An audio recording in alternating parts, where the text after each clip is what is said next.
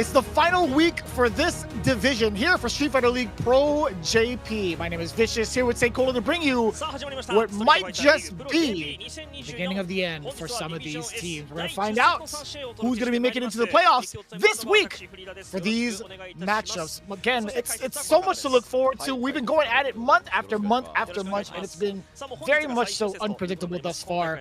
But one thing is for certain, again, some of these teams, two of these teams will not be making it all the way through. One of them has already actually been confirmed, but the race is still ever so close going into it. Seikola, you can see the stats on the screen, how impactful it has been for the away side. Do you think that's going to be any more beneficial for some of the teams currently sitting on the home team, though, looking to scrap their way towards revenge? I think it'll help. I don't think it'll help too much, too drastically. It's one of those seasons where we've seen people have the appropriate strategies no matter what side they've been on, and we can definitely see who's been at the top spot because of that. Now, let's also break down what's going down today. This is detrimental for a lot of these teams. Obviously, the last day, Good 8 Squad, let's start with them. If Shinobism Gaming cannot get 20 points, Good 8 Squad automatically qualifies for the playoffs. Now, Saishunkan, Kumamoto, and Shinobism Gaming place first and second. Before that match even happens, well, either the teams in that match 3, FUKUSHIMA, IBUSHIGIN, and Good 8 Squad, could be knocked out.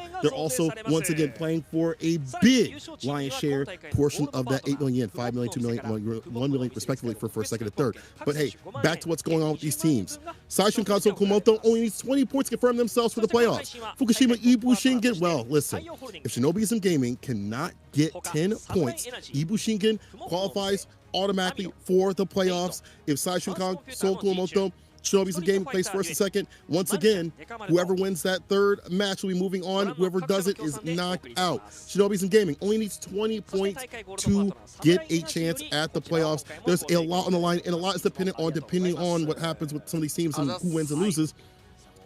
It's all up in the air. There's a chance that Good 8 Squad doesn't make it. There's a chance that your favorite team out there, people, does not make it through today. Everything is in hot contention. Yeah, it actually is quite difficult considering how close the spread is. I didn't actually think it was going to be this close of a race, but in reality, again, Good 8 Squad at the top with 225, tied with Saishunkan, Kumamoto. Those, if you were to tell me those exact teams were tied for essentially first place last season, I wouldn't have believed you. I didn't think it would be that close because Good 8 Squad had just been looking so immaculate since their inception into this season of Street Fighter League, to be quite honest with you. But Saishunkan, Kumamoto, they have quite the stubborn roster when it comes to breaking down the characters, staying alive also, with some of the characters having some of the most dominant performance throughout the league. But we can't count out the other young guns, right? FUKUSHIMA, IBUSHIGIN being right at the heels with just 10 points below the first and second place with 215. That is a very significant deal. What's also significant is also the push towards the individual awards that we have. We've talked about it time and time again. We think, you know, having the incentives for the individual players is such a great addition to the season. And you might be asking yourself, what are these titles? What are these awards? Guess what? We have the Season MVP Award. We have the Rookie of the Year, the Point Getter Award, Award for Best Win Rate, and our personal favorite, the Drive Impact Award. Who could land the most drive impacts? It was also telling of age of a lot of the players here. It's kind of like snitching, but it's all part of the fun, and it's all for the players as well.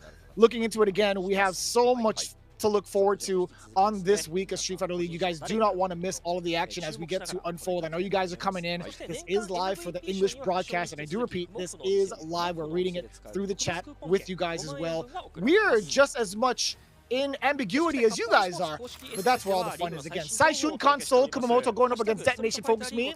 A pretty interesting task considering the captains don't really like each other, and that's exactly the matchup we hope to look forward to, as, you know, Nemo's got to step up to the plate eventually. Shinobism Gaming also following up afterwards in their matchup against NagoyaNTPOJA.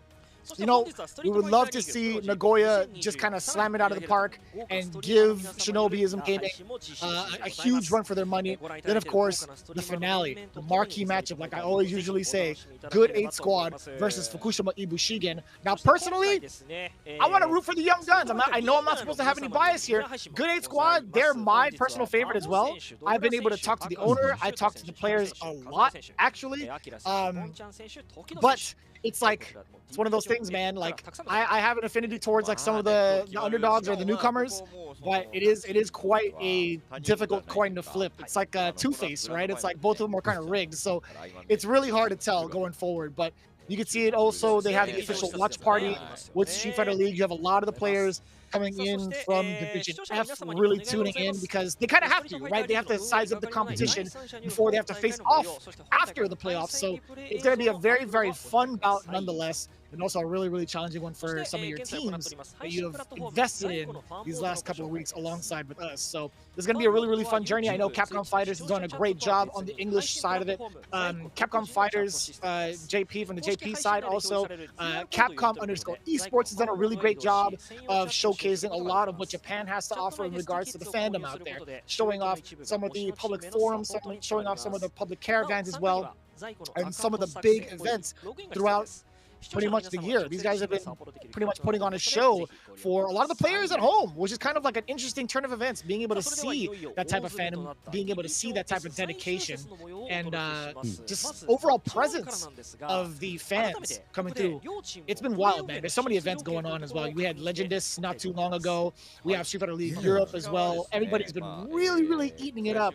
And also you can see the current standings, right? It's so close-knit. This is insane. And for some of these teams, you're looking to play spoiler, like DetonatioN FocusMe, would love to play spoiler, the Saishunkan Kumamoto, as we've talked about, Itazan being the team captain, as Nemo on Seoul. But again, everything in contention right here. Good 8 squad, Saishunkan Kumamoto tied for points, only separated by the bad differential. FUKUSHIMA IBUSHIGIN with 215 to their name. Shinobism Gaming looking to score as many points as possible and hope that the others do not as well. So those are the top 4 teams that have a chance to make it. The other 2 teams do not. But that being said, see a lot of support here out for DetonatioN FocusMe as they try to ruin today for Seoul. Speaking of Seoul, Seek the Sun signs on them. It's going to be attack on heavy tank. Fudo, congratulations for him winning the most recent World Warrior with an ever aggressive Ed. After that is going to be the legend, the beast that will feast upon your health. It is Daigo Umehara, who has been something, I guess, nothing short of a World Warrior, to be honest. See him in all the offline CPTs. And then Prodigy coming through, staying golden is Higuchi on the guile. One of the best, if not the best player, I think, thus far we've seen in the league this season in terms of wins. And in the end, is the Brute King reigns supreme, leading the charge for his team. And hopefully we get to see him fight against Itazan today. I am begging you, Itazan and Nemo, I need to see a bout. I need to see a fight. I have to see it. I think the culture demands it. Yeah, I mean, Zhang's been doing a lot of work on the streets, too. I mean, Legendist Cup, you got JR's team with Shinji-san. I had the pleasure of being able to meet him and play him over at EVO Japan, and unfortunately send him to losers in bracket. I know he hates me for it, but I talk to him all the time, and he's great. I love that guy. He says he's the #1 streamer in Japan. You know what? I believe it. He's been watching a lot of Street Fighter League as well, and you know what? He has to be tuning in even more because of who's on this roster. Again, one of his favorite Zangief players happens to be on here. But let's take a look at the rest of the camp coming in on the away side for DetonatioN FocusMe. Again, it's been a very, very heavy-handed group, I feel like, for the away side. This is the home side, excuse me. So we'll see if the home side can step up to the plate. Starting things off with Mr. Optimal. Gotta say it just like Yipes, baby. It is Machobo coming in and stepping up with that Akuma. Followed by the babyface trickster, Takeuchi John, who's been evolving his game little by little, but still very, very effective. Looking forward to seeing how he plays. If he does, followed by Shippuji Right. It is Nauman with the ever-effective Kantu. So, with that in mind, we see these 3. You can't afford to forget your meal ticket into the big show. That is Inabashi Zangief as the captain. One of my favorite players as well, already into the cup via ECT, East Coast Throwdown. Took a stroll in the park against the Americans. Let's see if he can do it against his fellow countrymen. Coming up now. So, we've talked about the lore. We talked about the points needed. Let's see what the order is going to be like coming in from Saishunkan, Seoul, Kumamoto. Personally, St. Cola and myself would love to see Nemo step up to the plate. Does that happen? Bring me the battle, the fated battle. I need to see it. The people need to see it. Of course, I think that Nemo going up would be great. And we're going to be able to see right now, Nemo is coming up. Maybe we kind of knew a little bit earlier, but still. Nemo coming up. I gotta hope. I gotta think at least that this is to draw out Itazan. I feel like I don't mind this order overall. Daigo on the bench, maybe a little bit scrappy, but we see Nemo first, Fudo second, and Higuchi to end things out. Higuchi, obviously an anchor, hella makes sense. Fudo, second position, he's been strong right now. Hot off the World Warrior win, it makes sense. Nemo, to me, it makes sense to draw out Itazan. So, Itazan, you gotta do it. You gotta run it, bro. Come on now, don't shy away. We've seen him shy away before. Don't do it this time. Yeah, I'm loving this too, no matter how you spin it. Whether or not there was like lore behind it, I still think this overall composition is very, very terrifying. Bison, Ed, and Guile. Like, you're playing so aggressively, then you get the stop sign with Guile and have to change up your methods of play. But we'll see. Yes, you already know it! Oh, let's go. We get the match. Yo, he is stern face as he says it too. He is locked. He is the definition of locked in. Itabashi is stepping up to the plate to face off against Nemo. Oh my God. The look of disgust on both their faces. I mean, like, Nemo, he came out in this, I think, this first position to draw. It had to have been a draw at Itazan. And Itazan coming up, this is you putting your foot down. The captain's running it. I was watching a little bit of the CFN every so often from Itazan, saw him fighting a few of the Bisons out there, and I was like, this has got to be to fight Nemo. This has got to be to fight Nemo. However, if the Bison don't work, he's got the JP, so I'm wondering if there's going to be a switch up if that does need to happen. But either way, we get the lore battle. Now, remember last season, at the very end, it was DetonatioN FocusMe taking down Soul in that final match. Nemo not willing to go up at the very end. It was him that time not going up, and it was Shuto versus Itazan with the mirror match, and we saw Itazan taking it in the end with that newly fresh christened Marisa that he had been developing in the backhand. But could this be the revenge? Could DetonatioN be diminishing the chances of Soul out here? Imagine. Vicious, imagine. That could be a possibility, right? We've talked about the current requirements for Soul. They're not going to be able to get it right off the bat, but after this matchup, that's where the pressure is on, right? So we'll see. In these 2 out of 3 slots, we even had other players kind of talk about how they're not necessarily the best in 2 out of 3s, right? We even had that interview with Angry Bird coming in from Logan Sama over at SFL EU. Playing in a 2 out of 3 against a Zangief player like Itabashi is so terrifying. We've seen those results all across the world, all over the world, excuse me, and how that can really change up. So I want to see what Itabashi brings to the table to throw Nemo off guard, which is a possibility. Yeah, I want to see what happens in terms like of on both sides. Like, both players almost play like a one-player game in their own sort of way. Nemo would like to enact what's most damaging about the character, enacting with the bombs and things like that. He would like to make it so you don't press any buttons. So maybe he'll be applying little press things instead of like going for like bomb setups and things like that. In some situations, maybe he will go for the explosion and, you know, dump out the damage. But on the other side of things, Itazan is looking to be a little bit of a gambler, going for resets here and there, using the data that's been gained to open you up and just either land a command grab in between the player on the ideation of that too as well. You know, his neutral is still good, but he really plays around the fact of like, I will make these little resets that are unique to me. So we're in the interview. Nemo says, I was training for this for 2 weeks. Tough days. I'll show you what I brought today. Itazan says, Professor, Nemo's throwing stuff at me. He's just a bully. You should do something about it.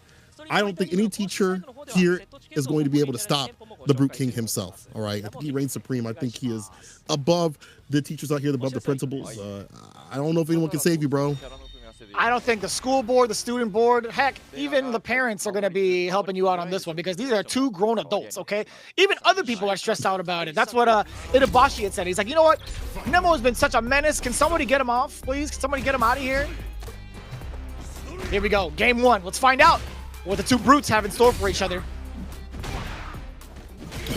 Nice whip with the heavy. It's the OD pickup. Overhead bomb. Implanted. This is good. You have him caught up in the corner, aiming for the drive gauge continuously. Perfect parry in between the string. We get the positional advantage with the back throw. Yeah, you talked about the potential resets, but off of these confirms too. I like that. Or off of the jabs, I should say. Him creating enough space to throw in that medium was actually kind of dastardly. Trying to find an escape. He does so with the devil's reverse. Forward throw. What do you do after this? The medium's coming in. No, he just tries to tempt Itabashi with a potential tick throw setup. He had backdash in anticipation for a grab too, but forward throw again. Yes, sir. Just enough damage, even against 1100. I like this coming in from Nemo. Keep the aggression on. Usually see Bison's back up. Use that stand medium kick. Just like that to kind of rule the neutral a little bit. It's going to be a very big button up in this matchup overall to contest against like the mediums and the lights that he doesn't want to present. Bomb goes off. Neutral jump throw. Trying to call an attack parry. Just a normal one. Just a normal throw. Yeah, you had to do it right. Get some of that drive gauge back and also bring it to the corner. And I like this. Almost evened out. Oh, even more so now. Oh, that's rough. The cross-up still connects. It wasn't a punish counter. Izan might have tried to press something else, but okay. We get the punish counter. Oh, you're jumping. This man's got that level 3 at the bottom. Psycho crush you into level 3 for the victory. You got to be so careful at any point, bro. Jumping like this, even neutral jumping, is a dangerous proposition. Tries to land the overhead. Nemo and Burnout, but not out of options. That bar at the bottom, all it takes is one confirm, and that level 3 for the victory. Can you find it, though? No way! He catches the neutral jump! Nemo! He was absolutely ready for Itazan. This is going to be a gang of damage. It's going to be death. What am I saying? Word.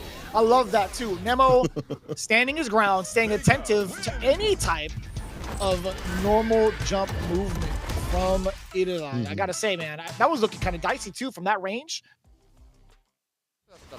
Honestly, I'm surprised that hit. I thought he was going to go for the Psycho Crusher instead to ensure that he gets a level 3 off. But he was like, I have the perfect range, so not strange to see this run against this character. And also, that might have been something where, like, you're playing against what Bison wants to do overall. Any form of momentum and movement, like Scissor Kick and OD Psycho Crusher, you might want a neutral jump medium kick to bless them.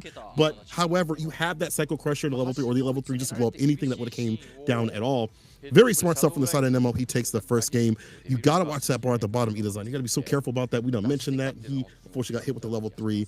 And you see just Nemo very astute and where to stand. Stand medium kick has been a good poke tool. He's outside the stand fierce range. He knows to not overextend too often. I like that he's kind of riding momentum when he needs to at the very end. He do the double dash up throw, or I'm sorry, 2 throws up at the very end. Nemo, first game to him, and Itazan, a slight smile. That could be him, okay. Let me lock in and clock in. You start to be like, okay, I get you now. I understand it now. I get your Bison play. I really enjoy the movement options that Nemo is actually taking it forward. Sorry, kind of like taking point with. I think going for the devil's reverse also to kind of rearrange himself either like one side to the other has been really, really good. There hasn't really been a lot that players have had to, I guess, kind of like find counters to in regards to tracking that movement down.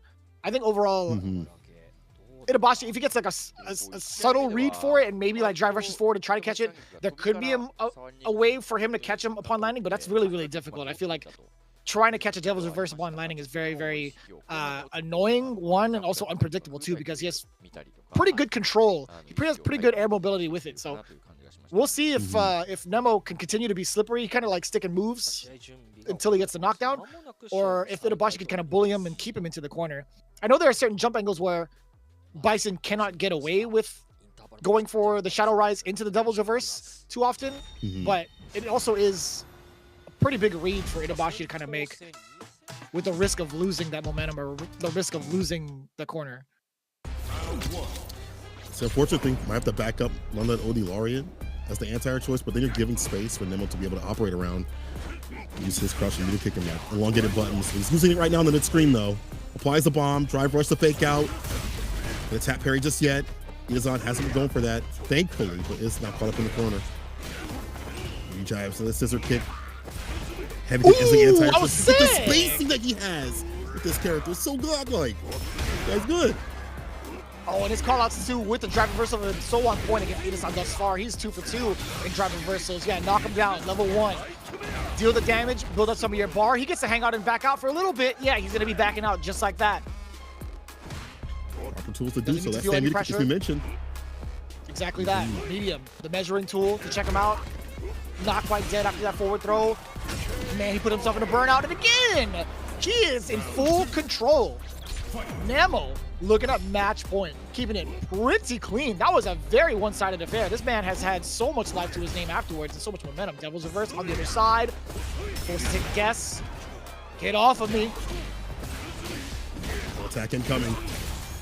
Combo into the back fist. Lands a bomb back. Heavy kick hits. OD scissor kick. Scissor kick to get the explosion. You get the stomp right after. And another bomb. So more interactions. You block this out. Yes, sir. Look at the bar at the bottom. This should be deader than dead. OD. Finish this man up with the, put this man through the Punisher. Nimba with the pop-off to seal it against Itazan. Revenge. Revenge. That was the most dominant series of control play that I've ever seen from Nemo. My man would bully Itabashi in the corner. As soon as it wasn't his turn to play anymore, he would back away, but also in a way where he would do a block string into a Shadow Rise stomp and then back out to catch Itabashi slipping. This guy, Nemo, is the best, actually. You know he feel it in his soul. He's gonna be talking about this on Twitter for months to come, bro. That is foul. For the fact that he even came up first and was baiting out Itazan and prepared for this matchup too as well. Look at that neutral jump. He actually caught the jump fierce, it looked like right there. So there was a button on the way down. And again, that stand medium kick, the ruler tools you mentioned, being able to outspace and outplace this character, bait out that level 2, nice and easy and breezy, being able to have a fantastic punish. And honestly, could have a little bit more if you wanted, but you wanted to finish the job with that level 2, the Punisher coming through. Yo, Nemo, I love the way he's using the movement, as you pointed out. You saw him use that heavy kick as the anti-air choice too as well. You can tell he's well-versed and well-labbed up in the matchup. I'll have to actually take some pointers because I hate fighting deep as Bison. But no more grief calls here for Itazan. It's 10 points for the side of Soul. Who do we send up against Fudo? Man, I don't know, but that was some bus ass. Like if there's any sort of way that you are struggling against Zangief, just learn how to apply the tactics utilized by Nemo. Right, the pressure was all there, the reads were right with the drive reversals, but him knowing when to back off was easily the highlight of Nemo's victory, in my opinion. That was so beautiful done, and also his punish counter choices. Beautiful, right? Like he sees the bomb applied, he sees Nemo, or sorry, Itabashi taking a risk. He's like, you know what? I'm gonna OD Cycle Crusher for maximum damage. It's pretty good. But okay, I think it has to be Machibo. Yeah. Machibo coming up next. It makes a lot of sense too. But I gotta say, Fudo has been eating up all of the Akuma players alive this last couple of days, right? Yeah, he's kind of been dangerous with that. I think he's the type to. Like, you wouldn't expect him to use, like, Flicker, because I feel like that's kind of a detriment in this matchup. Akuma can dive kick. He's got the anti-projectile dive kick that can cut through against, like, the Spark or the Flicker if you choose to go for it. Those fast fireballs. But Fudo doesn't care. His spacing, his timing, he'll use it as a bait, too, as well. He'll cancel into, like, you know, the kill rush back and kind of avoid, like, the other buttons they try to establish with or be able to block in time against the fireballs. A lot of variants that the Akuma players are not ready for. Whenever I watch him play, I feel like he has a really good game plan to allow that projectile game plan that he'd like to have to work out. And to avoid the typical stuff that Akuma would blow up. Like, usually on paper, we talk about this. Akuma has a lot of tools to take down Ed, but the Ed players have been figuring out how to stay stable and sturdy in the matchup overall. And watching him play against Akuma, it almost feels like the matchup is starting to get a little bit more on the even side, but maybe that's just like a player-to-player thing. But as you mentioned, Fudo has been eating a lot of Akumas. Let's see if Machibo will be one of those. However, I mean, Machibo, CPT Japan, seeing him get that close to the qualification point has got to count for something. Yeah. That I could believe. But looking at it too, I mean, I was taking a look at his overall run in CPT. It's kind of unfortunate that he had to face off against Higuchi, right? His own teammate. But that was actually like so close, right? But yeah, Fudo on his way over to like the top 8 for Japan. Man, there were so many other Akuma players in the preliminary part of it that he had to go through, but I think overall he's finally comfortable in the spot that he's in, facing off against whoever he has to face off against, right? He has to face off in a mirror match, so be it. If he has to face off against Chun-Li's, like Moke, also ready for it. Some of the Rashids as well, you name it, he's ready for it. Machibo, on the other hand, I am getting a little bit nervous for, right? Machibo has been kind of shaky. I think he's found some really solid ground going into like the first half, but I feel like some of his strategies have sort of slipped away against the rest of the teams that have slowly started to figure out the Akuma matchup, right? Because that just comes with the territory. It's like the longer you play a character, even if they're DLC, they will get figured out eventually. But Akuma, he always has to tread carefully. That 900 health is so significant. It's gonna hurt, especially when level 2 comes through, you know, and especially from the type of like Fudo and how he plays. He always has drive gauge. I think that's one of the better things about him as like a player in Street Fighter 6. We saw it with DJ. We see it with his Ed play. He always has drive gauge. He's always getting aggressive. He's always stringing up in a way where he is gaining drive gauge after some of these sequences. Even if you block out some of the stuff that he's doing, he's building up his drive gauge up so he can expend with the quickness again. And he'll be using that OD Fireball also to keep up pace and place like some Akuma. So that Fireball gameplay that most Ed players are worried about, he won't be so much. We'll see what happens though. Machibo has learned what to do up in the league. He said, throughout the league, I've got stronger. I want to show what I can do. Fudo says, really good first game. If we win here, we proceed to the playoffs, so I'm going to do my best. All right, starting things off pretty aggressively. Machibo had the first strike against Fudo. I like the interruption against the potential flicker from the side of Machibo against Fudo, excuse me. But the fireballs are going to be so effective at this range as well. Yes, sir. That was actually really clean to counter it out like that. Machibo already figuring out what to do against Fudo pretty early on. For fierce, but it's a whip punish instead. All right, Fudo in burnout. Let's see if Machibo can make something out of this. There's a dash up throw right after. The spark to lay it down for a little bit. The fastball too as well. Switching up the pacing. There's some OD. He has to switch it up on his side of things. Machibo trying to go for the air or anti-air from Fudo was perfect. He got the pickup. But I like the demon flip. I mean, we hadn't seen that in a bit, but how is Fudo so ready for that? That option, we hadn't seen the entirety of that match. Yes, sir. Full air control. Ooh, what a call out, too. I'm surprised Fudo actually didn't try to kill rush his way out of there. Like with the kill rush backdash.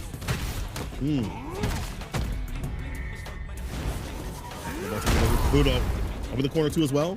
Machibo. Who makes something happen from this?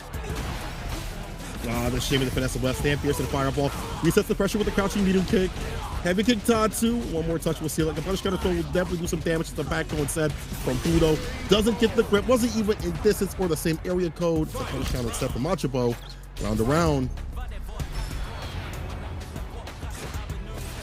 Yeah, the amount of control has been back and forth thus far, but man, trying to check the drive rush from that close. Fudo manages to sneak in with the drive rush light. Fireball's coming back in from Machibo to kind of recapture the space that he had once lost, right? The tick throw, yes sir, so effective. Fudo now within range to harass with that flicker, with Akuma's back to the corner, kill rush out of the way. See if Machibo can find a way to read some of these kill rushes back. Tries to get the jump in, to side switch instead off the jab. Level 3 to get the lead. Fudo not shy about spinning that far right now to get a huge lead, and has a lot of bar to work with around that, right? Stand medium kick in the drive rush right after cancel. If there's a whiff, OD fireball to lock him down. Dash up medium instead. You're dead. It's a perfect KO for the side of Fudo. Again, aggressive, but stay on top of Machibo as much as possible and getting these leads and keeping them. I like the way that Fudo's playing this matchup. Pretty aggressive on both ends, but I don't blame you. Machibo's been trying to keep it intact, close quarters at all times. But Fudo's done a great job of trying to settle it within the mid-range too. And again, some of these lights just throwing Machibo off guard, trying to interrupt in between has not really been the play, at least in the later stages of this set so far. Ooh. That's super mad for him. Yeah, really. It's that walk back. Machibo not shy about spending his bar for the OD at least. Holding pair to get some of his gauge back in the green. And the fireball right after a little bit of a delay. A punish counter. Has him up in the corner. Has to make something of this. Hasn't seen too much in terms of like the corner pressure. Particularly would see from Akuma. Stand like kicking the OD. Couldn't drive rush up. Unfortunate. Didn't have the bar for it. Cards declined. Ooh.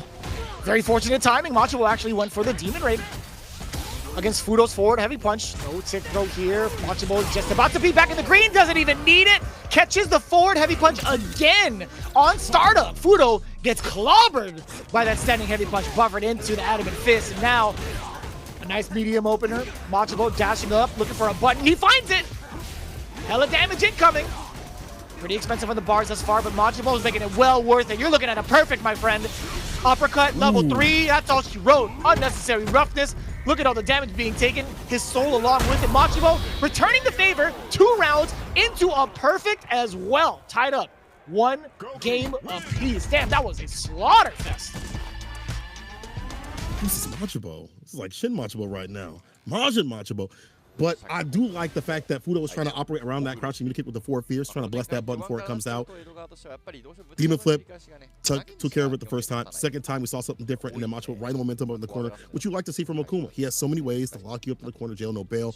4 fierce, stand fierce, fast fireballs. That crouching medium kick, of course, that leads into so much. And then you got the aerial approach when that gets tacked onto as well. The mental stack just be rising up in the corner. And Fudo looked like he falling a little bit and faltering a little bit. Considering he has one of the best Akumas in the business on his team, it just goes to show how different Majima is in terms of playing the matchup right now, how he's switching it up. We also saw that sweep too as well. Long range on that sweep to catch some of these back dashes or back walks. So in general, you have all these things at certain ranges that your mind is trying to like capture and deal with on defense, and it's not happening. A lot of rotation of offense working out here for the side of Majima. And I'm loving it too, man. The pace has not been really in favor of Fudo. I think he had to make a couple of guesses in that strike throw department in the corner, especially. I think upon wake up, you had seen it from Fudo making those guesses, right? Upon wake up, he's chosen to either use jump as an escape option or even like a button as the escape option. You've seen multiple times of these hits. The only way to really, not the only way, but one of the ways to kind of give you that tell when an opponent hits you, if you're watching from a spectator's point, is look whether or not it's a counter hit, right? To make those types of assessments where it's like, if Majima, upon the opponent's wake up, applies that meaty and you see a counter hit, you know the person waking up was trying to apply buttons upon wake up. If they just get hit normally, it's either because they tried to jump forward or maybe try to like possibly backdash, right, instead of just holding on to block. So those are some of the big signifiers that you should be looking for as a spectator to know, oh damn, this guy is trying to make a big read against an opponent's offensive decisions, right? I want to see the switch up on defense because we have to have that defense that allow for the offense to be initiated.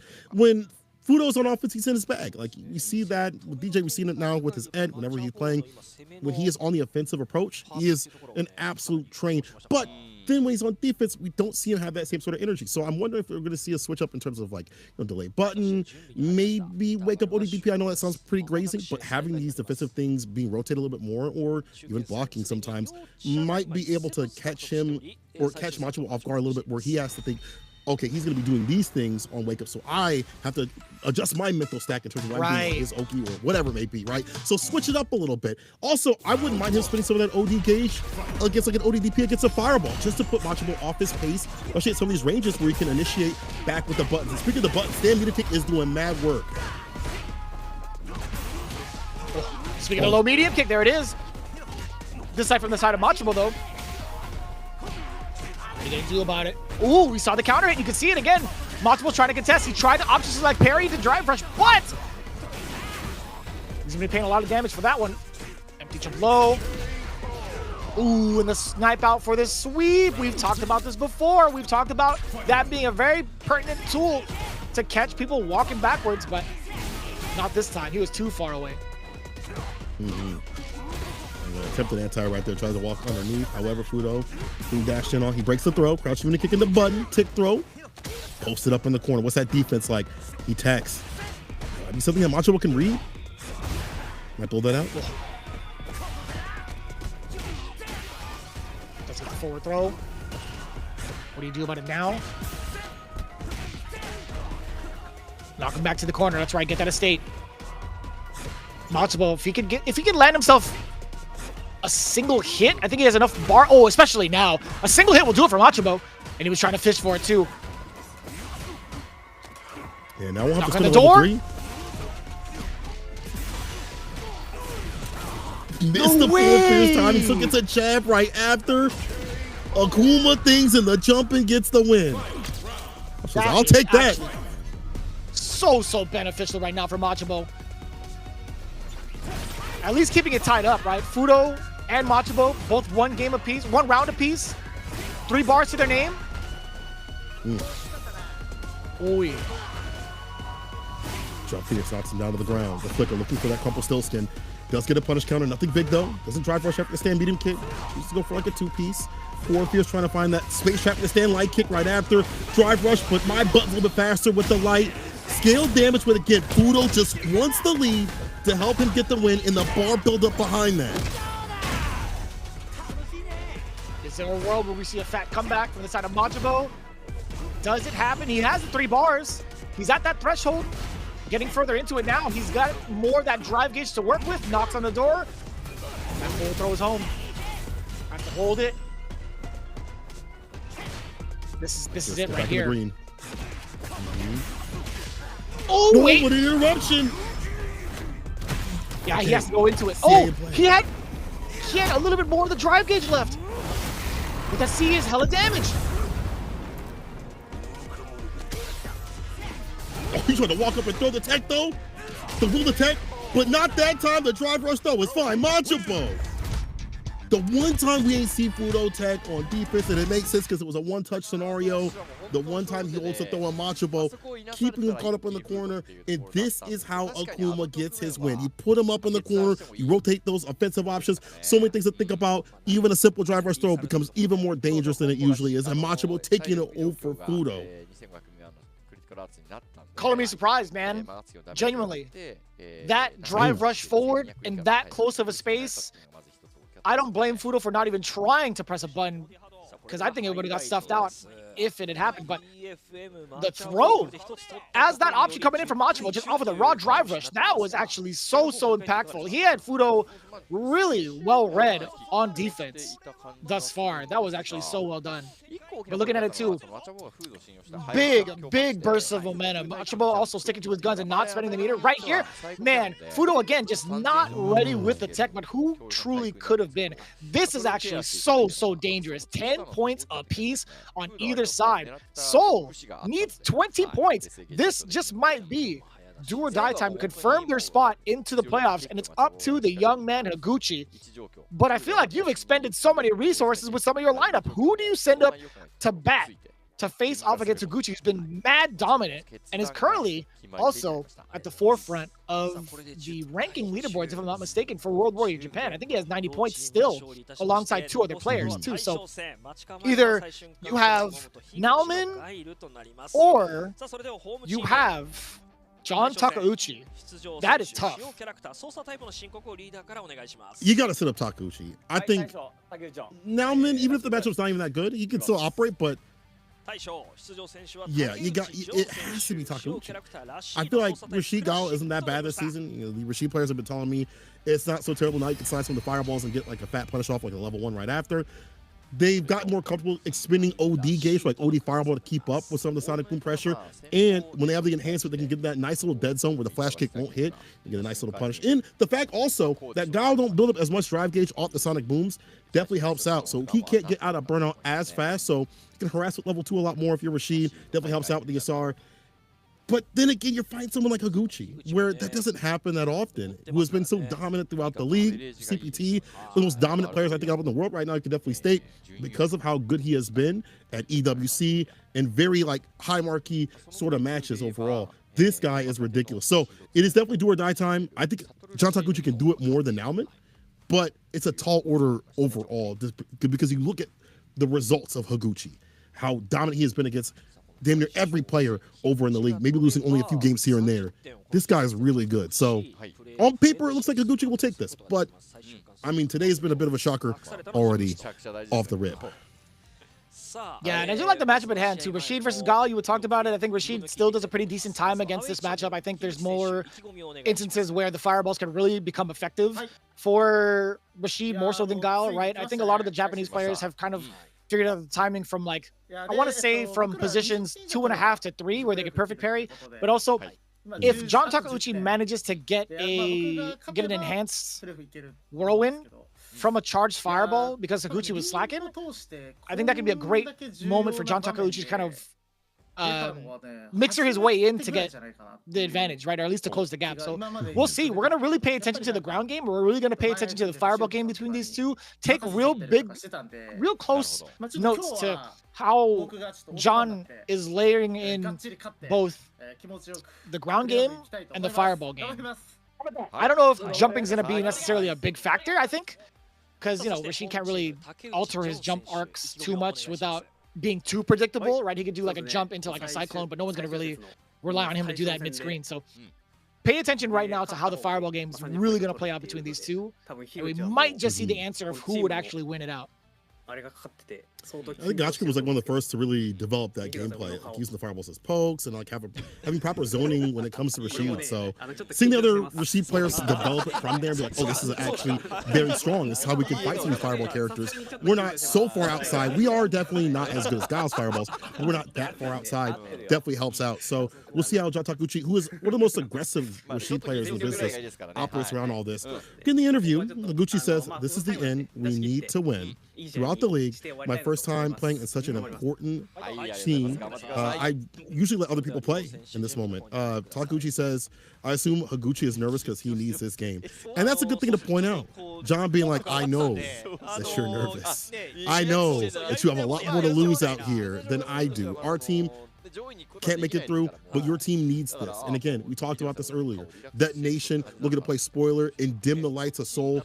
It could happen. But John Takuchi says, hey, I'm also nervous too, though. I'll do my best. So he still wants to win. He still wants to be a victor of this. It's not about like, I'll just take the take the L or W, doesn't matter to me.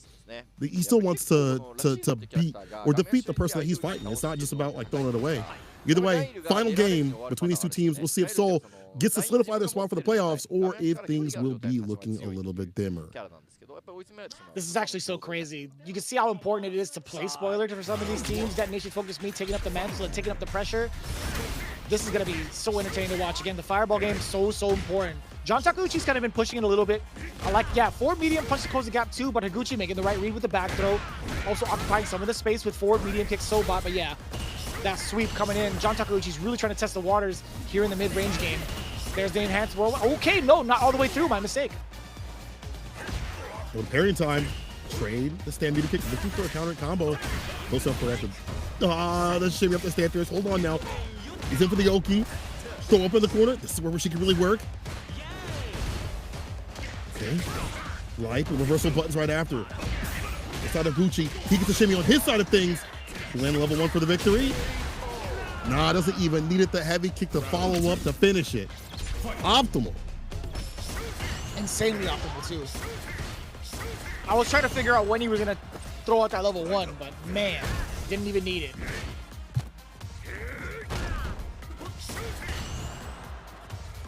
Looking so dominant right now. You can already see him charging. John Takuchi just trying to walk it out. Loading fire, what we talked about. Carries it though. Finds the overhead. Blessings from above. Throw the skies. Level 3. Gucci with the lockdown. This guy's good. And it's over. A perfect KO. This man is too good.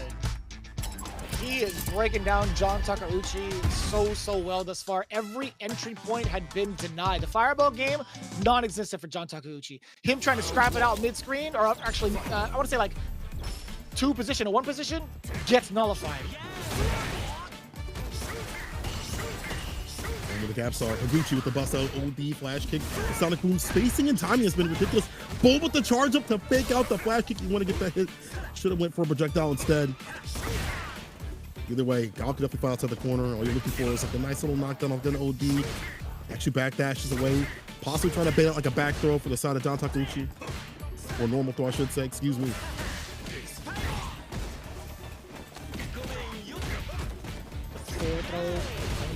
Damn, that was cool. Ooh, he caught the back jump still? Insane. He has hella range in this game. Proper anti with the crouch fierce, the heavy kick also with the poke tool. Buffers with the medium, the stop sign button right there for the character. Sets up for the blade. Jumps the OD. I wonder if he could have got medium mixer, but still, don't want to risk it too often because this man doesn't have that much health. Not a lot to play with, but does have bar to operate with. Level 1, blocks it out that distance. He wasn't in range to get the dash up punish. No, definitely not. Oh. Overhead connects. A lot more expensive with some of the fireballs. Again, John Takeuchi willing to spend it. We talked about the perfect parries also being a really subtle tool. Again, he is really trying to force Noguchi on defensive hands. That was actually a beautifully read Sonic Boom punish. The run up, the thigh slaps into the level 1. I'm loving this right now. To start here from Noguchi. Was it with the flash kick? Like that. Again, a switch up in the pacing and how he's putting down the fireballs. Bazooka knee in the fireball right there to switch up the meeting timings and things like that. Noguchi has got to really lock in on when the projectiles are coming through. Too far for a punish on the Drake Fang. It's hard for Rashid to do so. Stand light punch is there, but you gotta be nice and close for that to happen. Counter hit in between the string, hits a level 1. Bazooka knee in the fireball right after. OD, just to lock him down, but that just allows him to hold that perfect parry, or get a perfect parry in general, I should say, excuse me. Level 1 again, this one's gonna hit. And it's still very well contained. Noguchi, near perfect, by the way. This is so difficult. Letting the OD Sonic Booms rock, and then Takeuchi returning the favor as well. Oh, huge. John Takeuchi has not really been able to force Noguchi into the corner too often. It's hard. You know, OD Sonic Boom will reset the pressure. OD flash kick too as well. Parry. How could he get in there though? Charge a fireball for some variance. Allows level 2 to pop off. Yo! You see the dash up throw? The dragon suplex to get through, but the upside down kick, the Stranger Things blessed by the DI.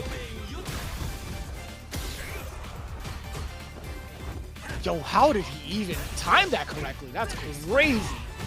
We'll talk about that later. John Takeuchi now on the offensive. He does have bar to work with too. He gets to harass Higuchi for as long as possible up until this point too. So Higuchi, oh, I was gonna say, if he gets his rocks off with these Sonic Booms, the baby booms at least, yeah, he does get his drive gauge back, but he doesn't really get to force John Takeuchi into burnout just yet.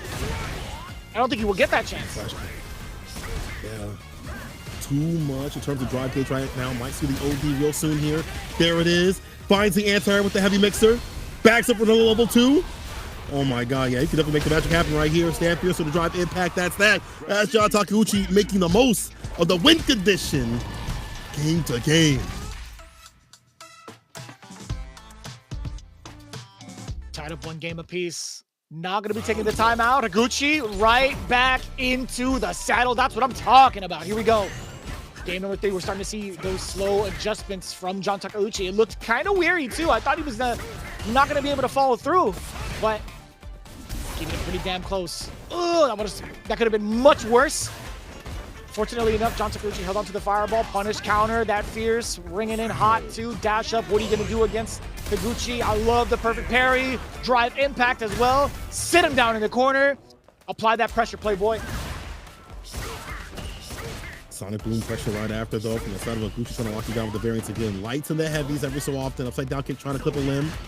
Has to be careful. We talked a little bit about how like you can drive impact some of these normals here from the side of Guile. If you're not running the right strings, you might get DI'd. Overhead lands. He actually gets the crouching kick resets with the bazooka knee. And I like that. Back away from that stand fierce that has been harassing the crouching medium punch of Guile at the perfect ranges. You've seen John Takeuchi try to space that out. Gets hit with the OD. 1 more hit. Heavy kick. Come on. When you take the drive gauge away from him, he'll attempt to. He actually will. And that's Chip. That's tough. That is tough. I couldn't even tell you a moment where John Takeuchi could have maybe successfully parried one into like holding on to the rest of them, but with that much drive gauge left, it had to be perfect. It had to be perfect.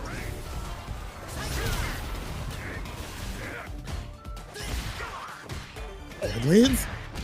Trade, but too far out. You see these subtle backdash from the side of Higuchi to avoid maybe stand fierce, overhead like that, get a punish count. He's got such a big lead right now. What does the lead matter to level 2?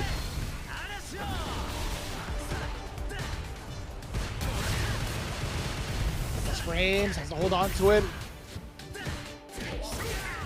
Higuchi's defense has been so good, and the Fang coming in to the neck. I love that. Higuchi throwing in the overhead from that far as well. You sneaky dog. That could have been dangerous too. Like, even from that range, you get caught trying to walk back. There's always that threat of low medium kick and how far it is. So that was a really great assessment towards John Takeuchi's defensive decisions. I mean, any other normal person would have done the exact same thing. Hold down back to block because, again, Guile could clip your legs, man. Yep. That crouching medium kick, a lot of range on that. So, also, like, we see, once again, him, like, avoiding any sort of, like, stand fierce scenario. Like, that overhead could have got walked back and the stand fierce could have happened. So, he's playing around that idea of, like, I know what button you like to use. I want to operate around that. And then sometimes not care about it, or at least have no fear about that stand fierce button. That's been such a big useful tool for Rashid players. Higuchi, even though put this position and said that, you know, hey, I'm nervous, is operating at maximum potential, as per usual. As per Higuchi, we are seeing him stay absolutely golden as the golden child that he is. And again, I feel like he is switching up the pressure with the Sonic booms. He's making it hard to read the rhythm all the time. Get perfect parry sometimes, but then you see the drive rush right after from the Sonic Guile. And the fact that he always has drive gauge to do so, to be able to interact with these drive rush scenarios, or use the OD gauge if need be for like OD fireball, OD flash kick, whatever, right? He always has something in his pocket. Higuchi is always prepped and prepared, and he is taking his character to the max. It's looking real bad here for the side of John Takeuchi, but real good for the side of Seoul. One more game, and they solidify themselves for the playoffs. It's so scary, man. It's always that one more game. One more game. But John Takeuchi can keep it close, man. We'll see how it goes, the defense of Higuchi. Yeah, it's just the defense of Higuchi has been so good.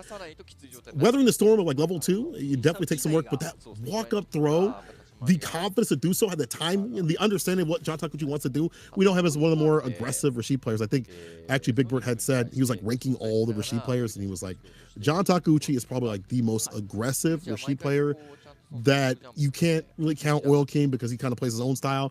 But out of the other Rashid players, he's like, that's the most aggressive one. And I believe it. So for him to be able to read that intention of the dash up, to continue the pressure of like a maybe dash up button or whatever it may have been, for him to read that in the proper distance where he might have got blown up, was next level. Again, the defense from Higuchi, whether it be innate defense or specific to like the character matchup, has been insane. John Takeuchi has to break that down. And we'll see if that even happens, because it's one more game and Seoul moves on to the playoffs. Let's find out if the young man has it in him. I can't even call him young anymore, because I know when we were first introduced to him, he was mad young, but he is like, what, mid-20s now? It's wild. But either way. Still young. You get the punish counter. On the attempt at the overhead. Moving on in there. Yes, sir. Threading the needle against that gap. OD's flash kick. Great way to do it. Closer to that stand meter kick counter hit to do something. With a sweep mid punch, gets nothing at all instead. Back to full screen. For the medium, no flash kick. I like that. Drive rush throw. Lock him down with the meaty booms as well. The variance is so hard to read. Another sweep. Too risky with it. Takeuchi looking for any sort of hard knockdown or whip punish. Getting nothing at all. No whip punish at all. It gets a crouching meter kick either. Could be more. It's too scary, man. Way too close for comfort, trying to edge his way in. Okay. Drive rush forward for the punish counter. You already know it. John Takeuchi on his last limb against Higuchi. And Higuchi's been doing great, man. You talked about him being nervous. This is another day at the office for him. Yes, get that carry too with the enhanced whirlwind. Set up for the level 2. Can I kick it? Not quite. Another day. Holds a parry. Enhancement. Drive reversal at the very end. Very smart stuff. Again, looking for a whip punish against one of these buttons. Which he backs off. Gets a jump outside the corner, back to mid-screen. Perfect parry in between the string. Gets the knockdown. Gets the Oki to the slide right there. Tries to get a jab. But in between, you see him going for the reversal buttons after the jabs are ended. And now pops off for the level 2. The baby boom. The march of the baby booms. Buffet of booms right now. Gonna have to eat all of that right now. John Takeuchi with a very, I want to say like minor life lead.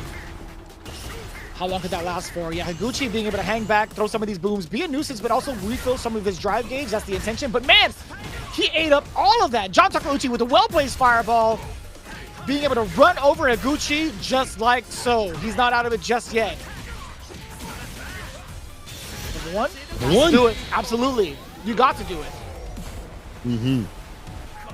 Don't leave a man like Higuchi alive. That could have been a wake-up back throw. It could have been, you know, level 1 scenario, whatever it could have been. Either way, he stays solid for a little bit longer, has to expend some of that gauge, but he'll get back to level 2 real soon here. Walk down. Like that with the parry, trying to stand on 10 toes. What happens when the crouching midi kick hits? Both the feet, almost on the fireball, the charge up. Won't let it rip with the light mixer, the enhancement, be able to get the fall with the combo. Light mixer, mix up after this. Strike throw, go for the throw. Medium punch. Back throw, yeah, he avoids it. The flash kick is there. With an OS.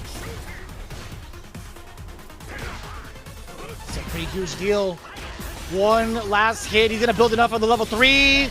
John Takeuchi stays alive. 2 games apiece.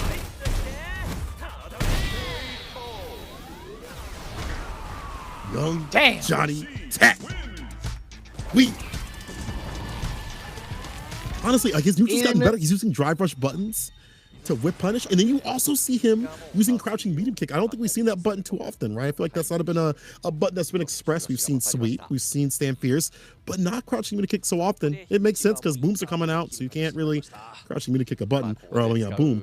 But now when he sees more buttons from Higuchi starting to read that intention and find that button more often, and starting to lead into a lot more damage. Before we saw him not canceling anything, now we're seeing him get big business off that crouching medium kick. Tied up, Vicious. There's a possibility. Soul don't make it, bro.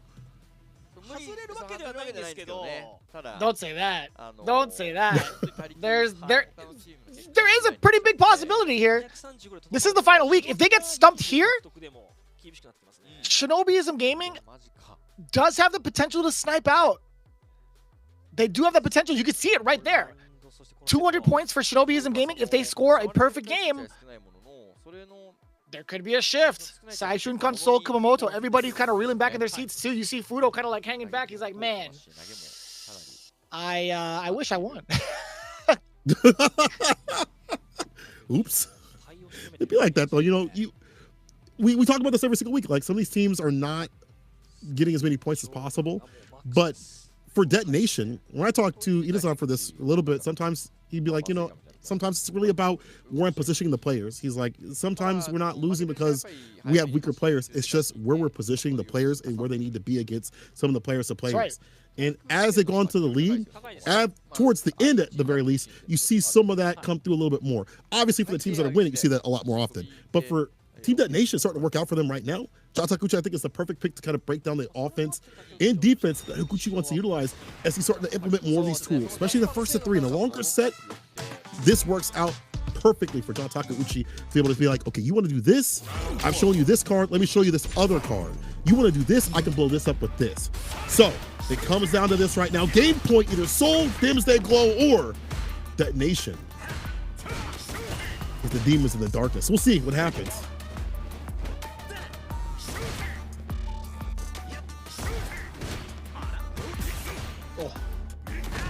Getting the tick throw, back throw. Again, they're vying for positioning, hence why that back throw is going to be so effective. But Higuchi does get exposed.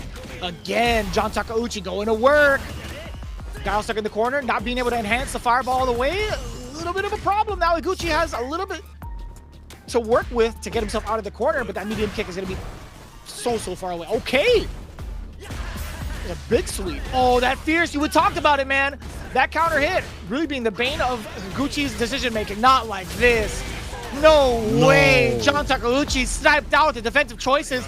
Looking at match point. Can Detonation take down the Sun? Ooh, the whip punish.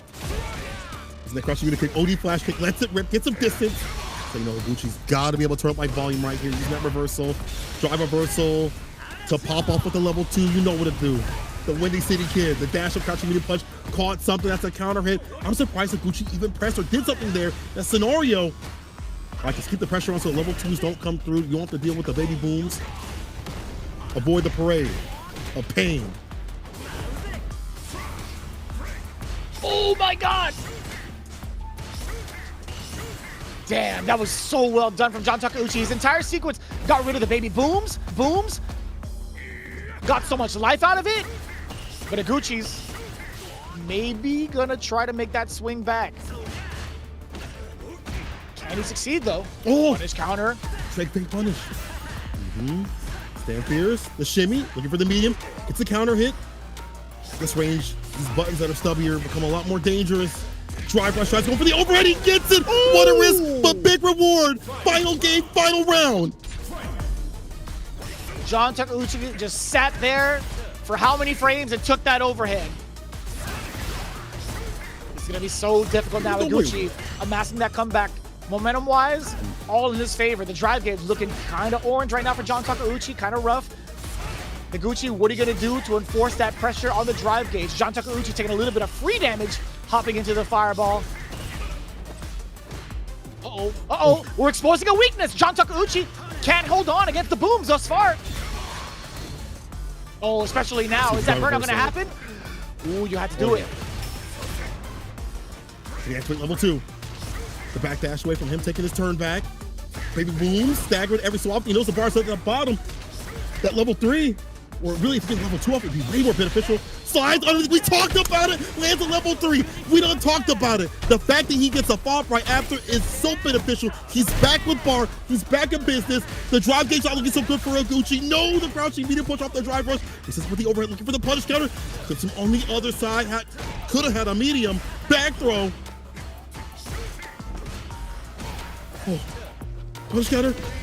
The shimmy, the finesse, and plus John Takeuchi puts Soul to rest. What a comeback from the brink. John Takeuchi, the trickster, with the shimmy game. He's insane. Breaking down the wall of defense in his Hoguchi. Team Detonation, FocusMe, blowing up the chances. I cannot believe this. Bro, what happened? This is not what I thought was going to happen when I came in today. When I came into work, I put down my coat, set down my hat. I was like, all right, it's going to be Soul, maybe Farm and Detonation. Not today, bro. Then I ripped up the script. John Takeuchi pulling out the miracle win. And it's a miracle in a sense that they only need, Saishunkan Soul Kumamoto only needed 10 more points to confirm their chances into playoffs. Those dreams might be ruined today, depending on how the other teams perform. But John Takeuchi, man, that is MVP worthy in my book. That was actually the most impressive bout. And his sequencing too on offense towards the end of it all was so hard to catch, right? He's been layering it out real thick with the jabs, standing medium punches, also shimmying back and forth within the low medium kick range. It's been so tough to tell, especially in that moment, man. When you stand jab and he's been throwing you the way that he has been, it's like, I would have teched too, brother. 30 points coming in for Detonation Focus Me. I got to take my hoodie off. It is getting way too hot in here, and it's wintertime. That's crazy. This guy, John Takeuchi, really putting it on for his team and for himself, most importantly. What a battle. Insane. Bro, the slide at the end right there to like avoid the fireball to get that level 3 off. The variance that we've seen from Noguchi, I didn't think it was going to come through because we've seen like OD, we've seen like the heavy and the light, heavy. We've seen a lot of different sorts of rhythm. For him to read that at the very end, to clutch out that level 3, to get the bar back for the victory, to lead into the victory right there. And then that stand light punch, I would have tech too, because I would be like, you know, you're not going to go for a medium. You're probably going to go for like a walk and throw right after, or a throw in general. But that's why the shimmy worked out. Fantastic stuff. Good understanding of the matchup overall, what his character could do, and playing around those intentions too. Yo, John Takeuchi, when he is on one, he is on one. This is huge. This is so big. Y'all don't understand. We don't talk about it. You're going to see the implications soon. You're going to see Nemo on Twitter real soon too as well. But the fact that remains is that Soul is a possibility, even more so now, that they don't make it into the playoffs. A team that has been so consistent in making the playoffs year after year may not make it this time. It really depends, man. It really depends on how Shinobism performs at the moment. This is so difficult to even call it, to be quite honest with you. But yeah, even Inabashi coming in first with his, I'm sure there's a lot of remorse coming in from the side of Inabashi. Everybody's laughing at him too, but you know, at the end of the day, him getting the W against his rival team, he's got to be feeling great about it. Yeah. Still elated, you know. that his team overall won, even if he can't take it over Nemo. But again, the order, again, we talk about this. The order is so important when it comes to Street Fighter League. A lot of people will look at like a top tier team of stacked competitors and be like, well, this team is going to for sure win. It doesn't always happen like that. You have to have the proper order. You have to have the player to player, the character to character. All of this is important. And then you have the stress of being on a team, having the team ride for you, and that could make your decision making be so different than if you played in like a singles tournament. You played on a Warrior or a CPT where you're just kind of riding for yourself. I'm getting the interviews here. Nauman says, we were thinking man-to-man for the match orders. It was fantastic. As mentioned, the player-to-player is a very imperative thing, and Nauman has said that in his interview. Itazan says, I'd have a chance to say no to Nemo, but our teammate said it for me. Wow, Itazan. You're a demon, bro. There's no way their teammates would have like allowed anybody else to fight in that matchup. It's like, Taijo, you have to send up the captain, dude. It's just meant to be. Yeah. I still can't believe it, man. I can't believe it went out the way it did. We are getting the rest of the interviews as well. Machibo talking about his performance. That's going to be translated later on as well. But John Takeuchi, man, MVP performance for damn sure. What a way to end their Street Fighter League run. Taking down a rival team, possibly being the reason that the nail's in the coffin. You know what I'm saying? Like this could be, I mean, this is the start, but we'll see if it's the actual finish depending on what happens with the other team. So as somebody else has said, they're going to have to spend the next, Seoul will have to at least, spend the next couple of hours praying that these other teams is helping them out and helping them get to where they need to be. Because now, rely upon the other teams and what they do and how much they gain or don't gain as well. Takeuchi, no, I'm sorry, Machibo. He said, I asked my team to let me play Ed. It was my last chance to get stronger in the league. It was great that we won. So he's asking to be able to face off against Ed. We saw his play, shape of the corner, how he switched it up and broke down, or at least exposed like a defense from the side of Fudo. Really good job of showing what Akuma could do. Oh, he fireball, the dash up throw right after. It's like, how could you even be ready for any sort of action right after that plus frame scenario? I get it. I understand it. What did Takeuchi have to say, Vicious? Well, talking about it, actually prior to that, I mean, Machibo had his interview coming in too. This is kind of what we were anticipating, right? Machibo had talked about playing off against Ed and his teammates. Hold on, give me a second. Okay, so anyways, the entire team was asking for Machibo to kind of like step up, but Machibo was the one that actually wanted to kind of prove himself. I might have misread that or misheard that, but anyways.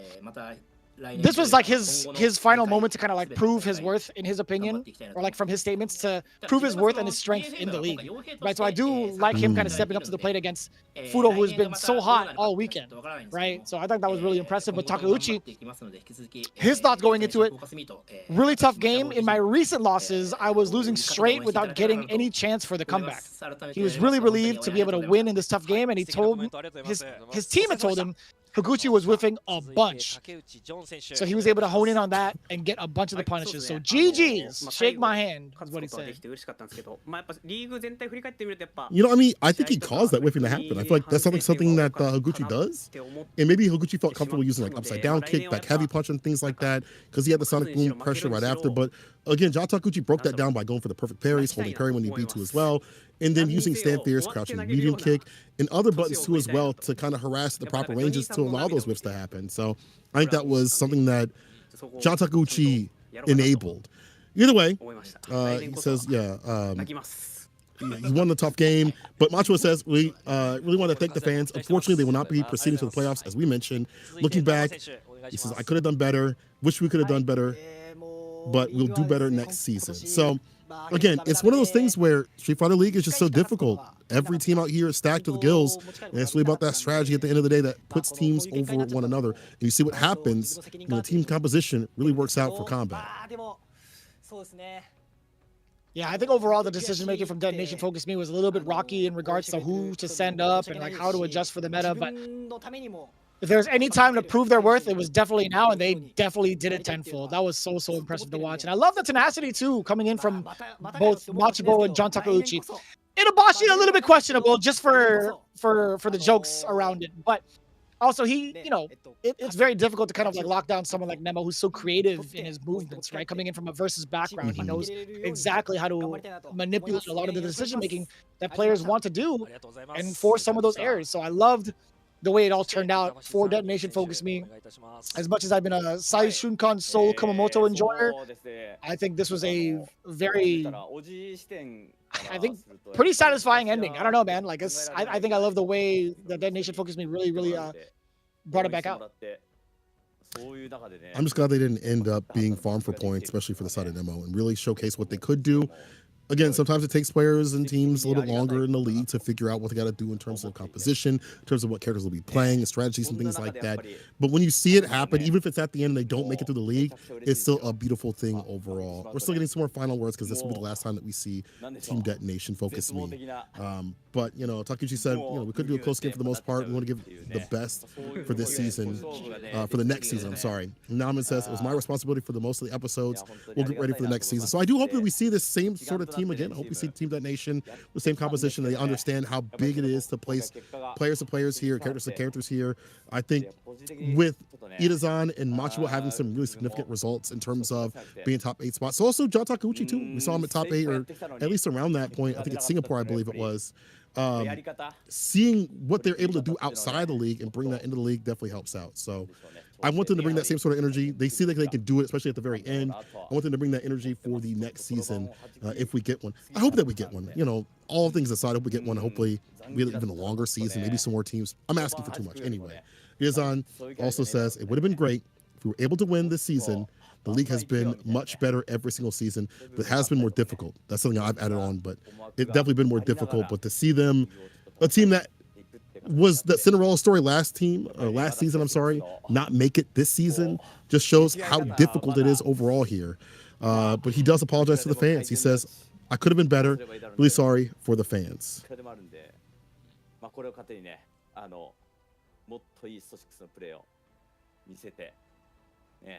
皆さんをあっと言わせるようなそういう試合、そういうチームにしていけたらいいなと思います。本当に長い間皆さんありがとうございました。お見守りまたよろしくお願いします。ありがとうございました。ありがとうございます。ありがとうございました。 I love that too. I love that too. Always keeping the fans in mind when it comes to the overall performances and the developments as players too. A lot of the times when we think about some of the players in our current atmosphere, they're always going to put themselves first, right? They're always going to make sure that they get themselves qualified for either Street Fighter League, for the playoffs, the finale, Capcom Pro Tour, for Capcom Cup, etc. But these guys have been really playing with a lot of pressure lately, right? Having a lot more of those fans with the caravans that we've talked about. Like, you guys have seen it on Twitter, like St. Cola and myself would retweet it. Capcom_esports shows off a bunch of that.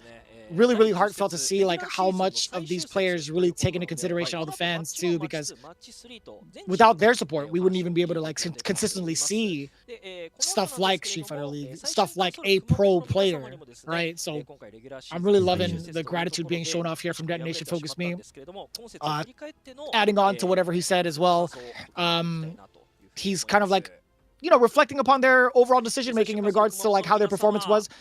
He was talking about how they should have gone more aggressively. He wants to understand Street Fighter 6 more. He's hoping to do better further on, and he will see everybody next time. At least from what I've heard, when he said Matane. So I loved seeing the overall performance from Detonation Focus Me. I think under the tutelage of Itabashi, I know for sure he has it in him to dissect a lot of these matches and work with the players, because he's prepared himself for international travel and play against international players. So I know for sure he's more than qualified to lead a team like Detonation Focus Me. Again, he's the only one right now in that group that has made it into Capcom Cup. So I love that showing from that team. I would love to see them more in the future, obviously. But going into the winner side interview, Fudo coming in first. Again, he's hot off of this campaign from World Warrior week number 4. But still, funny enough, not just yet taking the top spot. If you guys hadn't noticed just yet, I'm going to break down the points for you in just a bit. Let me look. Higuchi's in first with 90 points. Kakeru tied with first with 90 points. However, it is, actually, no, I don't even know how the tiebreakers work in regards to World Warrior, but either way, Higuchi and Kakeru both have 90 points. Momochi with 75. Fudo's got 70, and Orarin has 70 as well. So really, really tight-knit race to make it into the big dance and also into at least the regional finals. Kara was 65. Then after that, we skip over Shudo because he's already qualified. And then Kawano and John Takeuchi. Actually, John Takeuchi has been showing out too as well. So again, these players have what it takes in Detonation to be able to go and proceed further. It's about that team composition. Now, speaking about team composition, we can definitely talk highly about Seoul, but today they just didn't have the right sort of order. Nemo was good against Itazan, but Oguchi going up against Takeuchi. To be honest though, I thought that was going to work out for Oguchi, even a lot more so in his favor. But we are getting the interview. We'll talk about Fudo first. He said, I don't know if we were proceeding, but personally, we have about a 50% win rate. Oguchi did a really good job this season. Really thanking him. And you see the Golden Child. He's getting his interview too as well, but it makes sense to see him get that adoration and respect because he has been the top point runner out here, not only for his team, but for a lot of the teams overall. He has been one of the most consistent players out here in the league, not even just this league, but previous seasons as well. He has been absolutely dominant inside and outside the league. We've seen him just second to Fudo, only the World Warrior. Daigo says, I wasn't in the league last year. It was a tight schedule, but really fun this time. I couldn't win as much as I wanted to now, but we'll wait for the result and what happens to us. So again, it is dependent on what happens with these other teams, how much they score. Like if Shinobism Gaming gets that 40 bomber, lights might be going off. It's so difficult when it's not in your control and you have to just force yourself to sit back and wait. That feels really terrifying.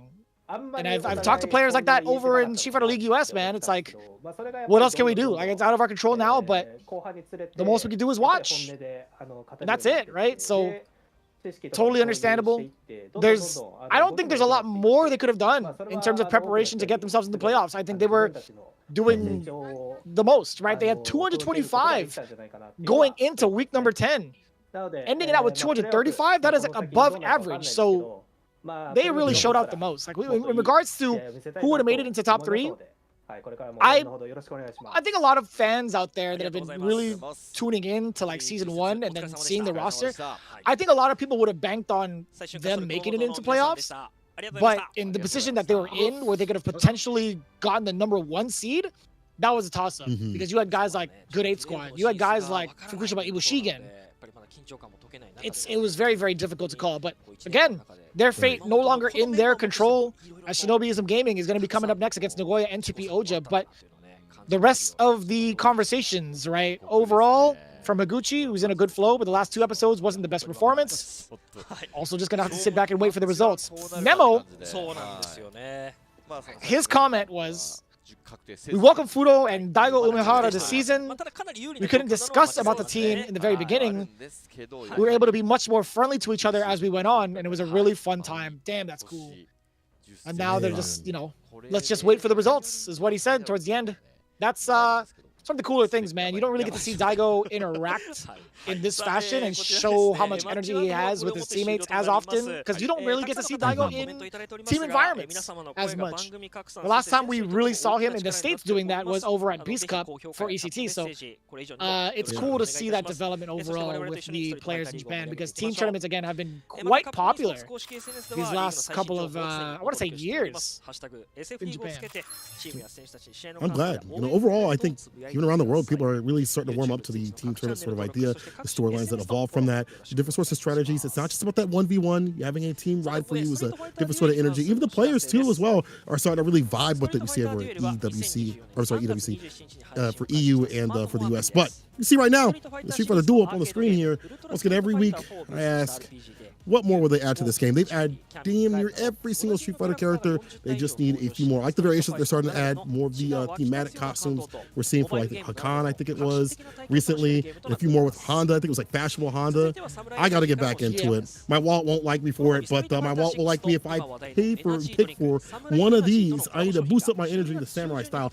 These look so cool. I definitely want the Chun-Li one because I'm about that blue, but Jamie one looks super high. It really does. I think I like the collabs that Street Fighter 6 has come out with these last couple of, I want to say like months, really. And it's been really taking me by surprise to see how many different companies are really trying to like be a part of the game and the scene. So big ups to everybody that's been a huge supporter of Street Fighter League all over the world. Also being able to talk to some of these companies as well in person at like Tokyo Game Show, over at my time in Japan, over at Evo Japan as well.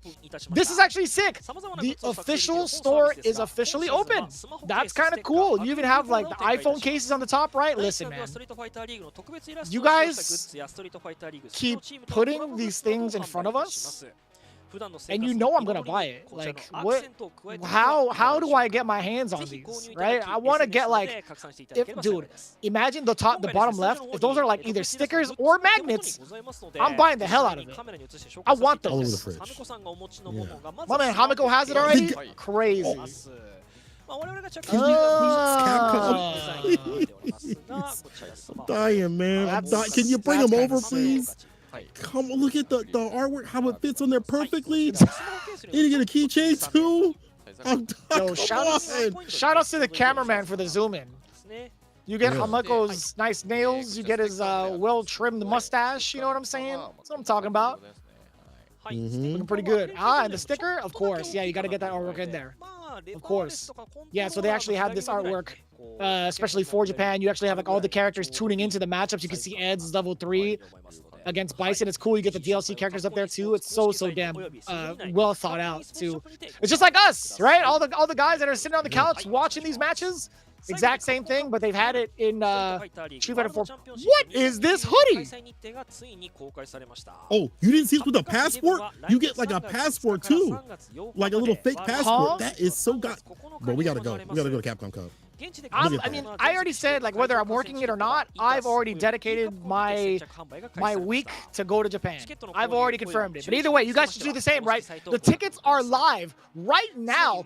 Be sure to you just have to be there. It's gonna be the very first time it's in Japan. It's gonna be in a legendary hall. It's gonna be like I think the same arena that had the very first Street Fighter 2 tournament ever. It's also a big sumo hall. And it's going to be a week-long festivity. But we'll talk about that more in the future. In the meantime, we got to get geared for the next one. It's Shinobism Gaming versus NagoyaNTPOJA. Don't go anywhere. We'll be back with more of that Street Fighter League Japan right after this.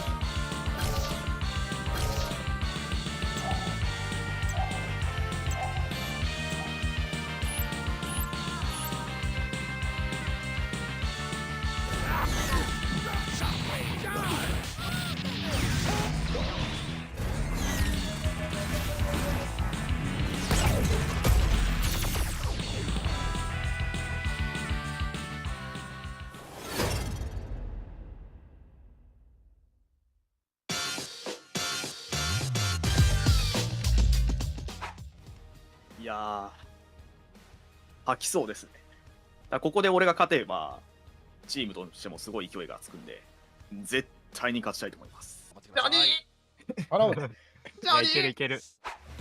ほぼほぼまだ残るかな。そしてドライブさんもあるオッケーか。オッケーいや、行かないか。行くんじゃないいや、行く。オッケー。ナイスナイスナイスナイス。そしてまだ来る。ドナイスライブに回したのを見てからまさかの恐ろしい対策でした。おい、何それ何それ。ファーラックさん入ったお前なんでこの技にアーマーついてんだよマジで。いや、いい。いいよ。マッチポイント。最高。いやもう危ない。インパクトで。うまい。やばすぎる。インパクトいいんじゃない？オッケー。まあまあまあ。いいソニハリ。まだまだ続くバーント。続くぞこれ。もう一回言っていいぞ。うまい。もう一回言っていい、オッケー。いいな。なんでスターン。いいナイス。オッケー、ナイス。いや、でいや、これはいいぞ。これはマジいい試合だった。最高。いやーよかったマジで。いや、よくやった。やべえ、僕も泣きそうなんだけど。まあ、いや、よくやった、本当に。よくやった、よくやった。はい、やりました。ありがとうございます。ありがとういや、よくやった、マジででかい。マジでよかっこの10マジででかい。ナイス、ナイス。いや、よかった。うん。た。いやよかった本当に。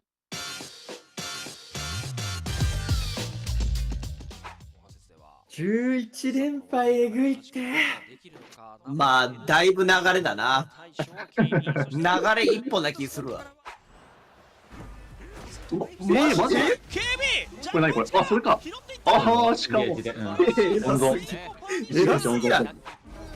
さあ川野はもうおー止めた白千空はジャックパンチで止めている警備。あの対空かなり良かったな、小技の。いや、流れを変える。確かに流れを変える一手だった可能性ある。あのコパンで11連敗止まった。止まった止まった。リサル、強気よ強気よ強気ですよ。そうそう強気ですよ。投げいいね。パーセントもいい、パーセントもいい、パーセントもいい。川野立ち回り生ラッシュでしょこれ。のポイントですね。生らしいく来た。じゃないという場面。おいおいさあもう何も食らえない。あー投げた。ナイスナイス。おいこっからだよお前名古屋。こっからおっせえよ。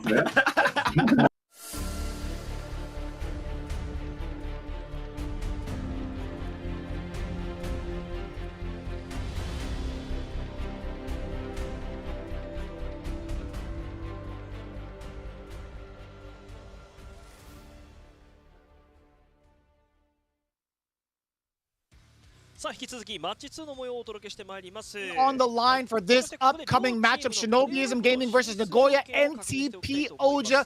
With what had transpired in the matchup prior, you can take a look at what's going down in the rankings, right? Saishunkan Kumamoto only scoring 10 points to their name for the very final week of Street Fighter League. What that means now is that Shinobism Gaming, if they manage to score a perfect game, a 40-baller, they get to be in the running for the playoffs. This has huge stipulations going forward right now, as NagoyaNTPOJA, they're the cats at the very bottom, looking to play spoiler for at least one set. Only one set is needed to fall. So we'll see whether or not Shinobism Gaming has it within them to find that ninja power and prowess to make it into the playoffs. Myself, Vicious, here with St. Cola, talking to you with all of our analysis, commentary as much as we can, right? Just kind of keep it as entertaining as possible, but also really straight up, this is too damn close to call. I am actually like mad nervous for Shinobism Gaming, but with their current composition, I know for sure that they have a chance to make it happen. Let's talk about it. Taking a look at Shinobism Gaming coming in from the away side. I'm curious about the order, but I'm not curious about who's going to be rocking the ends, obviously. But coming in as Johnny the Swanky Ninja himself, he's got that Marisa down pat thus far, and it was actually mad impressive to see him last week. Maybe we'll see it again. But Fujimura, the Gravemaker, best believe he's got to have his hand in this final ordeal in this final week and get some of those matchups in. Yamaguchi, also one of the stronger ends that we could ask for in the current Japanese scene. Maybe he'll play Vanguard, maybe not. But one thing's for certain, Shinobi Prime has to be stepping up to the plate today. Momochi, one of the strongest ends in the world, possibly stepping up into the scene. So we'll see what the order is going to be like, who's going to be facing off against who very soon. But again, everything on the line for this team. Serious faces all around. Definitely have to get serious, because last time NTPOJA got farmed for points. It was a dominant battle, but they want to go out swinging and shaking up the standings, which they can definitely do. They've got a lot of top-level competitors out here. They have a battle consultant behind them. They just have to find the right placement of the players, the right timing and things like that, and the right character composition. We'll see if they have it in them for their final match. NagoyaNTPOJA step up.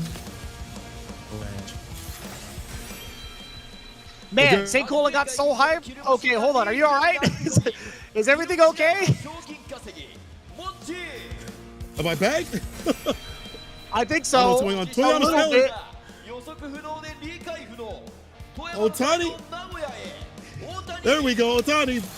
We'll see what he does out here with that ridiculous can. The battle consultant out here with Tachikawa, coaching and going into combat with his Manana and also Ed. Last but not least, the Hammer, KB, and that Big BB standing for Bison, the leader of the pack. Again, this is a team that got farmed last time for points, 40-0 last time they met up with their opponents. Could be something different as we've seen previously in the last match. They could also see the energy and say, hey, you want to play spoiler? Yo, Tachikawa, relax. A little bit too close. You smell your breath. Bro, he was terrified out in the DR. My man was by himself at the bar at the hotel. As soon as he saw me, Yipes, Tasty Steve walk in, his eyes lit up like Christmas morning. He's like, oh my God, I'm so glad you guys are here. I am terrified because I'm by myself. And he was just drinking. Like, he was just hanging out and drinking at the bar. I was like, yo, man, you'll be fine. He actually mentioned it on Twitter. He was like, I was so scared to be alone, but I'm glad everybody was there. So it was actually mad funny. Damn, the whole camp is here. Oh, this is huge. Over at the studio, this is this got to be at like at the headquarters, right? That has to be at NagoyaNTPOJA's headquarters.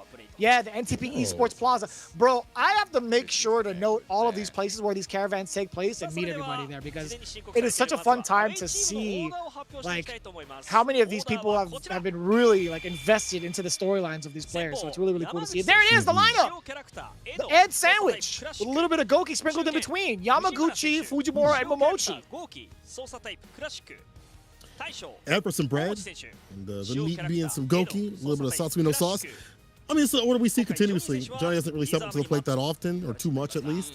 And I think this is fine. You know, Shinobism Gaming has been running this order like this more often than not. It's kind of hard for NTPOJA. I don't think they have many characters that can fight a lot of what's presented or have the pedigree to go to bat. So that being said, though, I'd like to see Mochi go up to fight the Ed and really put, you know, some damage in right now. We haven't seen him do so in the league just yet. I think at this point, it'd be good to see him go up, and he is going to be going up. I want to see that work that we've seen in other games arrive here. He's a champion of a different game. He can be a champion here. It's just, you know, you're entering a league with some of the best out here in land Japan. You're going up against the top, the cream of the crop. You are put up against what is some of those dominant players in the business. It's a hard, tall order to have to swing at someone like Yamaguchi or Momochi, whatever it may be. But I think that he's had enough time to really acclimate, had some time on the bench to hopefully adjust his game plan and prepare and understand what he needs to do. But then again, Yamaguchi is just so good. I mean, we see some people akin or say that Yamaguchi is akin to Mochi in terms of like stats, in terms of how good he is with his dream combos and things like that. So last time Yamaguchi beat Otani, so this is gonna be a little bit of a switch up. We haven't seen this matchup just yet. We haven't even seen Mochi, I don't think, run against his team last time he was on the bench. Right. Yeah, he was kind of like sitting out for a while, mostly kind of sharpening his skills and also really taking notes as to how his teammates have been performing. But I think there have been a couple of tweets, actually, a couple of like short clips, tweets, and a couple of streams that Mochi's been a part of that shows him practicing towards the end of it all, towards the end of Street Fighter League Japan, with Goki specifically against Ed, with Tachikawa. So they're putting him up here for a very, very specific reason, to put all of his efforts into the final test. But Yamaguchi has been so dominant, even in Season 1. I think he's adapted well to how Street Fighter 6 operates in terms of like mechanically, the meta, and also taking his seat as one of the big Ed players as well. So I think right now, you talked about the pedigree of stepping up to someone like Yamaguchi is a very, very tall order. Also, having your microphone work is a very, very difficult thing too. I feel like sometimes for some of these players, all jokes aside, yeah, Yamaguchi has been so sturdy throughout the entirety of both SFL seasons thus far for Street Fighter 6. I think it's quite the challenge. I think the defensive Ed is really good against the likes of Akuma, especially like when you have to be very careful with how you're doing kill rush back, where you're placing yourself out for the anti-airs when you go for them. When you're choosing to go for the walk-unders, we've seen Yamaguchi have some of the best defense in the business, especially at the very end of Street Fighter 5. We've seen it out here in 6. He's similar to Fudo in some ways in terms of keeping his drive gauge, but his idea isn't try to keep a drive gauge and like keep it up as much as possible, or more about the buttons than it is like flicker whenever I watch him play. And so I like him being in this position. I think he'll be good against someone that might be on the more aggressive side. Like I think Mochi might be leaning more to the aggressive side of Kuma. Yamaguchi says, though, we need just 40 points to make it to the playoffs. Mochi says, we have a lot of fans, and I couldn't win yet, which we've seen throughout the league, unfortunately. Hasn't been able to get his bearings with the quickness. But, you know, all those people behind you, you have a whole gaggle of people over at the plaza watching right now. He says, I'll get my first win in front of the fans. Damn. That's a, you know, that's a pretty big statement. My man's doing squats. Get that blood flowing, Playboy. That's what I'm talking about. Let it run through the legs. That's right. Engage the glutes, the thighs, everything, man.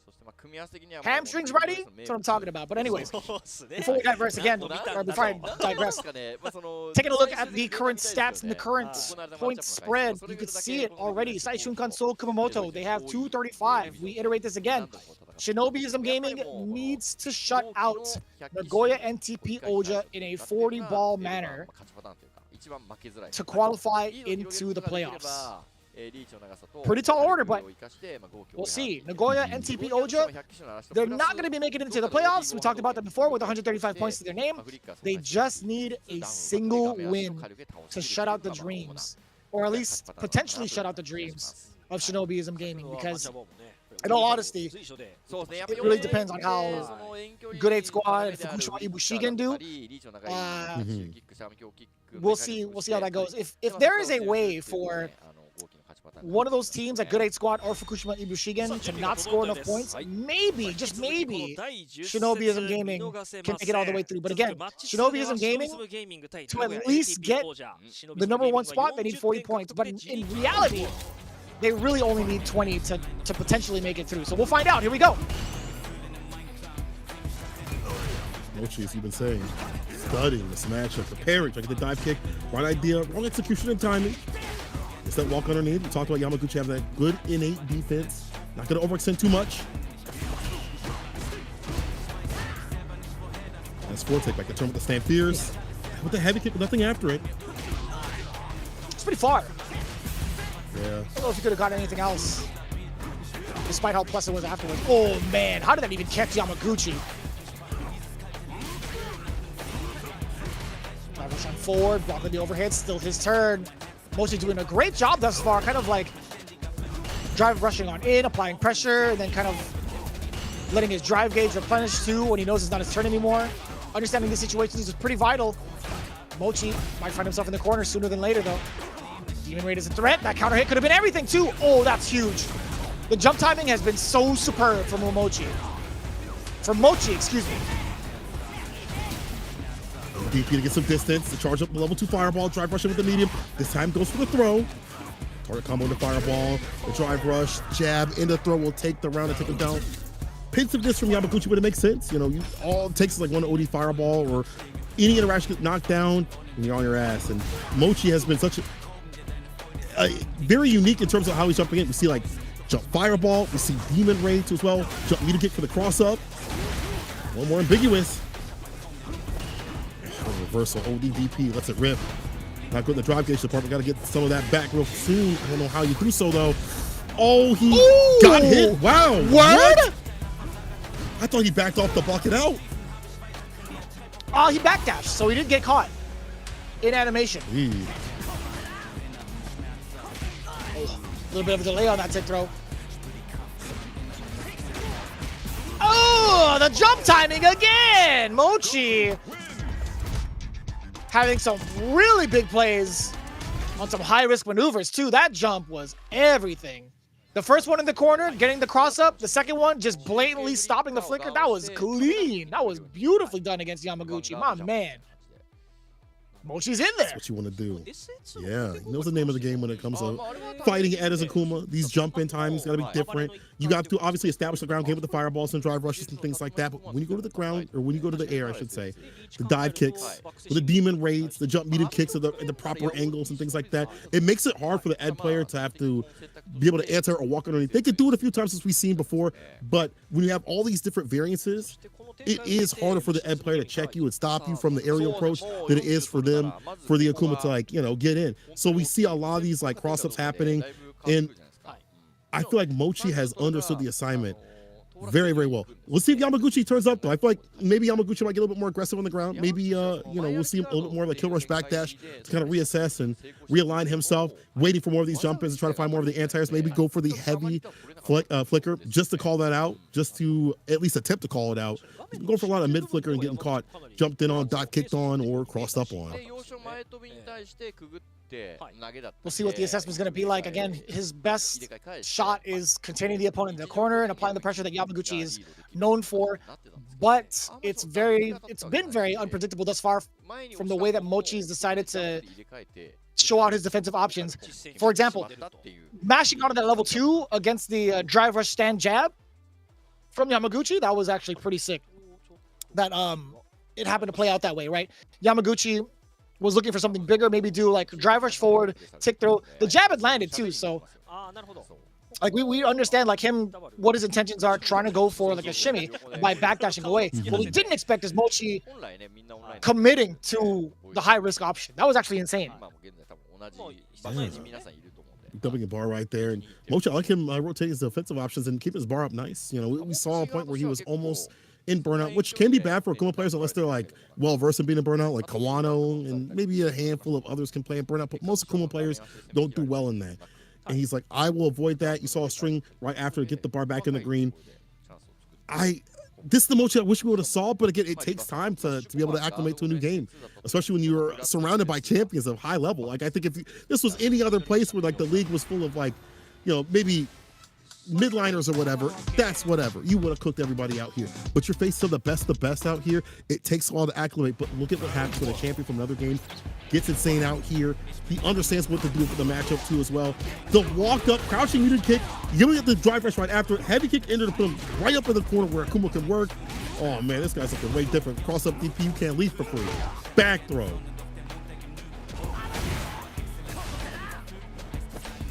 Go to the sky approach, the air approach, excuse me. Yamaguchi does get the uppercut, but it's still taking so much damage. Do it again. Level 1, enough damage? Not yet! He's giving up a lot of estate playing the fireball game. Ooh, free damage! Yamaguchi trying to punch a fireball. It's not how it works, man. On the back throw though. Very dominant round right there from Mason. What's that point? Light. Into the DP. Staggers. Did not go for the DP. I'm surprised he actually backed up, but went for a button instead. He thought it was going to be a demon flip. Again, cannot read the timings or what's happening inside of Mochi.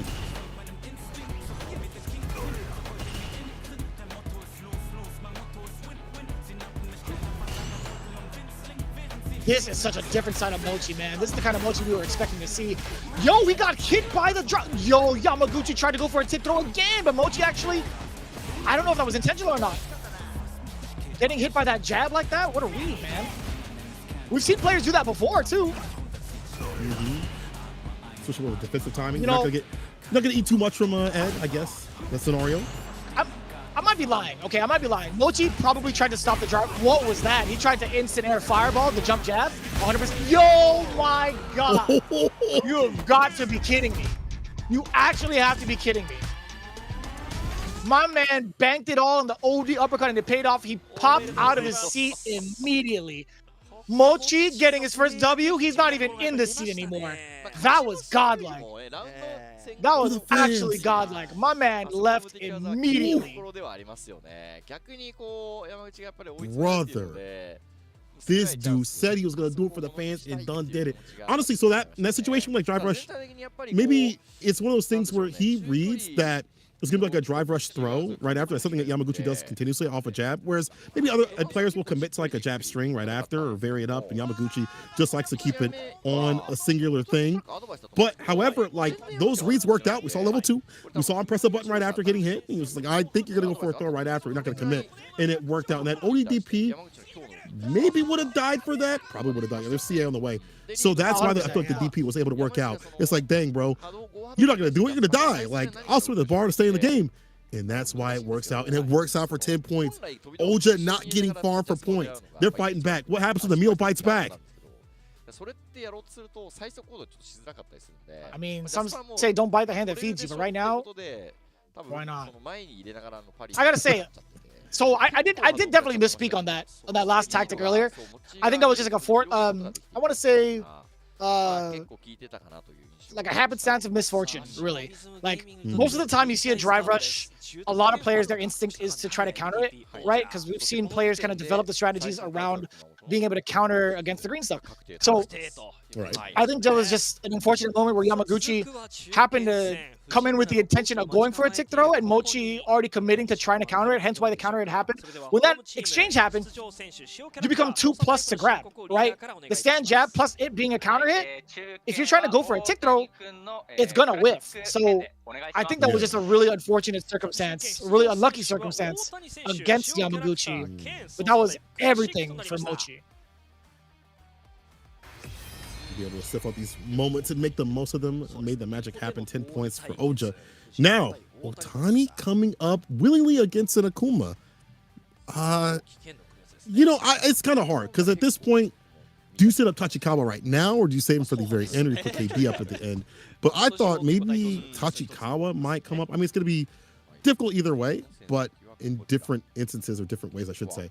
But Otani, so let's see what he could do. You know, obviously Ken maybe doesn't have the best time against Akuma. It's not impossible. You'd have to expend a lot more drive gauge, like for OD Fireball to keep up with his fireballs. You know, your normals have to be more careful, swing out heavy kick, stand fierce, and stand medium kick as well, because you can whip punish those with 4 fierce and stand fierce. But you put him up in the corner, you can clip away the Jin Rise, you can delete his drive gauge. Obviously, you got to be careful with the spacing, things like that, or you don't leave any gaps, because the fact you can ODDP. But there are things that you can do with that match. We saw, like, for instance, when Angry Bird was fighting some of the Akuma players, he'll do a bait with like the heavy and bait out like an ODDP at the perfect distance. So that may be something that Otani can implement in his matchup against Fujimura, but maybe Fujimura is just too solidified in this matchup to even fall for that. Either way, Fujimura, it's going to be the Akuma from him and Otani with the Ken. 大谷を潰すだけなんで、ジャパンプレミアでも大谷は潰してるんで、もう一回叩き潰したいと思います。 I think they did play, yeah. Now that I think about it, I think they did play the Super Premiere. If I had heard that correctly, I think they were on stream against each other too. But we'll see whether or not that's true. I'm gonna actually Google that for a little bit. Hold on. But if Otani and Fujimura did play, then it makes sense, I feel like, for Otani stepping up again to face off against Fujimura. But we'll find out. Hold on. I'm gonna check it out real quick. CPT 2024. Super Premiere. By the way, the cheers in the background are it's so sick. Let's go. That is crazy. Oh, eat him up. So Fujimura actually eliminated Otani from the tournament 2-0 at the Super Premiere. I see. Ooh, revenge. I like these kinds of matches. Revenge. You know, you got so much to learn from when you lose. You know, so many things to think about too as well. I'm sure you think about that matchup a lot more. Even though Fujimura said that we're in a bad situation if we lose here, I want to get to Otani in the World Warrior. I'll win here too. Like, he remembers, but I know Otani was thinking about that a lot more. Definitely while eating his cereal, watching shows and things like that, losing sleep over it. Otani says, hey, I want to thank Momochi and Fujimura. I'll beat Fujimura here and get my first win in front of my fans. So Otani want to get his first victory out here too as well, and now in front of the fans, emboldened. That's got to count for something for a lot of these top-level competitors.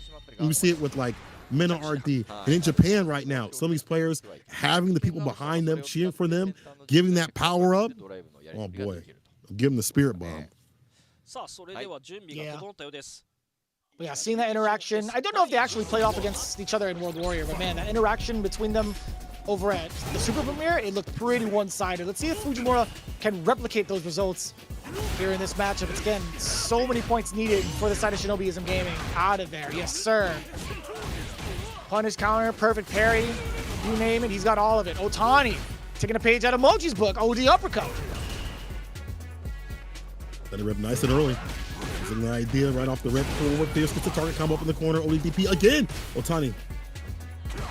Let's spin that bar a little bit more often. Yeah, take back your turn. That crouching medium punch is not plus. After catching that walk back. Fan-like kick does hit though. Heavy kick Tatsu. Up in the corner you go. It's that meaty medium punch. Yes, sir. Fights for that level 2. No, level 1. Have to get it done though. Oh, word?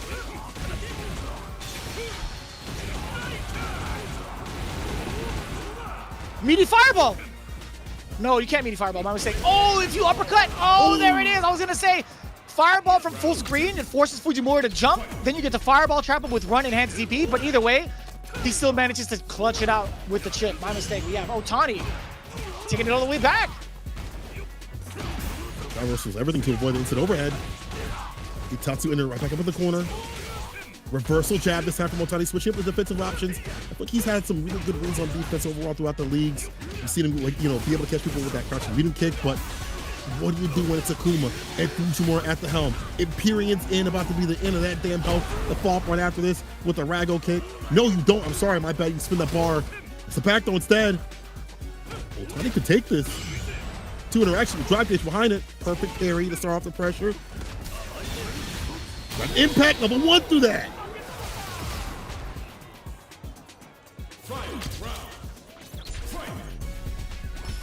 Not bad though. I mean, forcing the bar out of Fujimura. It's true. Let's have to deal with. Almost through the side of Otani. Ooh, call him tap and parry. Let the run, throw. Punish counter, drive, rush after the perfect parry. Doesn't even have to use the OD bar except for drive rush to get in. No OD fireball necessary. Oh, it's getting scary. One more hit. Oh, the stroll to the park. Again, he does it. The walk up on the kill. Otani, the audacity. How many throws was that? That was even before he got him into the corner. My man was getting a throw, drivers forward, throw again. That was what, 6? 6 throws? I lost count. There's a tech in between. He's like, you know, you tech, I'm gonna get another one to get my win. Throw loops. Honestly, I don't want to say throw loops because he just walked up with the confidence. Hands Tatsu up in the corner though. Starts off with the crouching unit kick. Take throw off the jab. Almost read the backdash.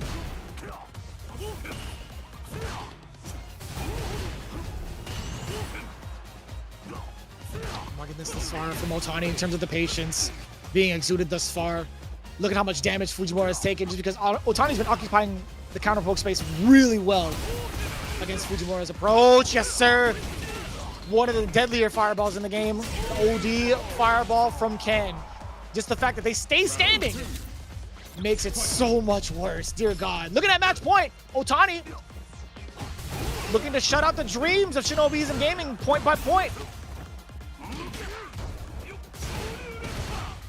This time baits out the ODP. Back heavy kick fireball, Tatsu right after it. Need to get a DP follow-up. Get the damage stumped out. Buzz strength, stand meter kick. Staggering the stand Pierce. Finds the mark the second time. Expend no bar at the bottom necessary. My mistake, it's Akuma. The OD fireball had the drive gauge to finish it off and stave off set point with a perfect KO.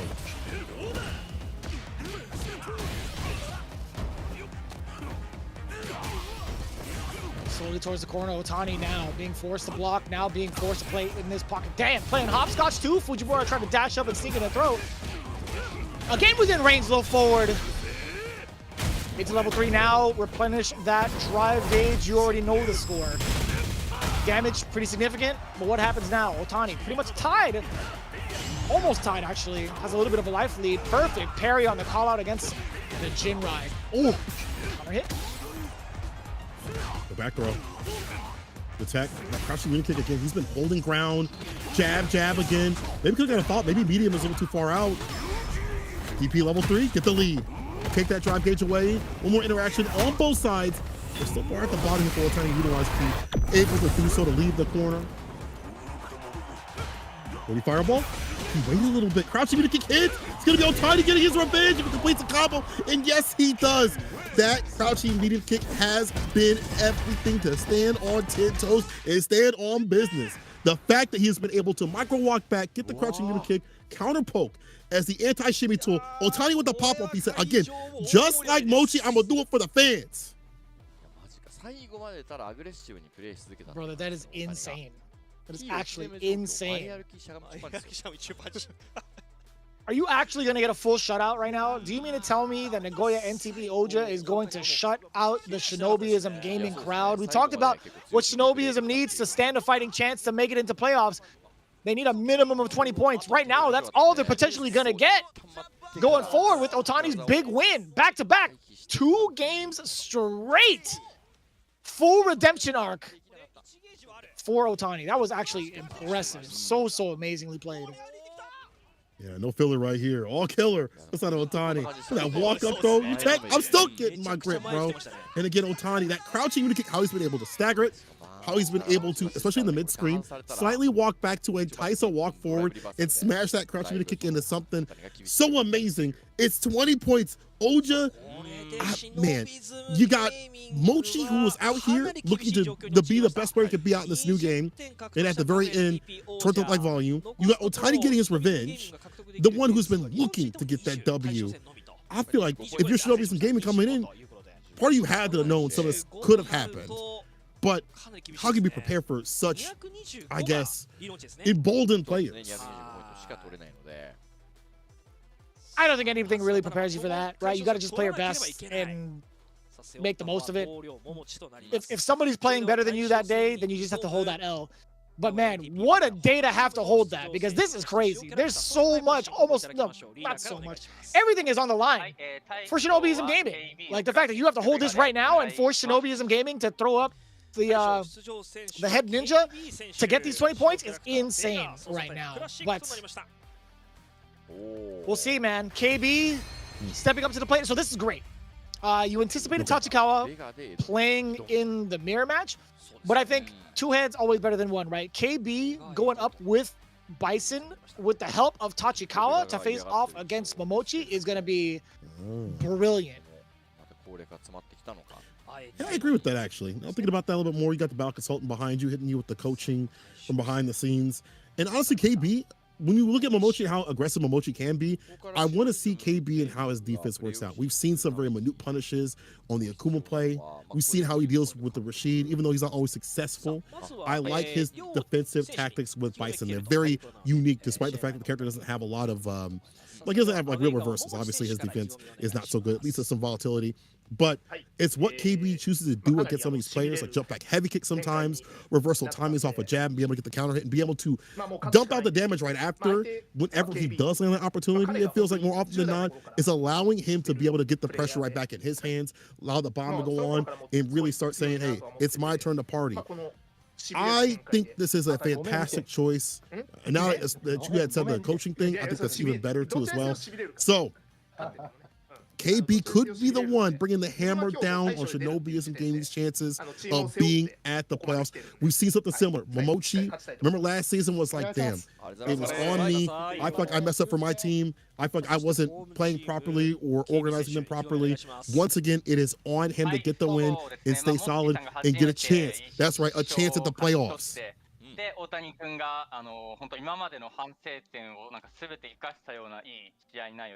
So let's kind of talk about it too. What that chance is looking like, right? They happen to score 20 points, 25 points at most. I don't think the extra 5 points would be as significant. But looking at it right now, Shinobism Gaming, if they score 220, that currently puts them above the line, above FUKUSHIMA IBUSHIGIN, right? If FUKUSHIMA IBUSHIGIN, which is coming up in match number 3, if they fall flat against Good 8 squad and get blown out, that's the only chance for Shinobism Gaming. Granted, if they win now, that's the only chance for Shinobism Gaming to make it into 3rd place, right? They need a W, and they need to bank on IBUSHIGIN not scoring a damn thing. That is that's the way the league is, bro. And to people out there being like, man, why are these teams so much in contention? We talk about it every single week. All these teams are powerful. It's just about who's on the day, who's got the proper strategy, who's bringing up what player for the player, the character, the character. And there are teams, again, that take a little bit longer to get going, but when they do, they can either shake up the brackets or possibly make it through. So, again, as you mentioned, a chance for Shinobism Gaming to not make it depending on what happens with FUKUSHIMA IBUSHIGIN. That's the standings right now with the points. Let's go to the interview real quick. Mochi says, we just have to win both the anchor and extra game. KB is a really strong player, but I'm the leader of Shinobism Gaming. I'm just going to win. KB says, really great 2 games. Really respect Mochi, but today I'm here for the team and for the fans. I'm going to win straight. Yes, yes, sir. I feel like there's something in the water when you have to play off against all your fans behind you. So we'll find out. We got the final matchup, captain versus captain. Let's see if KB has enough in him to get the full 40 bomber against Shinobism Gaming. Push overhead, back though instead. We saw the hands were up, so they put them down. Flicker in the strike though, because he wasn't holding parry. Now he's up in the corner. Stand fierce for the plus range. Delays the crouching medium punch, but doesn't get anything off it. You have to be so careful running those scissor kicks. Ed's got some of the best and easiest punishes on whip and on block. Happens when it hits. You hold the bomb.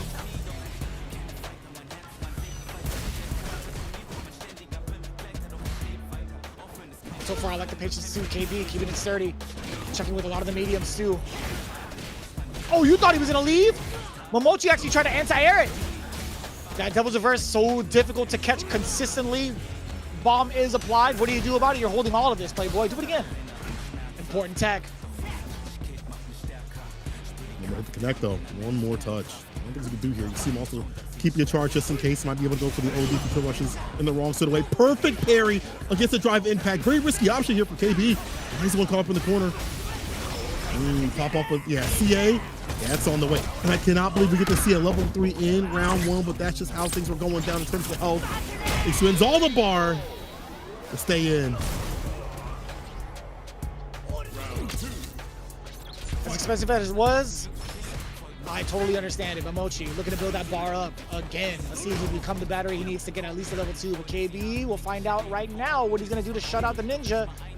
Level 3 to his name as well. I'd imagine he's got to spend that bar relatively early to get the established life lead and also build up more of that bar. Dude, what in the hell? I can't believe he landed that. The throws more often than not. You know, the bomb will go off, the shimmy, no bite though from Momochi.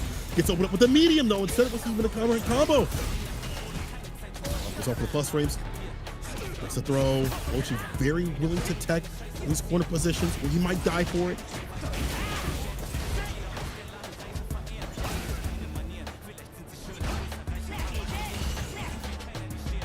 Look at the life lead too. KB is just big chilling, even with 3 bars.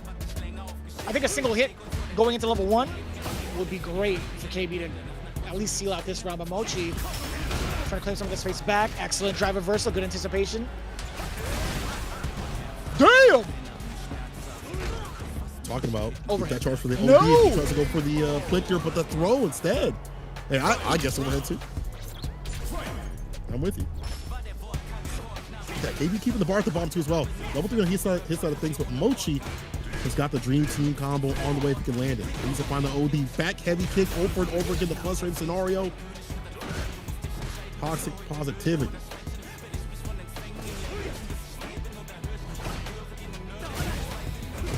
Yeah, of course, being able to pay attention to the anti-air game. Momochi is definitely about that. The tick throw successfully avoided by KB, making that brave read. Pretty important read, excuse me. Oh, that was actually just at the quick draw. Momochi catching the stand fierce upon startup, counter hit. Not gonna let it rip, of course not. Slide, perfect timing. It's yeah. so good to close the gap. Scenario. Yeah. The problem next. Oh, stand medium kick hits from that distance. Level 3 goes right into it. Drive gauge back. Massive lead right here. However, KB's got some bar at the bottom to work with. I just think that he is so defensive. We haven't really seen a lot of offense for him. He's been afforded some opportunities, but he needs to make some happen himself. Yeah, at the same time, Momochi still has to be active. Yeah, I like him going in too to close the, pretty much seal the deal too with the tick throw. A couple of reasons why, right? If the longer you let Bison live, the more drive gauge he's going to replenish. The more drive gauge he replenishes, the more opportunities he has to land a single hit into fat damage into the kill because of critical. Mm-hmm. His character a lot. I don't know if that was supposed to be a stomp. Had to have been with that heavy. Momochi will not let those arrows go for free. Ends it with the DP frame kill, gets a grip right after it. Not tapping parry just yet. KB willing to hold these throws for right now. I think one more will happen.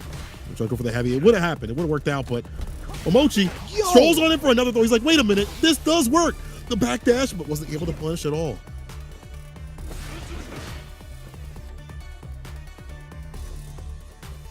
Yeah, KB is really looking for an opportunity against Momochi, but he's not going to really find it, not even with scissor kicks too. Because if you do scissor kick, even if you're spaced out correctly and safe, it just allows Momochi to start harassing and get his turn back, and that's the last thing you want, is to give him that momentum with the amount of life that Momochi has right now. Again, crouching life punch can easily punish that, so like drive rush scissor kick isn't always the best choice. Ugh, even that is super risky for the side of KB. He's trying to find anything and finding nothing at all. Perfect parry. And then also you see 37 seconds on the clock right there. That had to have been one of the longest perfects I've ever seen thus far in Street Fighter 6.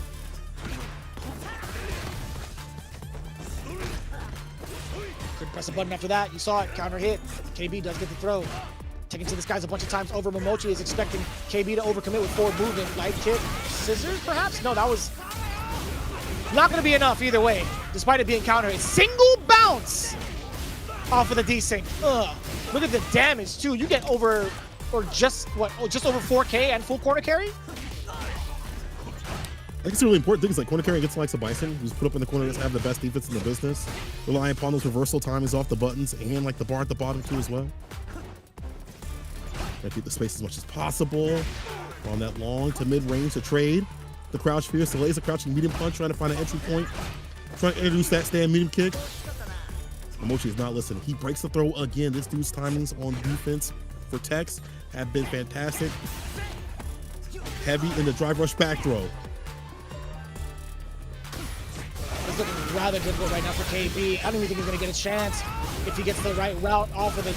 Doesn't need to desync actually. Yeah, he can just sit him down and pummel away with the uppercuts. Momochi, good recognition, and looking at 2 games straight against KB. KB's got to take the time to reassess with his teammates, right? Yeah, he's definitely going to go to character select. So there's a lot to really kind of unpackage here, I think, with Momochi. I think his defense has been super sharp. I think his anticipation for KB spots to let the heavy punches rip, to get into plus frames and apply pressure have been really spot on. I think Momochi's movements have been rather ambiguous to sense where and when to even try to scissor kick, right? So it's, I don't even know even what to think about, but KB is having the time of his life and so is Tachikawa. I don't even know what they're laughing at exactly, but I can imagine they're still having a good time. On the reverse though, Momochi hella serious right now, just hella locked in, but you kind of have to be. Again, we've seen KB be able to operate and find some like minute punishes and things like that. Counter times have been good for him previously, but now we're not seeing that so often. There are not that many moments afforded. Mochi kind of backs off, gets the lead. He's in that like full screen sort of range where you're taking a lot of risks as Bison to get in, or I guess I should say be a little bit more obvious trying to get in overall. You know, that jump heavy kick did not hit at all. It's the idea that if you do jump as Bison, if you go for like Devil's Reverse or whatever it may be, that will clip you outside the skies into like a level 2 possibly. So like he's representing a lot of ideas that are like, you can't do these things at most of these ranges, and it's taking KB off guard quite a bit. I feel like he's like, man, I'm not the most offensive Bison in the business. Me trying to get in, especially get someone who's been so defensive right now, has been, feels like, I would assume for him, it feels like it's impossible. So that's why we do see the break. I wonder what Tachikawa was even telling him. I don't even know what you could say at this point to be like, hey, this is what you should do better. You should initiate more. But at the ranges, it'd be so easy for Momochi to stop that. I feel like he'd be ready for a drive rush. He's already blocked out drive rush scissor kick. He has not been caught with any counter hit timings. I honestly don't know what you do as KB. Right, that's pretty much what I ended it off with, right? When you talk about how sturdy Momochi's neutral has been, how sturdy his defensive choices have been, it's hard to even close the gap. So I think once you get your moments on offense, talking about KB's offense, I don't even think it was too like, it wasn't poorly structured in my opinion. I think it was just really well layered thus far. Momochi's just playing in a whole different atmosphere of defense at the moment. So maybe throwing in some riskier looks perhaps, but who knows at this point. Let's find out though. As the third match unravels, Momochi already has 2 to his name. anti-throw game is insane. You see him jump back at that drive rush jab, hits the heavy on the wake up, hits a fault right after with the flicker, kid rushes in for the jab. Reversal buttons, I like this. Again, KB has to find those proper timings when he thinks or, you know, believes that Mochi isn't going to press or will stagger on his own side of things. Back throw up in the corner, you go with the kidney killer. Yeah, KB hasn't even really made the right choices. Damn, you actually went right around that and committed to the dash after the Shadow Rise had happened. But Mochi, he wasn't even looking for the demon or the Devil's Reverse. He was looking for the initial Shadow Rise. My man's dashed like immediately. Set point Mochi for his team. Need that 20 points to stay in, to have a chance. Yeah, he doesn't feel like he can get like the crouching light kick off. Was back up, reassess back to mid-range. I don't mind that at all.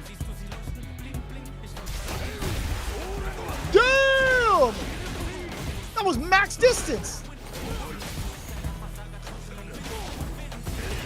For free, the stomp, the OD for the plus frames, caught the shimmy, the bomb goes off, the hell attack lands, and the OD back fist for a super right after it. It spins the level 2 to get the W, and I do like that from KP. Great routing and great understanding of what bar to utilize and win.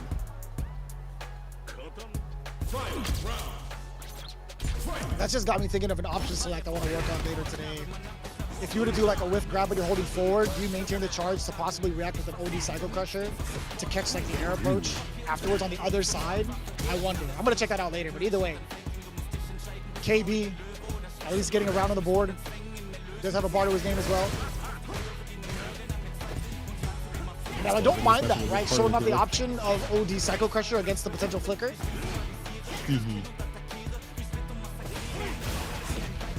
Drop interrupted with the spark. Option implemented. Able to get that neutral jump, knocked down to the ground. Cycle up or ready with it. You said spark switching it up, the walk up DP. Kill rushes in for the throw this time. Bar about to go off. See if KB might go for like a drive impact again. Trying to read some of these flickers. But with the sparks behind it, it makes it a little bit more difficult. Mid-screen noise. Dash underneath again!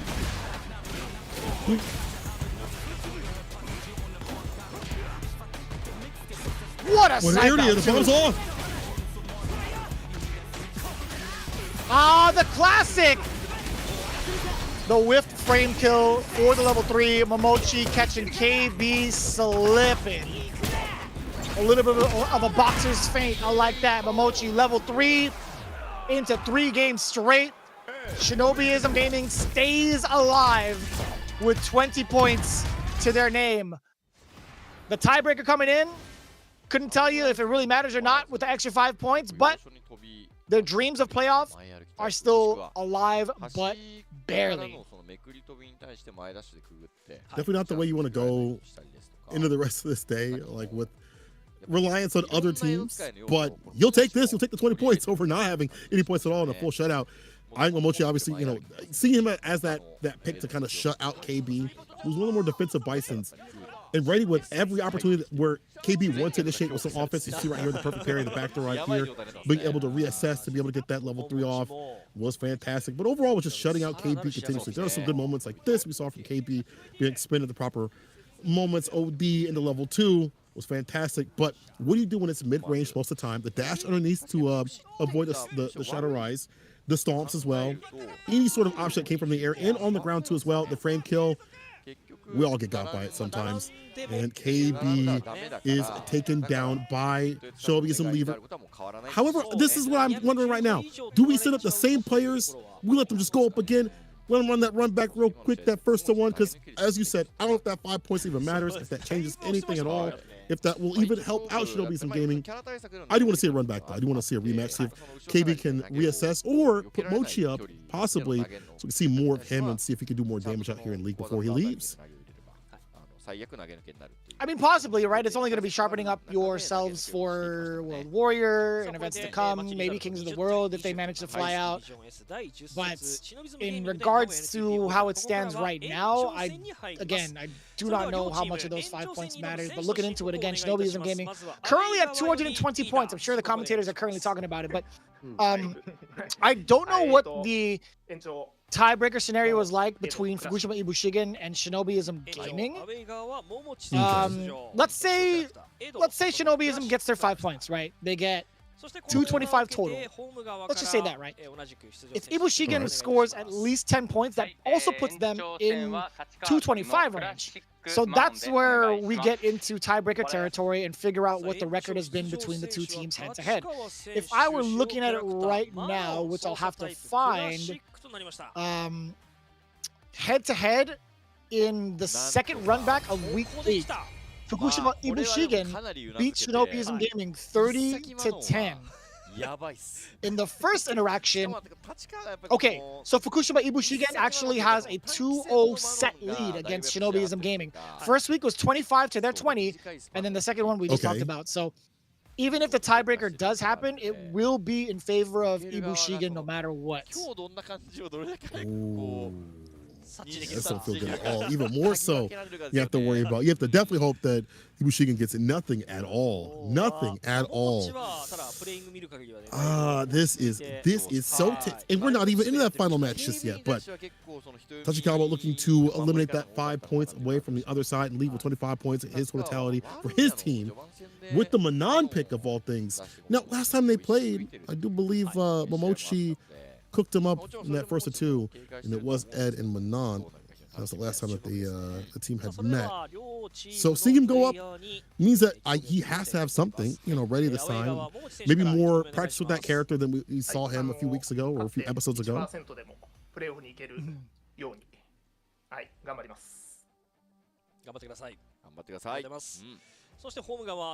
Maybe we'll find out. But I don't mind the Manon pick, man. I feel like a lot of the players that have been playing with Manon have really shown off a lot of what the character can do with the right understandings of the matchup. Right? We're not talking about like on paper anymore. We're talking about like player to player. Cats like Idom also has proven that point. Not too long ago in his regional finals, taking it down, making it into Capcom Cup. So I think there's a lot to dissect here for Tachikawa's choice of playing Manon. Right? We have to have faith to see what this character can do in this character's hand, or this player's hands, right? The first one, maybe like those jump work out a little bit more. Whenever I see Idom play, he like kind of sets up for moments that will allow him to drive impact sometimes against Ed.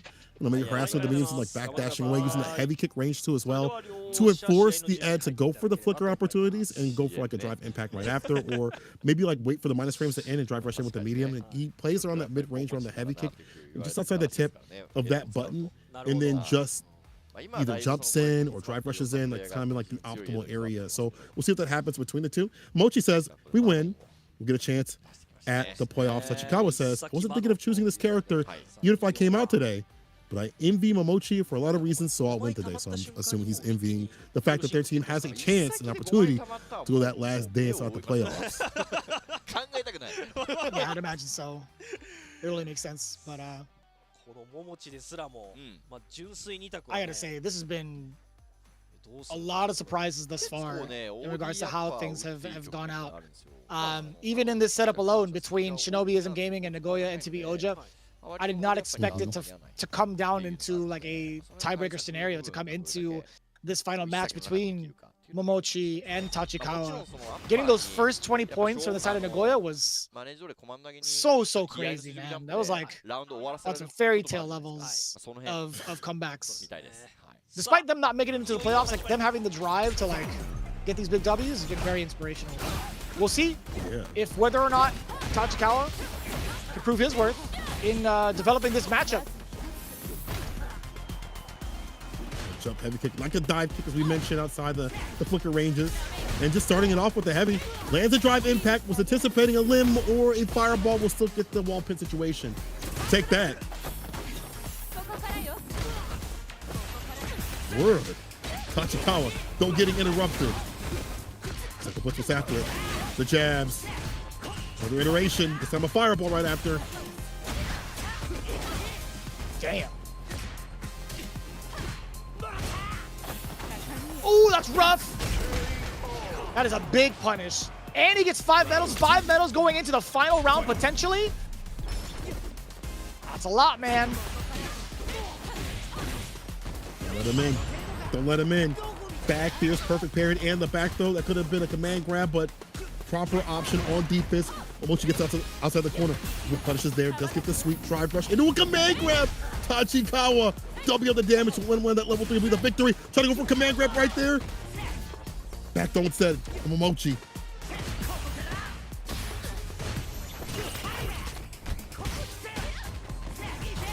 Still has a life lead as Tachikawa. He's hanging out. Yeah, he's just chilling right now. Momochi has to do so much, but a single hit can lead into disaster instead! The single hit going in favor of Tachikawa. The counter hit against Momochi rings out, and NagoyaNTPOJA are your winners for this week. That is insane. That was so fortuitous. The timing from Tachikawa to snipe out the long-winded limbs that Ed has. Disastrous. We talked about the matchup, how it's going to go with the heavy kick outside that range, being able to establish with that first, and then getting the jump in. Saw the drive impact too as well. Did not clip a limb or a fireball, but still utilized well up in the corner, and then just taking turns or just slaying that command grab in every so often. And then after that, after all those things were established, the dash up stand light kick into the finish ends it with the level 3 for the victory. Well done, Tachikawa, getting his revenge. And y'all saw the pop off too as well. Tachikawa and the homies ran in there and cheer for the I guess the last match that they'll ever have out here in the league, at least for this season. But good for them to end on a big win. Last time it was 40-0. 40-0. Shinobism Gaming farmed them for points, took 40 in the pocket, said, hey man, GG's, we'll see you next time. But the next time they fought 25-20, took them to the limit. You got to give big props out here to Mochi and Otani, both getting revenge or both just showing out when they wanted to. You know, maybe a little bit later than they'd like to, but to see them have that capability out here, it's good to show them that they deserve to be out here at the league overall, right? You're not getting victories their first wins. Took them a while, but man, against Shinobism Gaming, who needed this W more than most other teams, especially to this point, shows that they are definitely some cats you got to watch out for in and outside the league. I'm really looking forward to like the further development of this team because I love the composition, right? Like the only questionable one, and I put an asterisk on this, was because there was a little bit of oversight on my end, was how Mochi overall was going to perform in the season. And although it being his debut, he didn't necessarily have the impact that he was looking for, and he didn't have the type of impact that we were kind of expecting from a team like this. Otani, he had a lot of momentum going into the season. Tachikawa, same exact thing. KB, also his results in playing some of the DLC characters, we expected a lot out of him, and he showed out. But Mochi, towards the end of it all, getting a very convincing W, the way that he did was so well strung out. I really loved and enjoyed watching his development, being able to talk to him over at Tokyo Game Show and kind of like pick his brain about how he's feeling. He wasn't necessarily comfortable with all of the mechanics in Street Fighter 6 from what I talked to him about. But seeing him level up this fast is a sure sign of both talent and hard work. I know that conversation's been going around Twitter lately, but he definitely shows off a lot of the talent to pick up some of the newer fighting games, and also the drive and the hard work to practice with his teammates to figure out what needs to be done to get W's, and he's done it. If he had a little bit more time, or if he gets into the next season, without a doubt, I feel like he would be even more deadly to get even like an anchor position, to get more points for his team, and also be a significant part into their playoff spot in the future. But we'll see if that even happens going into the next one. But I love the overall performance from NagoyaNTPOJA. It sucks that they ended up in the place that they're at, but I love seeing the development, the overall development of the storylines and the players themselves with their growth. Yeah. You know, Tachikawa maybe not able to get the victory that he wants all the time, but it is good to see that he is trying new strategies. Implementing that Manon as like a counter pick, as like a player-to-player thing was super sick. Obviously, he developed the Manon, but maybe it's not at the level of, in terms of tech, like Joey and things like that, or Idom. But what it is like a surprise pick. I like him utilizing that character as like a toolkit. That's a super cool thing that he implemented there as well. We're getting some of the interviews. Let me go back to Mochi here. He said, we talked about today's game. My team let me try for the win, and I trained really hard for Ed.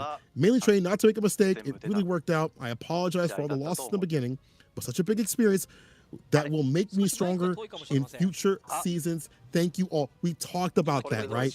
This is only going to make him more of a threat in future seasons and future iterations of CPT as well. When he chooses to play out there, he is only going to be even more of a demon. This is only emboldened him to get better. Now, over to Otani, honestly, I got to wonder if Otani had won against like Fujimura previously in like the World Warriors, or had won twice at least. Would he have the same sort of energy? Maybe, maybe not, but it definitely worked out for him to get absolutely decimated and come back and be like, okay, I have to not lose to Fujimura a third time. I have to reassess what I'm doing. It felt like he was standing his ground a lot more. I don't really remember their match in from the CPT Japan, but it felt like just overall he was standing his ground with perfect parry, using crouching middle kick and not giving it too much space, not walking himself up in the corner too often. He'd take a few steps back, but then would implement a button, crouching medium kick, crouching medium punch, and even if it whiffed, it would be like, I'm not going to move back and not give up my space. I'll use perfect parry, OD fireball to get in when I want to, or assess what I need to do and get in afterwards. So Otani says it was really great that I was able to fix some mistakes from previous episodes. All games I played this season, I think the details weren't bad. I'm really happy to win today. As he should be, man. Him showing out too and getting full redemption of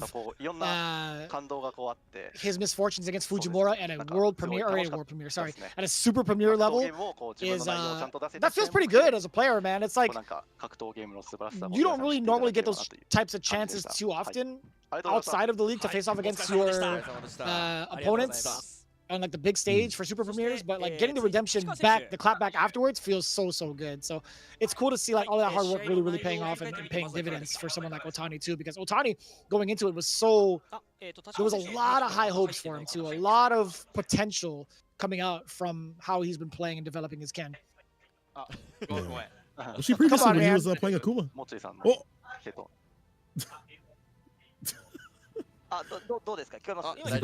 He's back. There we go. Okay. そうですね。まあ試合の感想なんですけど、多分僕はすごくいつも通りやったんですけど、向こう側が絶対に平常心ではできない状態だったので、勝因はそれしかないと思ってて、桃津さんらしからぬなんかアッパーが出てきたりしてたんで、やっぱりこのゲームすごいメンタル的な部分を整えないとダメなんだなっていうのがよく自分にも言い聞かせたいなっていうふうに思いましたね。はい。やっぱりそのエドをやってる時は僕もミスが増えちゃうんですよね。でマノンやってる時はもうなんか割り切ってるんで、どうでもいいやみたいな。どうでもいいは言い過ぎですよね。すいませんね。はい。どうでもいいは言い過ぎましたね。冗談です。はい。それぐらいの気持ちに気軽にやれてたのがでかいのかなっていうふうに思いました。はい。All right, getting some words in here from Tachikawa. Translations coming in. I did my normal moves, and Momochi had big pressure for the playoffs. It was a big reason why I was able to win. So I think that weight of being able or having to qualify for the team and the team relying upon you. Maybe things that he wasn't able to before. Previously when they fought, it was like they were just getting points a day, were doing really well in the leagues. Nobody's game was kind of steady free.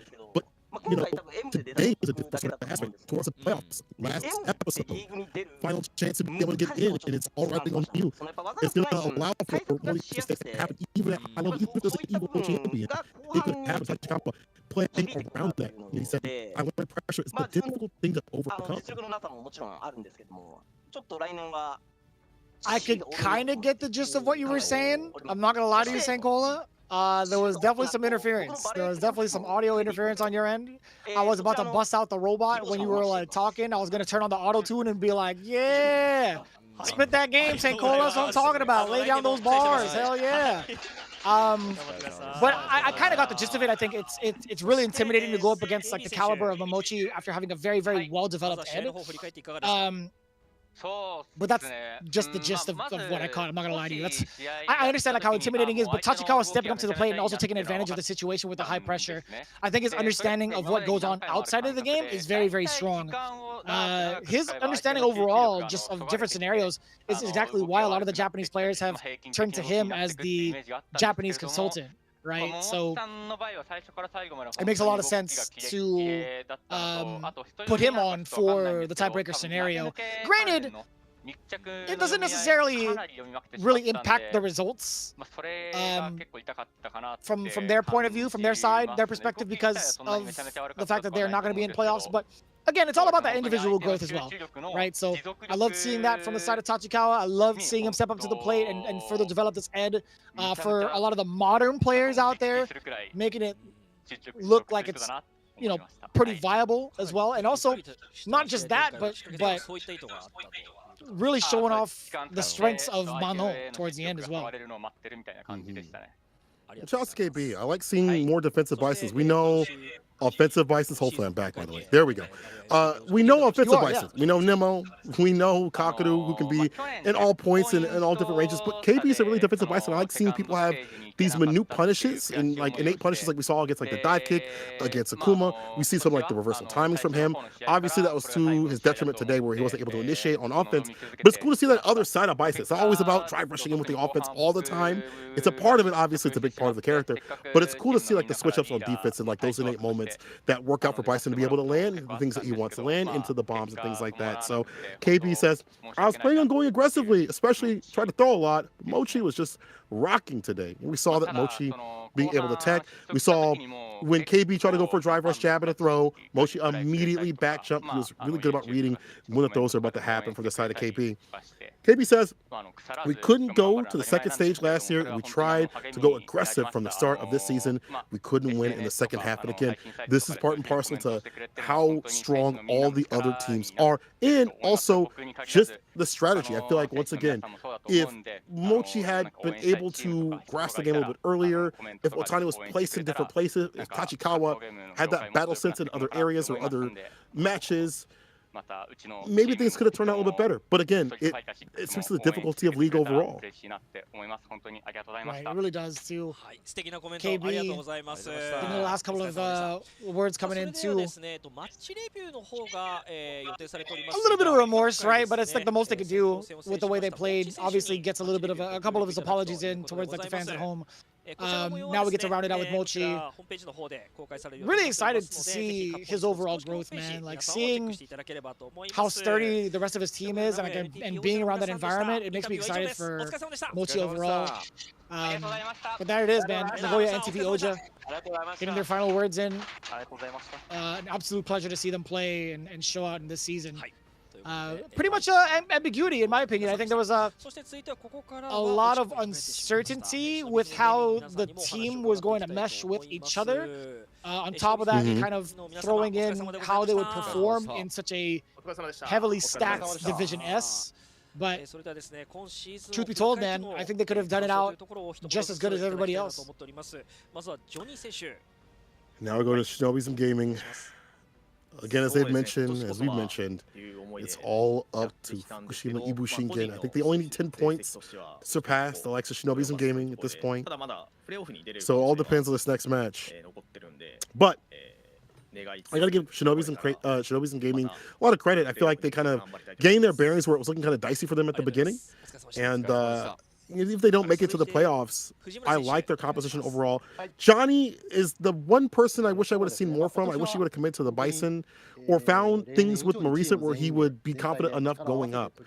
Johnny says, I couldn't win, but we still have a chance. We'll wait for the final match. But I don't think it was, them being in this position is not because of Johnny. It's not because Johnny is bad or anything like that. I don't think, if Johnny was better or had like a better Bison or whatever it may be, I don't know if it would have helped that much to be able to excel, propel way past Good 8 squad or whatever it may be. I think they would have been in a slightly better position, but I still think it would have came down to what happens today and other teams and how they play too as well. Fujimura says, we have done everything we could. And honestly, the way he has played lately, and his team too as well, it seems like it. It seems like they're obviously very well in terms of where they put up their characters. Obviously, it's like two Eds and Akuma most of the time. But having the Akuma and the Ed, depending on where they're at in the anchor and what player that they're using too as well, has been very smartly utilized. Fujimura says also, I personally don't have many regrets this season, and he shouldn't. He played fantastically. He played great with the Akuma. I love the way he utilizes the best things about that character, able to break down the opposition. We saw that at the CPTs and the Warriors sometimes, and we also see it out here in the league.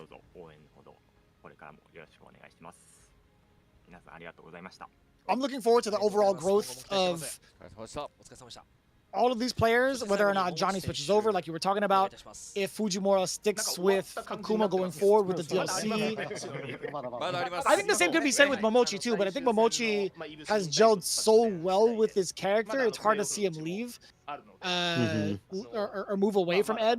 But I think most of my ambitions and like hopes go towards Yamaguchi. I think he's had such inspirational growth and immense development over the last couple of seasons, or at least season 1, he had like, you know, one of the more dominant DJs that we could ask for.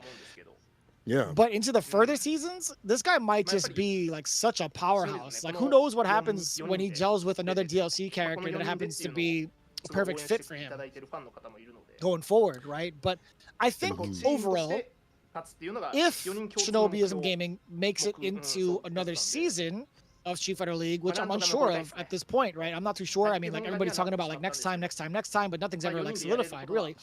If Shinobism Gaming makes it back in, I'm almost certain it has to be like this same exact squad, right? Because they're all under the same like organization. It's all pretty much under Momochi technically, because he's literally like the head ninja of Shinobism Gaming, like in title and literally, right? So I think we'll be seeing a lot more promise and prowess with these particular individuals, even as a unit as well, going forward into the next one. Really excited to see it, man. They still have that opportunity, but it's in total control of Good 8 Squad and Fukushima IBUSHIGIN, which is the possibility, right? Because Good 8 Squad's been dominating lately. They have been, but they've also been bleeding. And last time that they played Fukushima IBUSHIGIN, it was 30-10 Good 8 Squad. So again, all that's necessary at this point is those 10 points. And all that's necessary for me is to ask Capcom to send one of these beautiful level lists over. I like the pink. The pink is so cool. The artwork on this is amazing, but that pink is godlike. Usually I like the blue, but that pink is like, it's singing to me. It is singing to me right now. So, you know, level list, I got mine right here. I got my SGF device with my Odin right here as well. So I'm about the level list business. That's better for my hands. My old hands need that more often, unfortunately. Yeah, I mean, I wanted the sleek all black one. I did have an opportunity to check it out in person, but I'm already got like, I think like 3 of them. I have like the micro, I have the cami plate one. I did order an Akuma one just because I'm a sucker for all this stuff, man. Like, I like to collect, but it's, yeah, this is a lot, man. And it's very, very much so convenient, I feel like, for a lot of players that travel to events, right, with very little space taken up with some of these things and how comfortable it is. And now they even have, like, travel-sized bags for it on top of that, so you can even, like, bring it along in style and comfort at the event after you bring it there. So, I think it's overall a good investment. Like, whether or not it's this specific peripheral, just getting into hitboxes in general have been proven to be very much so well worth it. A lot of the pro players have taken a kin towards doing this and getting some really insane executional tech for a lot of players, right? I know grapplers have a really great time with this to get the sliding technique 720s, the standing 720s because of the speed of it all. Being able to micro-step forward also as Ed to get some of the decent combos more consistently is a pretty significant deal. Those are just some of the 2 of the major examples that have like come up from utilizing hitboxes lately. And also being able to micro-step forward is just a pretty significant deal. If you guys have the financial means to do so, there are a lot of cheaper options out there too to get invested with. So I highly encourage it personally to just try it out for yourself. And I'm thoroughly jealous for those that get to participate in Japan to you know, follow along and get some of these prizes. I know that they're raffled off every so often. Yeah. But I forget. Production, real quick question. The thing on the left, is that a mouse pad or is that like a desk mat?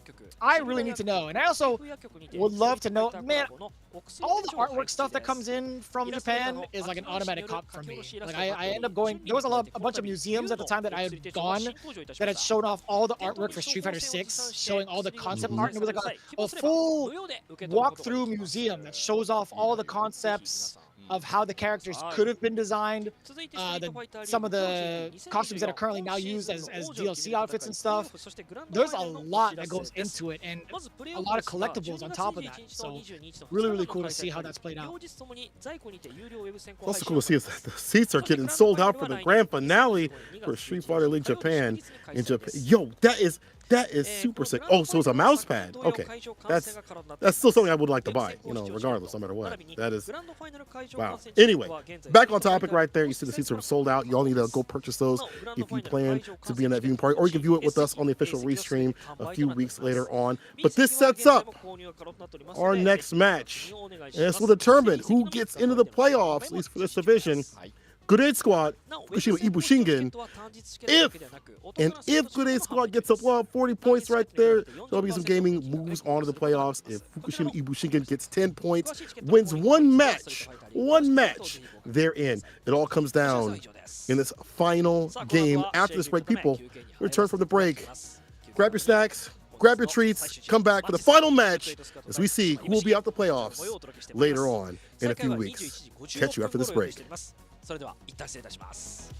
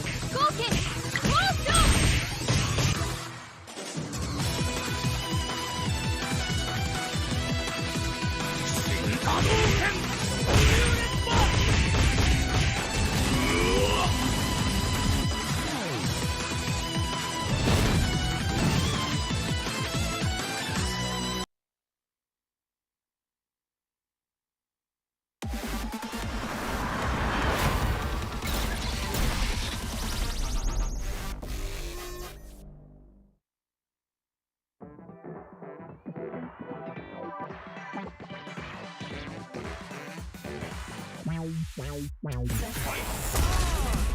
come on. Everybody come alive real quick. Battle of the strong, survival of the fit. Take your best shot, hope you don't miss.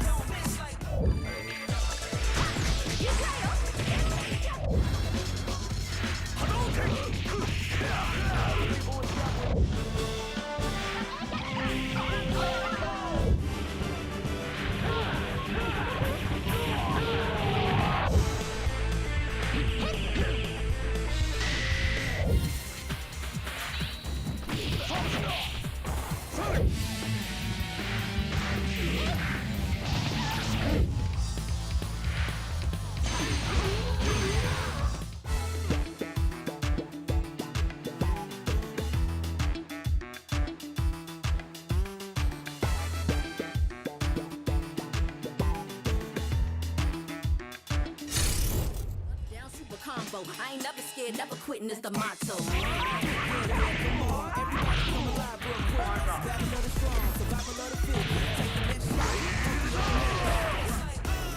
Yeah, come on. Everybody come alive real quick. Battle of the strong, survival of the fit. Take your best shot, hope you don't miss. Among us. Take it much farther. Fast with the hands, eat Honda. Defend my legacy with strength and honor.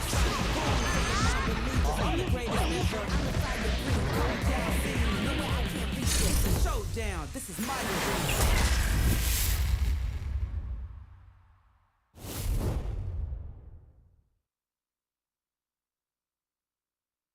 Weekly Street Fighter League. Japan. FUKUSHIMA IBUSHIGIN. Kakeru. 我慢の板橋投げ。SS3 警戒。下がりたいところですが、最後クラッシャー大空からで残りました。最後からの SS3。バーンアウトと。大足の使い方がうまいですね。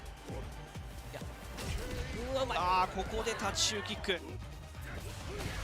マジか。そこでラッシュ中盤が入ってしまう。ここでラッシュ刺さりましたね、これは。そしてここでの中段。本命が刺さる。ボタンを押してかける。追い払うが回してきた。いやー、これは遠かったのか。警戒してる。これはかける。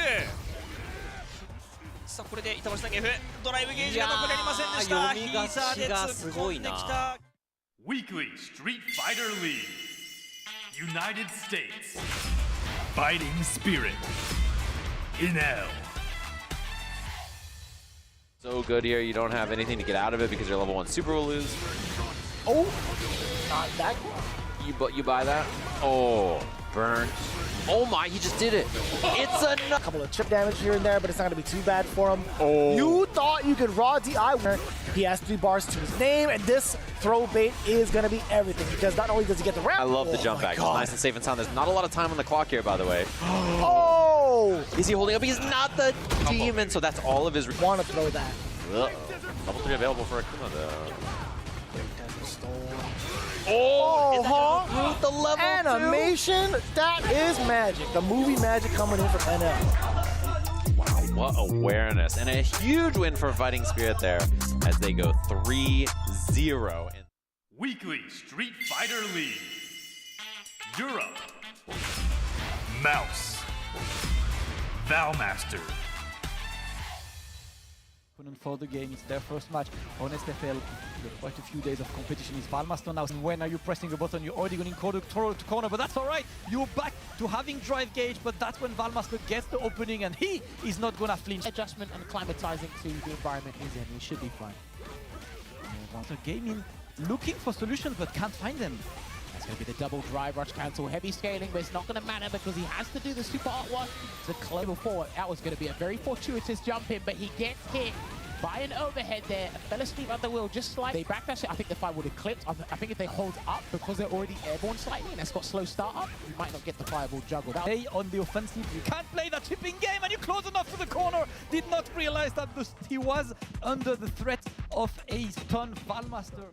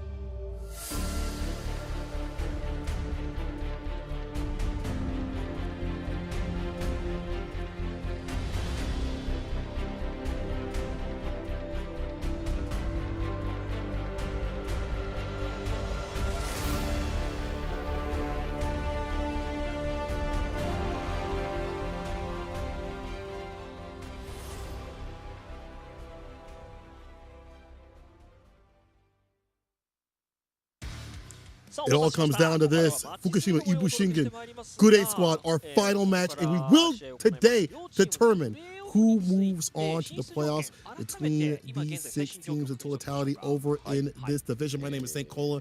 I am joined with Vicious, and this is deadly. This is not the position you want to be at Shinobism Gaming, because Fukushima IBUSHIGIN just needs, as far as I know, 10 points. Be able to move on over Shinobism Gaming. That means one match is all that's necessary. Either they're a first or 2 or first or 3, no matter what it be. All they need is that one match scenario.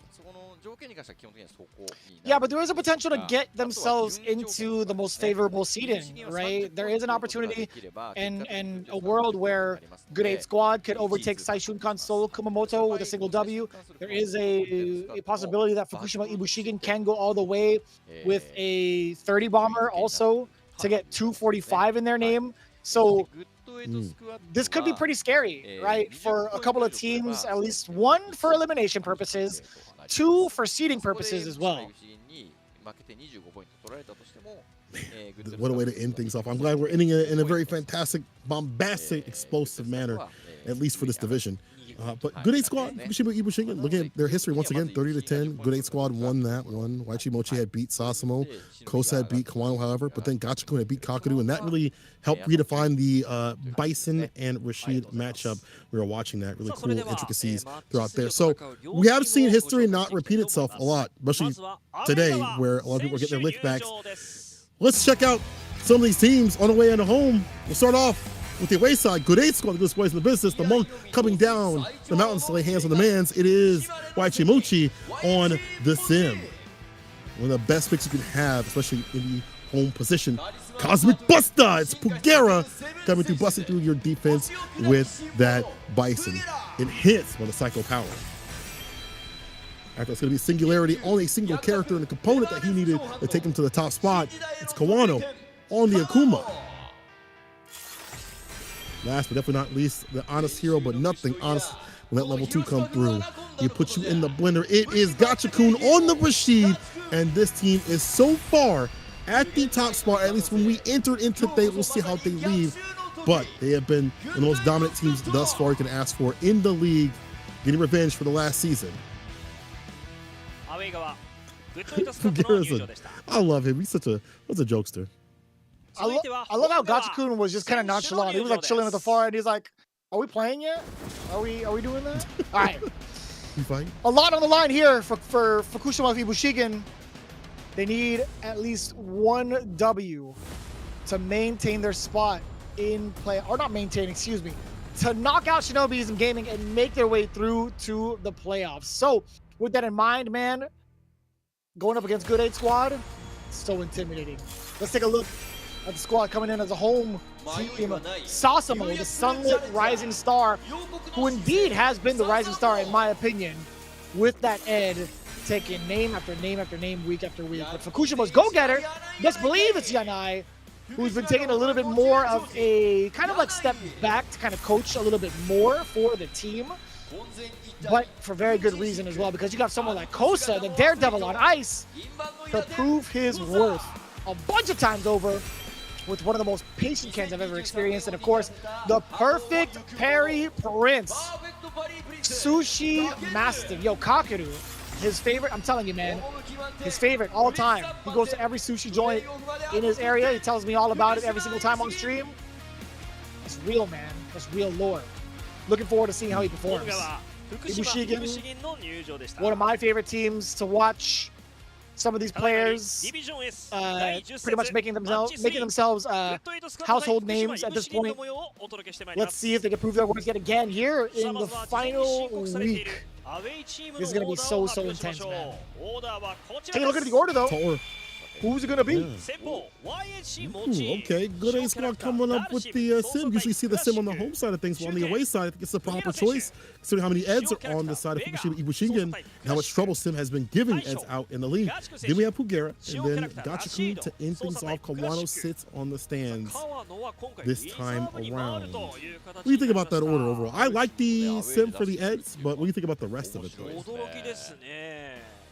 It's dangerous, right? Because you're on the away side, you're going to get counterpicked, I feel like. So I would have loved to see Kawano in the spot, at least in the top. And then, even so, just Kawano in the mix makes it mad interchangeable between him being the vanguard or him being in the rear. So I think if I were Fukushima IBUSHIGIN, I think I'd put Kosa up first.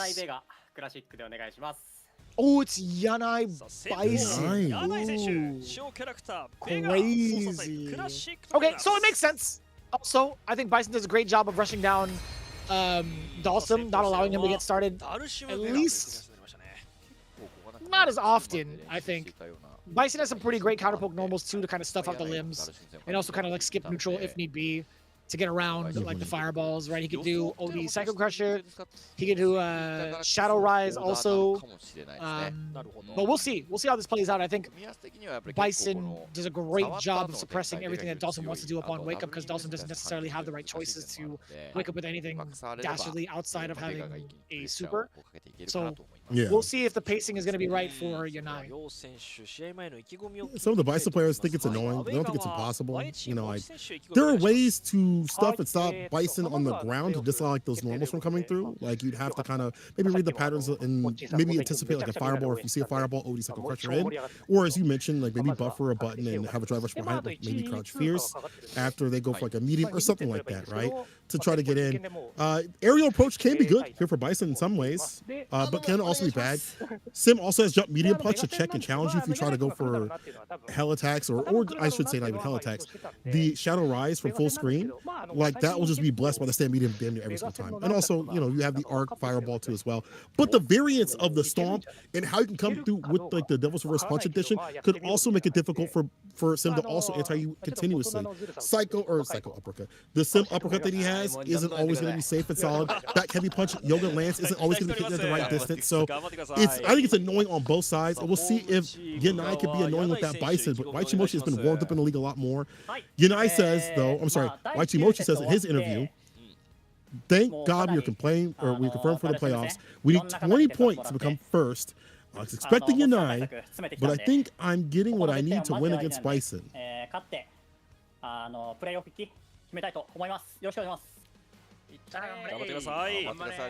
We'll find out, right? I think it really depends on how YXC approaches the neutral for the most part, right? We talk about how often Dalsum players can kind of like contain the madness, at least for a certain time being. But I am kind of curious to see how Yanai approaches YHC Mochi specifically going into it, right? So I'm actually quite unsure. Like, despite seeing all of the Bisons, despite seeing all of the Dalsums in the Dominican Republic, also, like, being able to talk to Louis-Man about this type of stuff, too, he says he can do a pretty good job up until the point where he gets knocked down, right? As shallow of an analysis as that is, I think that's all you really need to kind of decipher how this matchup goes. So Bison, let's see if he can score that knockdown. Yanai immediately gunning for it. Again, we talked about it just earlier. Just applying that pressure, mad quick, scoring the knockdown. It's just gonna be such a tough time. Now with the bomb on top, yes sir, has to do it. Very expensive for YHC Mochi.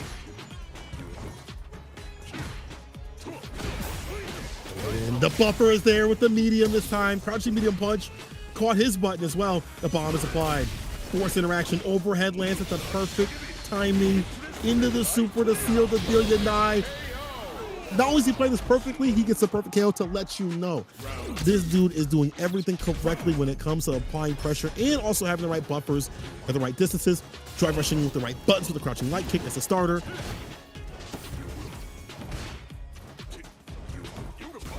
How does YRC Mochi prevent Yanai from getting in? That's going to be the main question, right? Medium punch does check the drive rush at least once. Going for the floats too, and I like that. Yeah, still occupying the spaces preemptively against Yanai is pretty important. We get the OD scissors. Oh, what a call out against the overhead. See OD comment, the air right there with the L attack, lands the back fist. A bomb is applied, drive rush throw. At this point, it's gonna be hard to interact. You have to hold that, walks back, but you walk yourself into a corner. You mentioned this, the defense for Dawson, not so good. Might have to spin that bar at the bottom. Tries to go for the dodge to call the throw, but instead it's a walk back punish and a step closer to qualifying.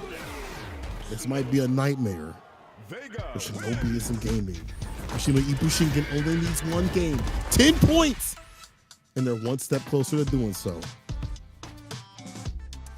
Pretty huge implications if Yanai can keep this up. Again, we haven't really been able to see as much Yanai this season. But who knows, man? YHC Mochi not out of it yet. Now becoming the aggressor. He's the one that kind of starts things off with the fireball off the rip. Letting the float do the talking a little bit, but Yanai still, again, threads the needle past all the activity that YHC has been putting on in the neutral. What happens now? Hold these plus frames, Playboy. Reversal, but it's quite a bit of bar. As long as it's at the corner, he's going to be able to find a teleport. The jump here drops him down to the ground. Yoga uppercut as the anti choice. Careful now. Waiting for a drive rush crouch fierce. Does get the side switch though. Drive rush back medium kick. Gets a loop throw right after it. Meaty fireball. Another one. Damn, that's hella meaty. The medium didn't reach. Punish counter on the drill. Catching Yanai reaching in places where he shouldn't. And I like that. Yeah, so Yanai still continually moving forward, right? YHC Mochi has not opted to go for a fireball despite Bison not charging, right? I think there's maybe a moment there to kind of set it up. Oh boy, the roundhouse confirmed from YHC Mochi into the drive rush. Impressive. That distance too. Stay the upset point. Don't jump fears. Difficult for Bison to have to deal with. There's the air-to-air right there. It's him in the skies. OD fireball caught him. Yes, sir. Blast level 1.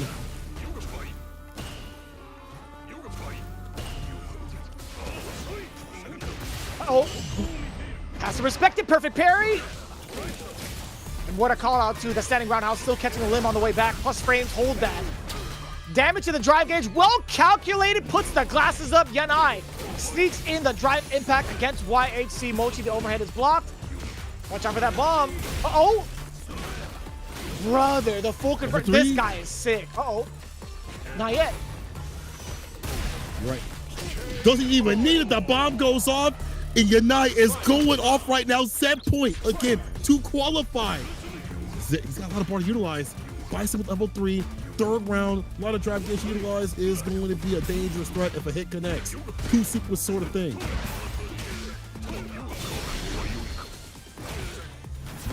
Three going into it, has to refresh the drive gauge. Totally understandable, but the life lead pretty substantial. Do you set up with fireball? No, it's medium punch. Yeah, to secure the drive gauge damage. Backdash away from danger. Trying to reassess and make sure he has to find a different way to reapproach. We've seen the heavy kick drive rush confirm right after. Maybe searching for that again without trying to be too obvious. Slides on in, resets with a jump pierce. Yanai dashed up to his demise. The crouching medium punch was aware of that coming through the speed bump, the yoga speed bump. It's game to game. We're still in. There's still a chance Shinobism Gaming. I know they are messaging so many things of love over to Good 8 Squad. Let's go. Let's go, YHC Mochi.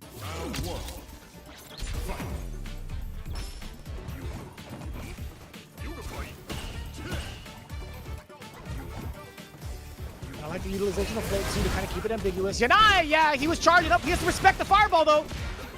Oh, that trade up, yo, he did not carry. He's like, you know what, the damage output? I'll totally sell it for this.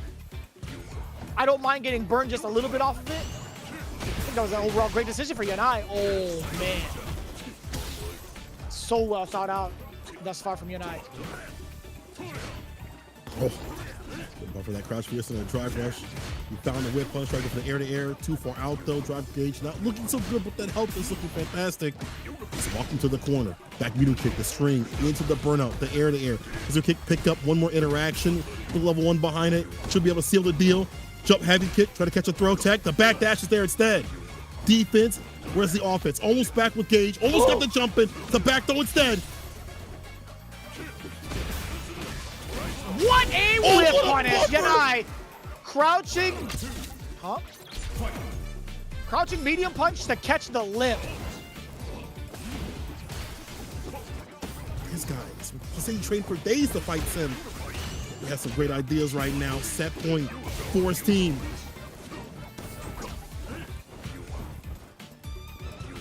Switch up from Waichimochi. A lot more of these jump heavy kicks and the fireballs too as well. You know, try not to be red on a jump in.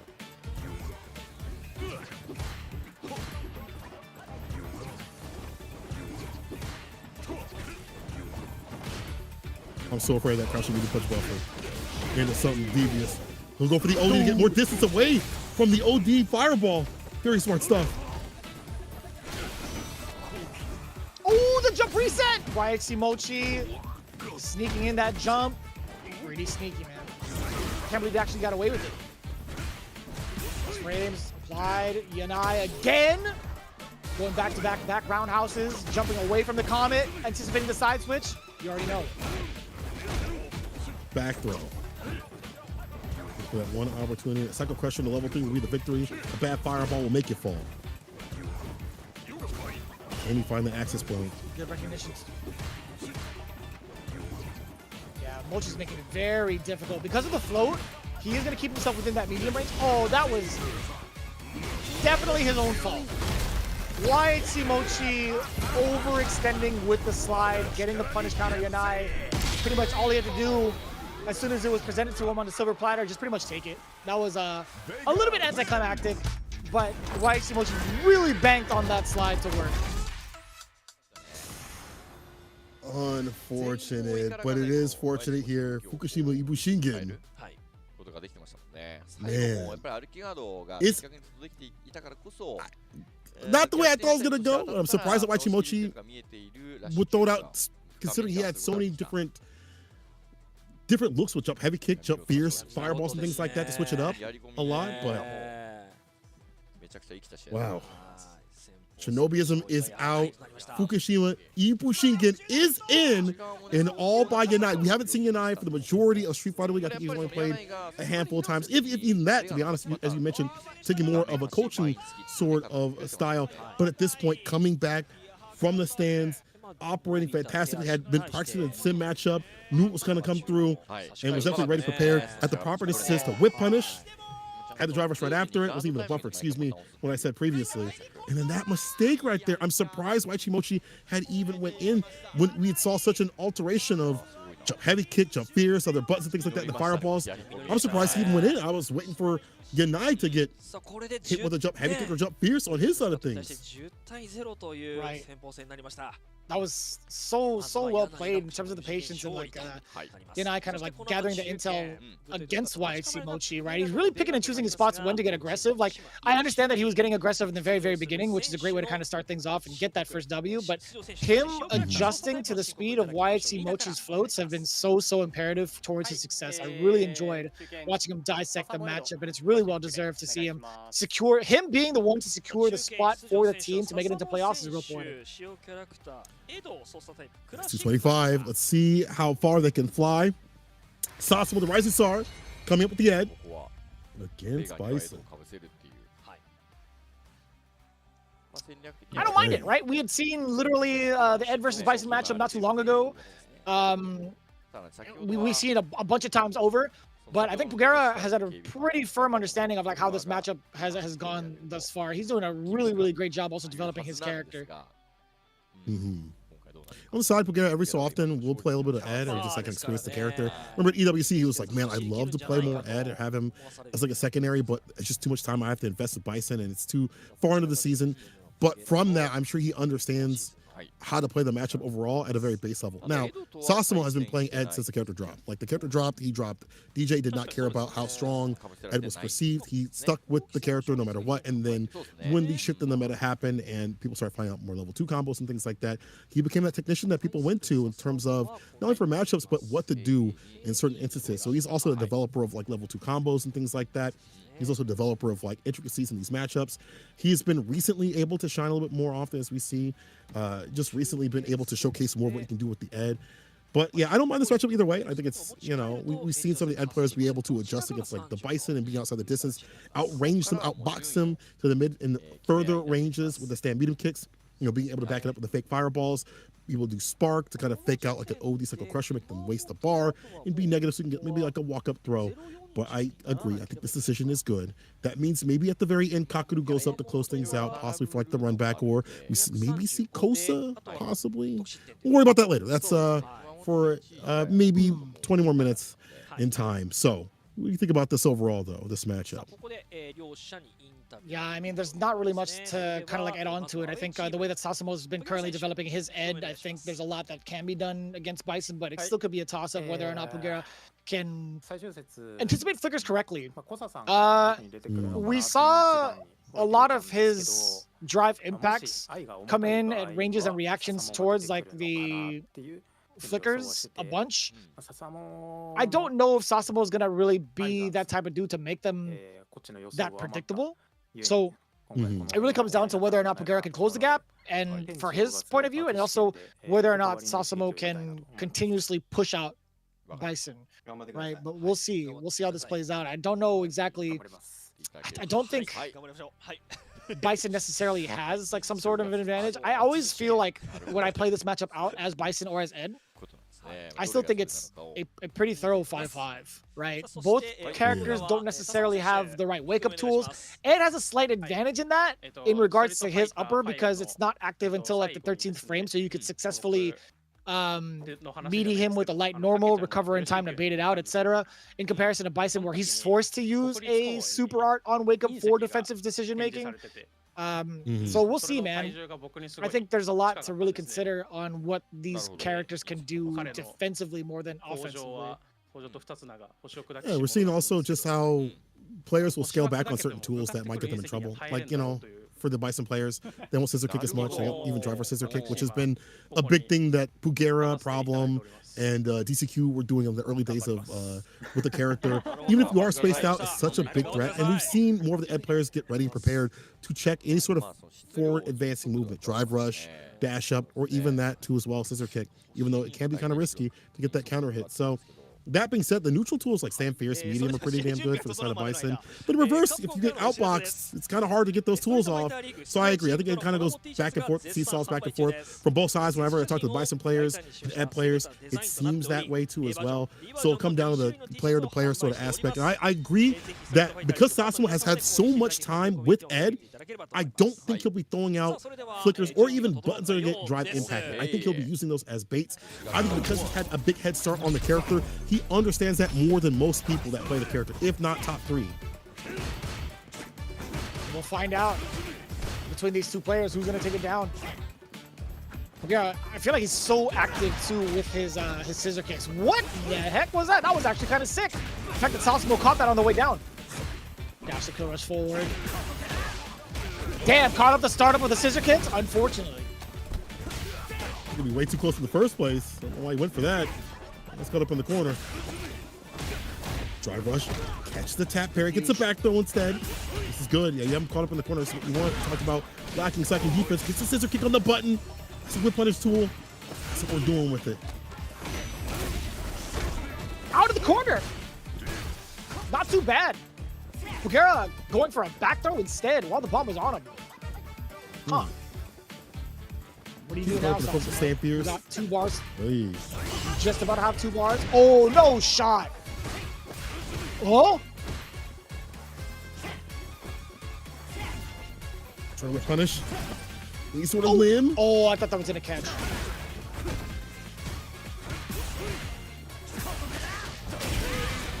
That was slick. That was so sneaky. Light canceled into the drive rush anyway.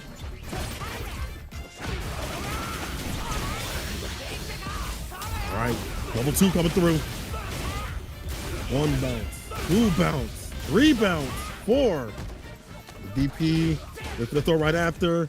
Positional advantage in the help that's been taken away too as well. Reversal jabs trying to find that entry point. Does get the back throw.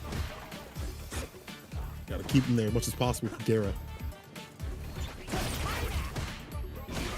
Hold those plus frames. What a walk back into the crouching heavy punch, medium punch, excuse me. Sit him down. Back throw. Yep, tried to bait it out. The snipe against the low medium, dude. Sasamo, he has been controlling the pace so damn well. Dear God. Pugera, although down one game, we've seen the pedigree of player that he is about. We've seen him adjust to much worse. Sasamo, however, only starting to put down layer number 1 with Ed, and I'm loving this so far. Sasamo's really got to turn it up too to keep Pugera on his toes, which he has been doing thus far. It's going to be so sick to watch the development. I like the way that he's playing. I mean, we watched how Momochi played this matchup. He was like more full screen more often. Sasamo plays a little bit closer, will backdash. He'll use that intention of like, hey, maybe I'm playing close, maybe I'm not. We'll walk back, avoid some of these throws. The crouch meter kick, as we saw, got whiff punched with a stand meter kick from the side of Ed, and read some of the reactions of a possible walk back from the side of Pugera. So a drive rush cancel into the light that caught Pugera trying to walk back in general. And some errors we'll have to see if Pugera is able to clean up. You know, maybe people think that you threw him outside the corner isn't that big of a deal. It is when you're playing Bison and you have access to that pressure scenario. We have stand fears. We can go for the OD stomp to keep the plus frames on. Where you can space out the scissor kick in a way where you don't really have to guess as much in terms of where they're standing because their back is against the wall. So you're losing a big opportunity in terms of putting the pressure on, allowing Sasamo to be able to reassess and go back to his proper area, which is being able to outbox. We see the kind of speed that Pugera kind of played at initially. I wonder if he will try to play at that same exact speed, at least with the scissor kicks closing the gap, despite him losing pretty much his turn, right? Because even if fully spaced out, he'll be negative regardless. So, oh. Perfect parry, too far out. Punish counter, indeed. Pugera tried to lay it on thick too. Getting the mix with the scissor kicks. Now we know what the intentions are behind some of those scissor kicks too. Head stomp in and out. Oh, caught the OD cycle crusher. Hooker is ready. Back walk again to make the scissor kick with punish. He saw that tool, found an opportunity to get outside that distance. Finds a medium, gets a knockdown, the throw right after. Sasamo going in for another grip, and we talked about it. You really have to hope for these like super opportunities on wake up. It might have to rely upon those if you're Bison. Let a drive gauge get that throw right after. 6 feet under.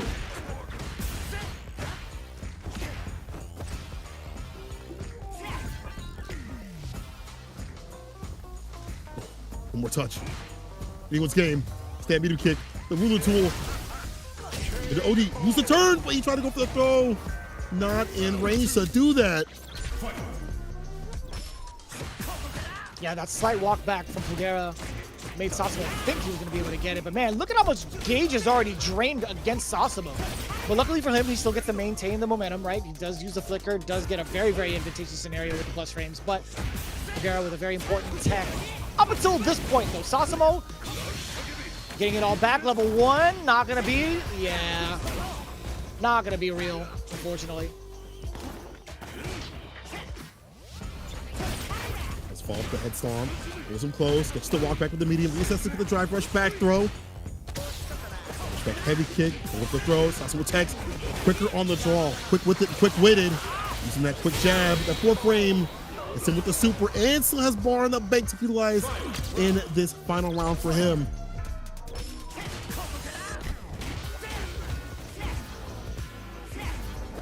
At level 2. Like the idea. You dash up throw right after next time. Tap that parry. Oh. Again. Punish counter. Oh, we could have got so much more. Unfortunately, it dropped. The timing wasn't enough. Yeah, he's going. Another drop mistake for Pugera. He wasn't going to go for the rest of the combo. That's going to be the render you. That was so awkward to see. I didn't think Pugera would go for a reset. He was trying to get so many throws against Sasamo, but he was just so active. That felt a little easy for Sasamo, to be quite honest, from the spectator's point of view. Pugera not able to clean up the rest of his combos, huh? Very strange. Pugera's not that type, right? You usually see him confirming very significant things, and we just see a lot of continuous rotation of defensive tactics that weren't really blown up. A lot of tap parry, a lot of just like dashbacks and things like that, and Pugera not completing when he had those moments, those opportunities.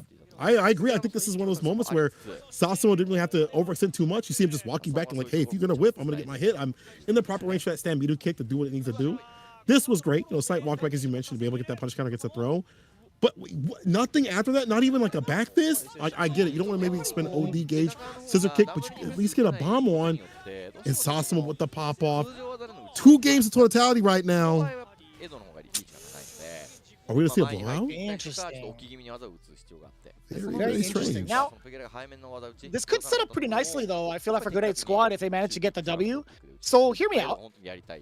Okay. If they get the 20 bomb here, that puts them still in the #1 spot at 245.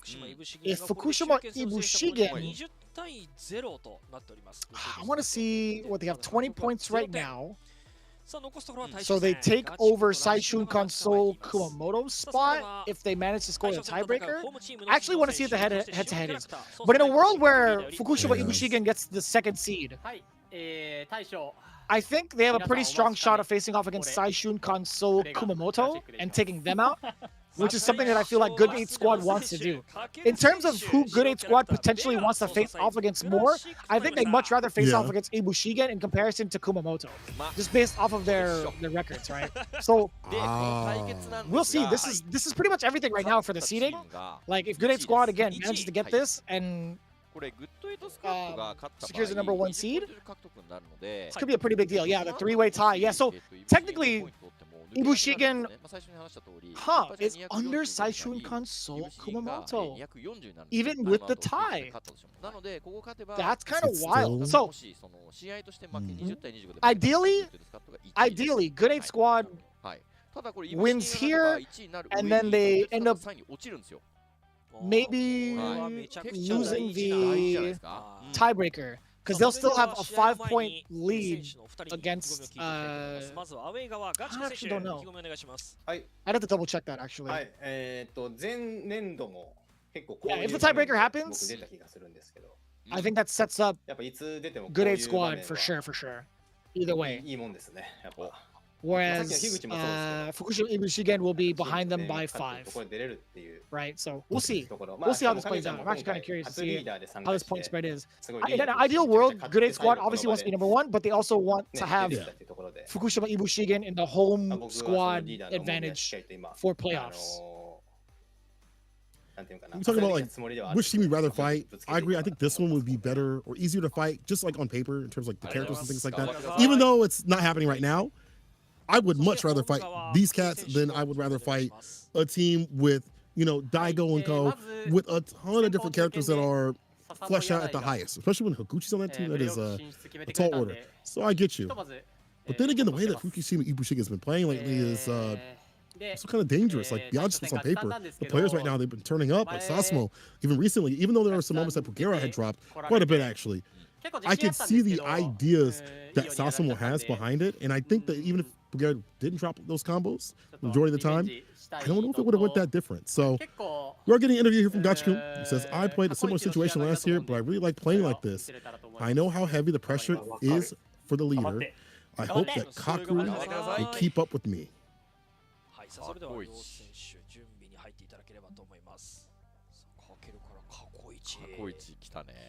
Really looking forward to it too, but looking at the current composition, right, like going forward with the playoffs, I mean, Fukushima Ibushigin also has a pretty intimidating lineup. You have Akuma / Bison / JP from Kakeru on the screen. You have Yanai with the Bison and also with the breakdown to coach the rest of the team. You have Sasumo's Ed staying extremely sharp. Then you have Kosa, who's been also developing that Ken like crazy. So no matter how you spin it, like personally, I wouldn't want, if I were in the #1 seed, I wouldn't want to face off against Saishunkan Seoul Kumamoto without a doubt. But Fukushima could really step it up to the playoffs too, so who knows. But this is it right here. The rematch, the run back. The last time we saw this, we got to see a lot of development on both sides for the matchup and how to jump into the proper angles and how to really fight against Bison, even with level 2, wouldn't help you. Cross cut, crouching medium punch, actually catches and almost got the whip punch. He thought he had it. Auto completed. Unfortunately, holding quite a bit of damage here and the back fist bomb.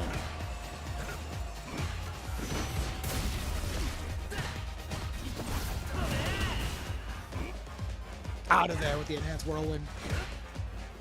I love Gachikun's understanding of the situations and when to utilize the tools that Gachikun has. Again, his defense has been remarkable every single season.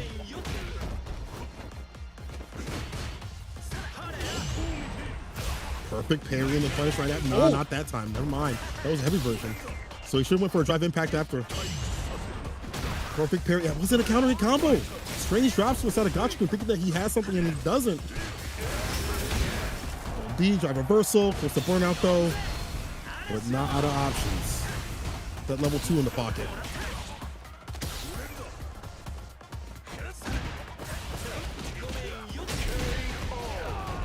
Damn!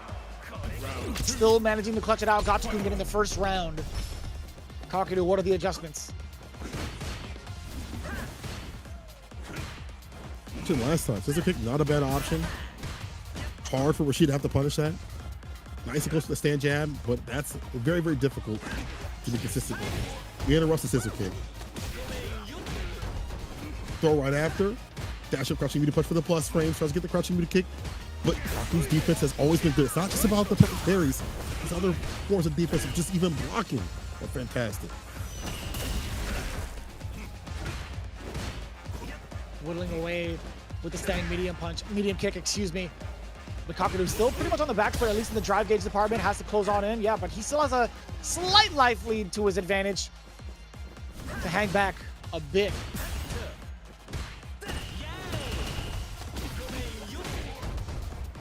Throw. It's up level 2. What harder against Bison. You have to do it on knockdown. You have to worry about the second pressure. But at this distance, it might be a little bit harder for him to let that rip. He's in. Oh, and he jumped! What a bait! That was sick. Oh, he missed the link! No, one of the more difficult links to get. Now you're in the corner, and you baited out at the last second. Kakeru was so unwilling to press throw those last couple of instances where Rashid was standing right in front of him. His defense has been so well put together and so much fortitude, I should say. Damn, words are hard. But he made Kakeru shake at the very last second. I couldn't believe it. Bringing a defensive monster again takes quite a bit of work. And Gachikun ready with a crouch fierce in a bomb. That one's gonna land. Does land him his win condition. Pushing him to the corner. The dash will throw at the proper time. Caught him tapping parry. Close parry against this one. Scissor kick, well space. Interrupts the drive rush with the light. Gets a counter combo. Overhead bomb. Oh, what a timing off the medium. You're dead. Jesus. The destruction afterwards. Great recovery thus far. Medium kick, trading off against the fireball. Other side of Kakeru. Yeah, gotta keep it honest. I like that.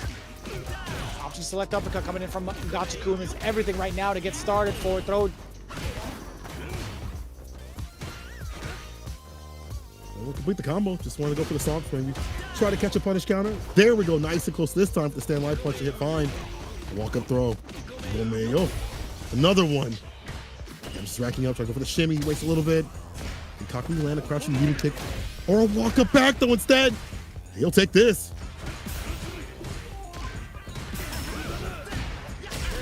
What a bait! Oh my god! What a read as well! That was so slick. So Gachikun was banking on Kakeru, utilizing an option select to go for drive reversal because again, Bison is not one of the characters that has like an invincible DP to stop the drive rushes, right? The drive rush block streams or whatever. So that was actually really, really well thought out. Gachikun having all of the options, also on escape. That was so sick. That was godlike. Again, every time we watch these cats, we learn something new about the matchup every single time. Drive rush back throw. Level 2 right now. Probably get aggressive off the rip. Oh, give to crouch fierce. Actually got him lacking. I do like that he went for that crouch fierce too, well, just in case it was like a dash up or had he went for the OD, would have enforced a trade. Medium punch, plus frame scenario, dash up, check the charge with the jabs. Gets the counter at this time. Into level 3. Let's get the bar back. Scaled. We'll do this. Stay in the game.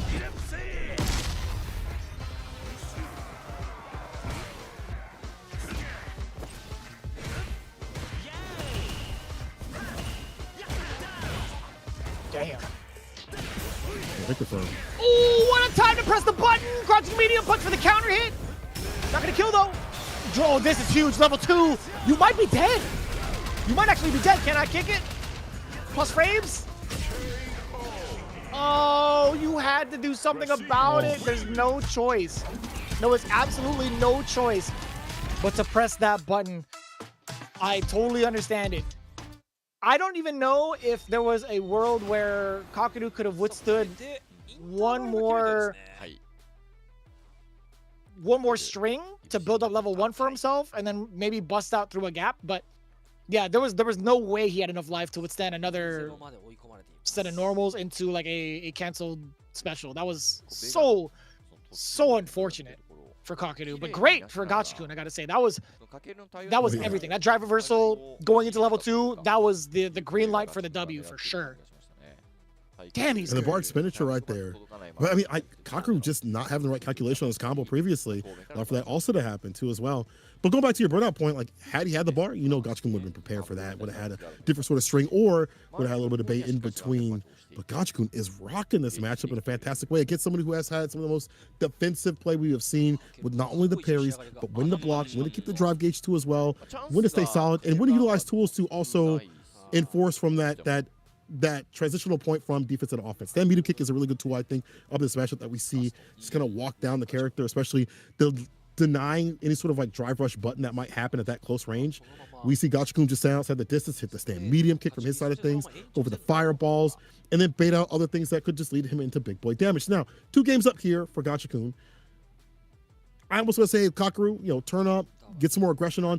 But then again, I don't even know if you could do that against the likes of Gachikun in the way that he is absolutely on fire. Like, he's backed up, found with punish, stand fierce. He's gotten the proper knockdowns. I don't even know how you actually get aggressive against someone like Gachikun, at least the way he's playing currently. That is pretty much like the main concern that I was having as well. I can't imagine Gachikun really letting up. Like, how do you even keep him contained into the corner? He's had so many big options, or so many consistent options to get out and also reassess. It's been very, very difficult. Again, we hail Gachikun as having some of the best defense in the game, and you're seeing the examples as to why, right? His understanding of what needs to be done to get himself out of the corner to counter poke effectively, it's been so difficult. And understanding defense like that means you understand somebody else's defense also and how to blow it up. Like, that's like the other echelon of that. It's like, I understand defense so intuitively that I understand what you can go for and how to blow it up. Final game to try to get us to a tiebreaker, a final first to death for this division possible. We'll have to see if Kakeru switches it up. He does finally jump in against the OD, saw him rear it up. Had to jump in the elbow drop from the skies. Meaty back heavy kick, no vegan option. Overhead bomb with the sweep with the fall right after. No, the frame kill. Instead, he switches it up a little bit.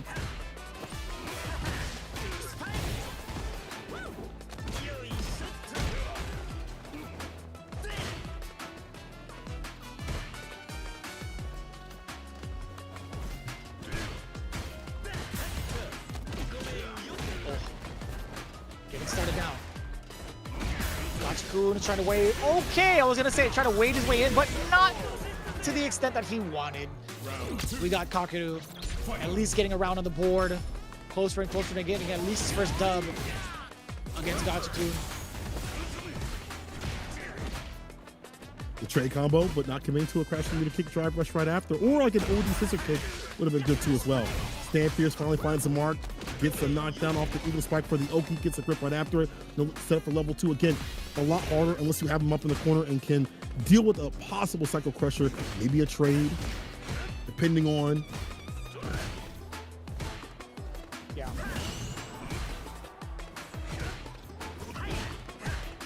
No anti-air, very difficult. Kakeru wasn't going to commit to the crouching heavy punch. Perfect parry, yes sir. Fierce eagle spike, bring him to the corner, dash up, forward throw. Do you set up now? Not quite. Ooh, that's huge. He whiffed a throw. Overhead connection, actually held it dead. Cycle crusher into the ultimate cycle crusher to seal the thing.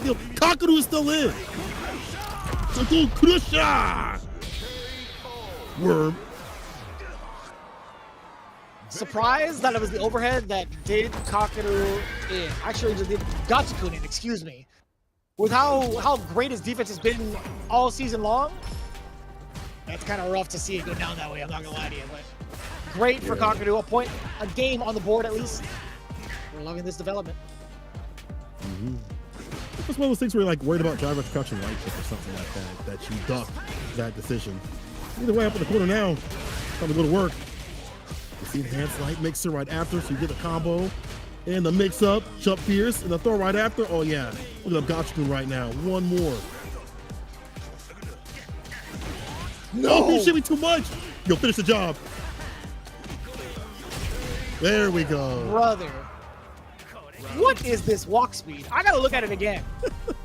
This man is just going in and out of the ranges where people think they can throw. Come on, man. I really gotta take a look at his back walk speed. This is insane. His back walk speed is .832. Let's see footwork. Here's enhancement. A reversal hover still caught up in the corner. It's a light mixer. Caught him doing something. It's a counter hit. One more mix up after this. That level 1 won't spin it now, I don't think. Empty throw. Kumamoto. Perfect parry. If you're the prince, I'm the king, and I reign supreme. Didn't even need a level 1 to finish the job. Gatsukun saves it for his team and gives us our final first to death of this division. Dude, he is looking so damn comfortable with a little smirk on his face too. This guy, come on, man. Gachukun's just like, oh, that's it? We got it? Do I play again? Do I go in? So this is where it is super important, right? Like, so as we go in through the replays and whatnot, you guys can kind of like, you know, soak it all in. Good 8 squad now at 245. Right? Fukushima IBUSHIGIN at 235.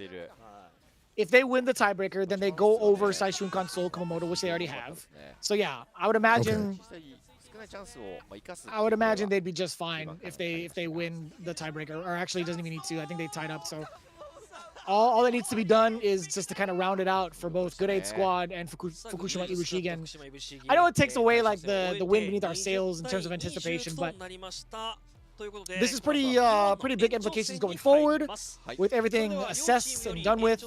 I don't really know what the chat is saying because I haven't really had it up because there's been a lot of like misinformation every so often with the point spread. I'm looking at it from my own sheets because I was already getting confused to hell. So as it stands right now, again, Good 8 Squad make it all the way through with first place. And I like this. Kawano coming up to bat for the tiebreaker. On the stands a little bit.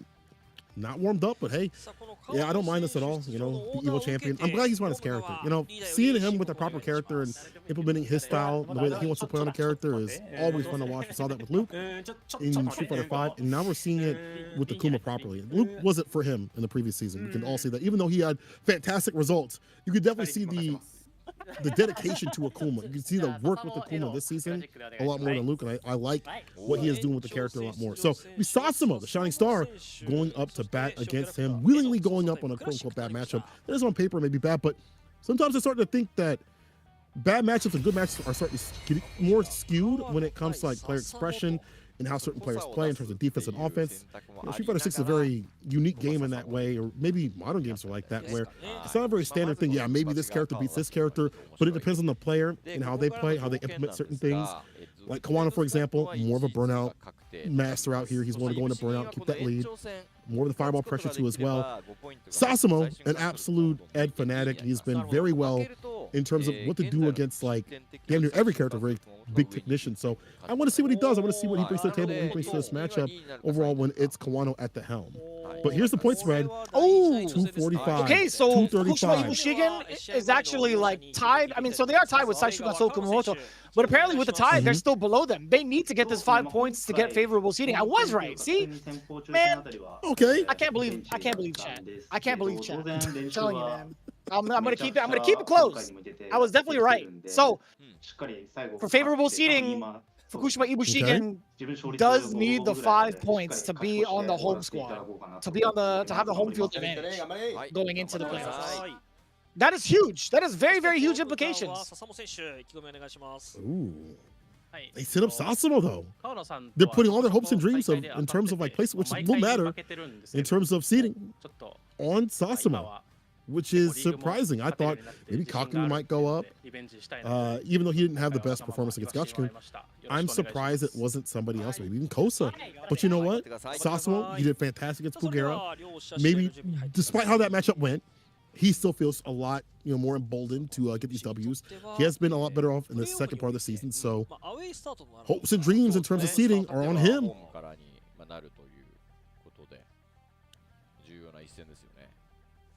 I'm so excited to see it, man. I'm so excited to see how this is going to play out for these two teams. More importantly, I mean, for Fukushima IBUSHIGIN, right? We talked about like how important it is to have like a home field advantage. This is going to be everything also for someone like Sasamo. I think this will be his like overall breakout performance in Street Fighter 6, in my opinion, if he manages to clutch this out. There you go, final match of the division. Kawano, Sasamo. For the seeding now, at least for IBUSHIGIN, this matters quite a bit. First of one, first of death. Throw, starting out strong to Sasamo. Falls to the fireball, did not time out the dive pick the proper way. Gets a drive rush with the fireball follow-up. Yo, Sasamo is sick with it and quick with it.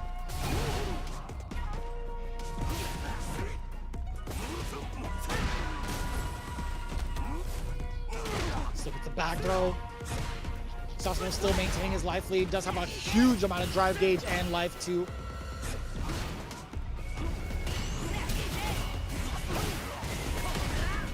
Damn. Oh, and he's hella dead. That's 2K damage?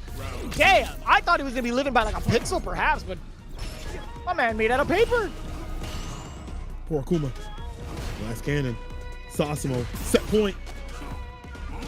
Holds the throw. I like that. Akuma can blow you up with that 6-frame crouching medium punch. Get exposed. What a delay. Gets the drive rush right after. Cycle blitz.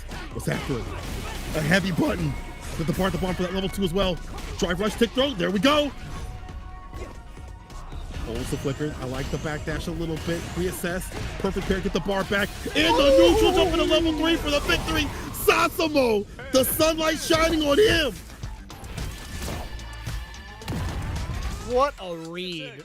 What a read against the drive rush. My man took to the skies while Kawano was focused on the Yakiniku again. Misplayed ever so slightly, but in big benefit to Sasamo.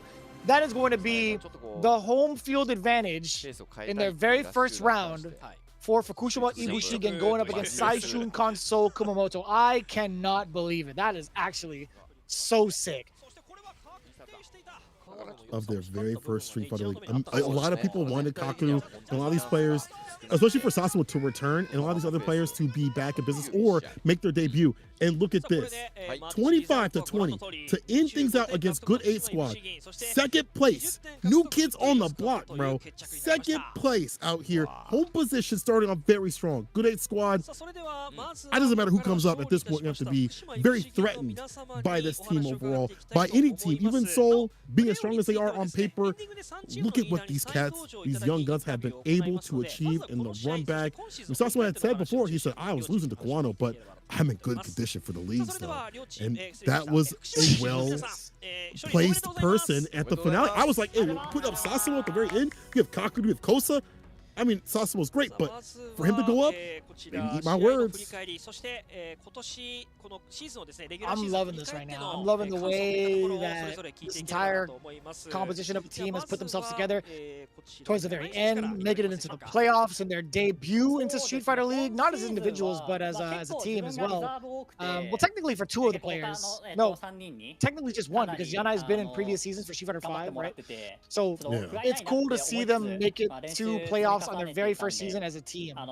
I'm really, really ecstatic and excited to see how they play it out even further on with the first round of playoffs coming around against the powerhouse that is Saishunkan So Kumamoto. So, I think Yanai, I'd imagine what he could be saying in the translations. We have like the first part of it. But the fact remains, like, he's been on the reserve, he's been on the bench for a good majority of the team. But for I want to say, like, not necessarily like the best reasons. Like, I would love to see him play further on, but him taking also like the coaching role for the teammates, as I've seen on Twitter, was still so important, man, in the development of how things have turned out in the league. So I love seeing that coming from him. But coming into it right now, again, a little bit of the translation. And I had mentioned it, I was the reserve for the most part. I was able to win on the last episode, and I'm really thankful for my team.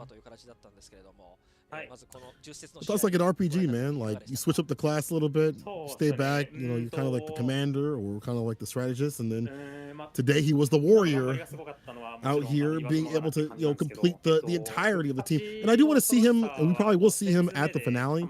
But sometimes you have to have that role and then switch off. But the fact that he's able to switch off and then still be solid is so sick. That is such a good sign for Yanai as a player.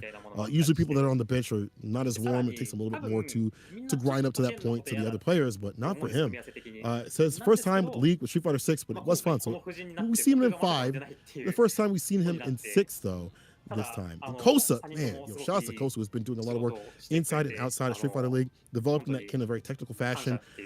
He said this team was just great, but Good 8 Squad was strong. I knew that from episode 5. Last season, we saw Kosa at the very end. He was under a different name. He was with Team Seoul previously, and he wasn't really at where he wanted to be. But seeing this season, he's a way different cat. Beyond just a name change, he is a way different cat in terms of confidence, how he is able to play with the Ken, how he is able to develop a matchup that I thought was going to be horrible for Ken. He has been able to showcase what is possible, and I think also embolden other players. When I talk to other players, they're like, yeah, that Kosa guy is the blueprint that I use to fight Ed as Ken. So him giving that sort of energy throughout the entire sphere of the Ken players, the entire ministry of the Ken defense, whatever it may be, he is out there helping out those cats and showcasing what can be done in those matchups. He says the team was just great. We already talked about that, but this time he was a reserve. Hey, it was a good season. It's great that they didn't need to rely upon him too as well. Instead of just saying, hey, Sasso isn't pulling his weight, he isn't doing a lot of work, we're just gonna set up Kosa. It's good to have him on the reserve. That's a really good sign. Since he's such a strong component of the team, it's good to see him on the reserve and them still getting that victory. I agree with that. His overall journey too had me a little bit nervous in regard to how he would perform.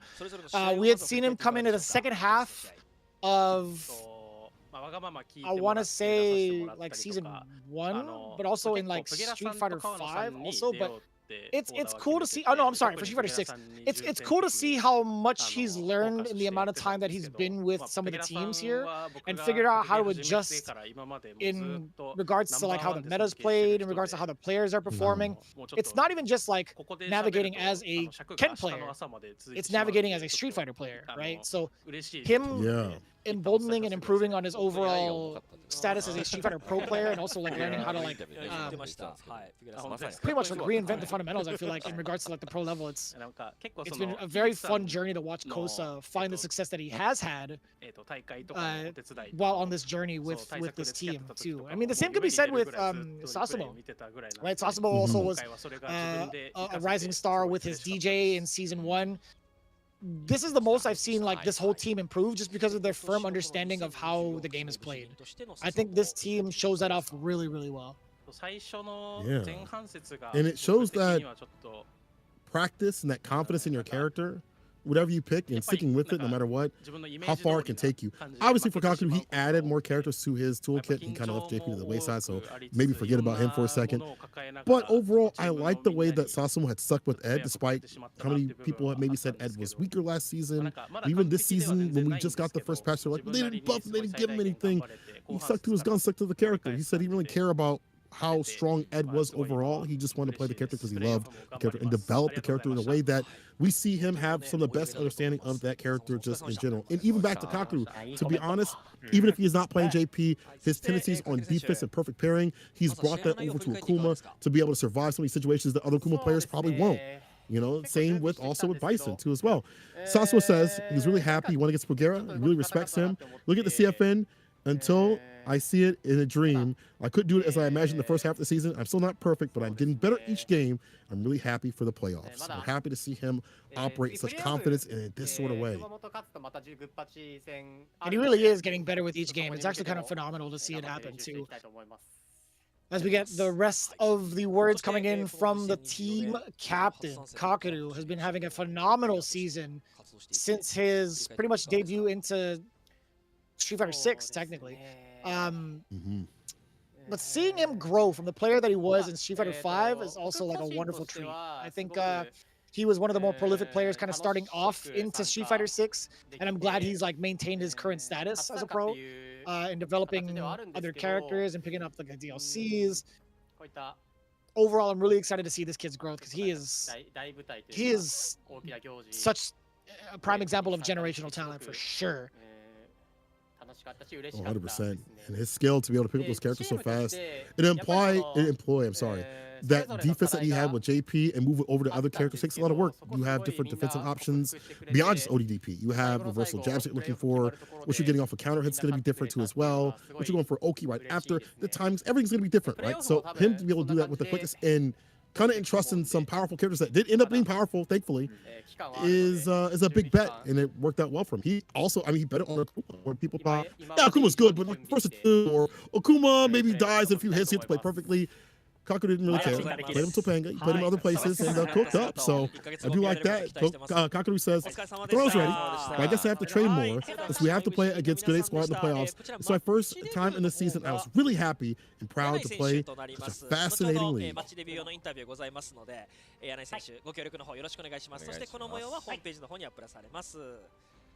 I'm really excited to see whether or not they can make it all the way through.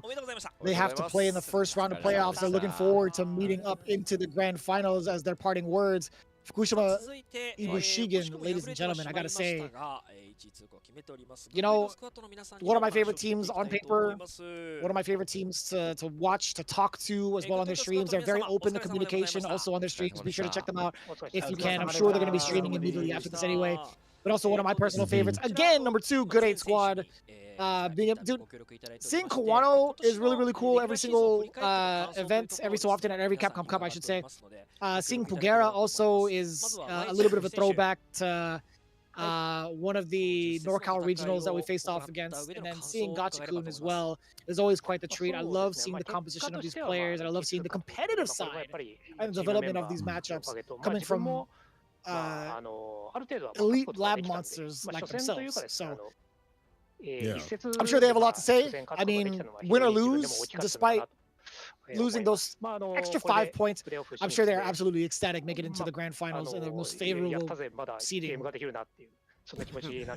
Yeah, I think this is still good for them. You know, they like to stick the W, and this is more data for them to work upon later on. But as you mentioned, they're happy to be up at the playoffs. They're happy considering how in contention. We talked about that at the beginning of the show. We mentioned it so many times. At the very beginning, this could have been anybody's ball game. Good 8 Squad could have been knocked out of the playoffs. But after not having the best season previously, to see them at the playoffs now, I can't lie, it feels right. It feels right. Waichimochi with his first interview, the result was great. We were able to win as a team and win personally, so that was great. The team is just really strong. I think the composition, again, is really strong. You have a sim that's really good. When you're on the home side, you can kind of counterpick some of these matchups that people don't expect, especially Ed, which is a very, very big one, especially out in the league. You have Pugera on the Bison, who has a very good look with that character. You know, his when his combos are going, he's great. His footsies are really fantastic too as well. You have the lab rat that is Gachikun, that is always developing new things in every single matchup and implementing new dastardly things at that level too. And even beyond that, the corner pressure has always been different. Every time I see him put somebody up in the corner, like this mix is always something potent. And then of course Kawano on the Akuma. I just love the way he plays that Akuma. Like I like the way that he is willing to go into burnout and kind of play similar to how Noah does, where he walls you up with crouching medium punch, stay fierce. Maybe not all the way, but he's willing to burn out if need be to get bar back with the quickness and harass you up in the corner. And he feels like that can happen. And whoa, where did he go? He said it's time to go play Romancing Saga 2? Is that what's going on? 試合数はともかくとして勝率だけは100 I mean, でいける I 予 guess so. 定だったんですけど、今回負けたことによってそこまで砕けてしまって、今こうして点 My 滅 man して、あ just と my man just vanished. He's like, you know what, I'm did my job here. メットールみたいな感じで、メットール君みたいな感じで、もう点滅して消えるだけかなみたいな感じに今なってるので、 Get the proof from Dragon Quest. 喋れるうちに Okay. 喋っておこうかなと思います。本当に皆さん、本節の間、応援していただいてありがとうございました。おかげさまで1位通過、なんとかできました。プレイオフの方も。He's going in. 去年いけなかった分頑張りたいと思いますので、もう消えます。はい、ありがとうございました。お疲れ様で Talk your した。 truth. Talk your truth, Bugera. Talk your truth, brother. 消えてない。 Uh-huh. 安定してないですもんね。 He's turning into rap god. I don't know what he's saying, but he's definitely putting on a show. That is for sure. This guy レギュラー is シーズン just 振り返っての感想お願いします。 a jokester, man. そうですね、 Yeah. やっぱ前半はなんかかなり調子良かったんですけど、後半すごい失速した感じがあって、まあ、そんな中、やっぱりいろいろプレー変えたいなと思いつつ、大体まあ週1ぐらいの間で、リーグがあったんで、今回1ヶ月ぐらいプレーオフに向けて開くんで、一からもうちょっといろいろなんか変えれる期間だと思うんで、次のプレーオフは全然違うところを見せたいと思っておりますね。ボタン設定とかから本当に一から見直していこうかなと思っております。1ヶ月の時間与えたら買うの怖いですよ。そうですね。まあキャラ体とかも So we did get a little bit of 結構6は Pugera. 特殊的なキャラ体しか As his camera was disappearing on him, and he actually kind of mentioned that. 長期的なキャラ体とかも見つつ頑張っていこ It's うかな first time thinking of the order, thinking of the best roster, so his playtime decreased. はい、ありがとうございます。 His win rate would have been 100% if he won today. That's crazy. And then Wow. during his 感想お願いします。 during his blinks, actually getting in and out of the interview, because I'm sad that my camera will not let me talk. I am really thankful for my で、まあ fans. 1年、まあ今回はもちさんが入ってくれて、で、川野、僕、ゆうくんと、まあキャラもね、 Kumamoto, getting his interview in too as well. I was in good shape the first half, but couldn't do well in the second half of the season. We have a month to get ready, so I want to train more to get our grand final ticket from the playoffs. It's strange because I feel like he does well outside of the league, but I think when people are able to hyper focus on him, it's a little bit harder for him to, do things that he wants to do or be as comfortable, at least maybe from his side of things. So I'm not 100% sure why he feels or why it's so hard for him to get in the groove of things in league. But sometimes it just happens, and we'll see if he can kind of just fit himself and get ready, prepare for the league. I mean, he has capability. We've seen it before. We've seen him operate with that Akuma. So you have that same sort of energy out here. And of course, we're going to get over to Gachi-kun's interview real quick too as well. But these guys are great. They're jokesters, but they are so great to talk to. They're so full of knowledge. They're so willing to give that knowledge to as well. Even before league, I'd ask Gachi-kun a million questions at the EWC Dallas event, just being like, hey man, I got about like 5 to 6 matchups. Let's go down this list. And he would be like, okay, this is what's this. This is what's this. So I really appreciate how they are willing to give that information out to the community and be so open. Gachi-kun said, we're knocked out last season. Mochi came and we trained, and so that we're the strongest in this division. Really happy we can go to the playoffs. Nothing more you can really say after that. I mean, they had a very heartfelt journey, season after season after season. It gets rather emotional when they kind of step up there too in the grand final stage and manage to take it down. But again, this is one of the teams that a lot of players have been looking forward to. A lot of the fans have been looking forward to seeing them repeat onto the big stage. But this is the finale of it, man. For Division S, we've fully completed the journey. 10-30. Saishunkan Seoul Kumamoto falls short to Detonation FocusMe, and you got to bet, man, that was a matchup to behold. If you missed it, highly check out the VODs. We highly encourage that. Shinobism Gaming, unfortunately not making it to the playoffs because of the big show out from NagoyaNTPOJA, getting the first big W's with Mochi's first big win and Otani's redemption arc as well. Then it came down to match 3, Good 8 squad clinching their first place seeding against FUKUSHIMA IBUSHIGIN, despite falling short. However, with FUKUSHIMA IBUSHIGIN, with the 5-point lead against Saishunkan Seoul Kumamoto, best believe they get the home field advantage going into playoffs, exactly like me and Kola were talking about, despite all the calculations, the false calculations that had happened in the chat. I love you guys, but man, you guys helped me out a lot. I was actually quite confused, but thank you guys either way. But these are our top 3s. Unfortunately for Shinobism Gaming, NTPOJA, and Detonation FocusMe, as much as they are talented, it's such a pleasure to see them. It's really unfortunate, but that's just the nature of the beast, right? only a few get to move on, and the rest have to sit it out. That's how it is competition. But this rounds out. What's been going down? You see the graph right there. Shinobism game just falling short the past couple of weeks. Unfortunate Detonation had been on the downtrend. Same with the NagoyaNTPOJA NTP. You see the other players rise to the occasion. Good Squad being the most consistent in terms of all the teams out here in this division. And of course, some of these players, some of these teams eking it out at the very end to stay solid, especially Saishunkan, Kumamoto, that third place spot. IBUSHIGIN on the rise too as well at the very end. So you see the progression of these players, these teams out here in this graph, but also in their play. You saw it today too as well. You saw it previously. You saw how up in the air it was just in general. Even between third and fourth, it was 15 points. 15 points difference. That's it. 15 points difference. This rounds out what we have. At least part of our playoffs are solidified. Good 8 squad. FUKUSHIMA, IBUSHIGIN, and Saishunkan, Kumamoto are going to be first, second, and third, home, and away. And then we'll have real soon here in the next episode, Division F, have that squared away too as well. Jesus, and that's going to be happening so soon. That's going to be happening this Friday for those on the West. This Friday, early morning, or I guess late at night, depending on how you see it. But the fact of the matter is, this is going to be so important to tune into because you guys have been tuning in for this long. Like, why miss the last episode, right? This is going to be for everything. We talked about how close-knit Division S was. Division F, don't even get it started. There's going to be so much more to look forward to. Taking a look at everything too going in. But I'm excited for it, man. The grand finals happening also in February, right before Capcom Cup, before everything. So excited. But you guys don't want to miss it.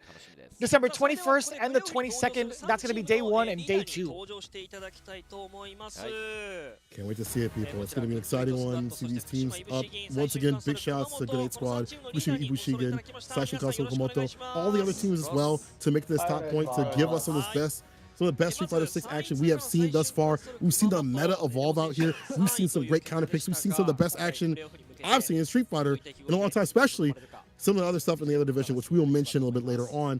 But only 3 teams can move on. I think we're getting the team captain interviews real quick, starting with Memo.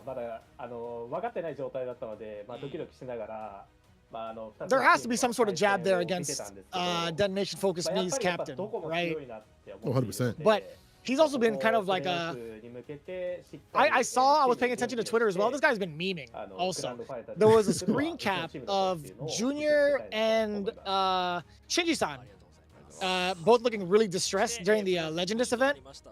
And Nemo, he had taken that screen grab and then posted it. He's like, what is happening here to the Zangief players? He's like, what is happening here?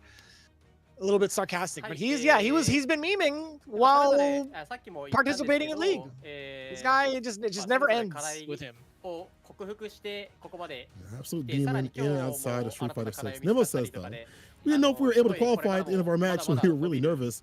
We'll do our best to get ready and win the playoffs. Again, that team is super sick, lined with not only some of the best players in the business, but also some of the best characters you can ask for, especially in a team-based format. And their strategy has been sick, whether it be on the away or home side. And they'll definitely have to get ready, though. All these teams out here in the top 3 spots have been absolutely sick, especially FUKUSHIMA IBUSHIGIN with Kakaru saying that we're getting better each match. We found some more ways to fix this game. Watch out for our next move.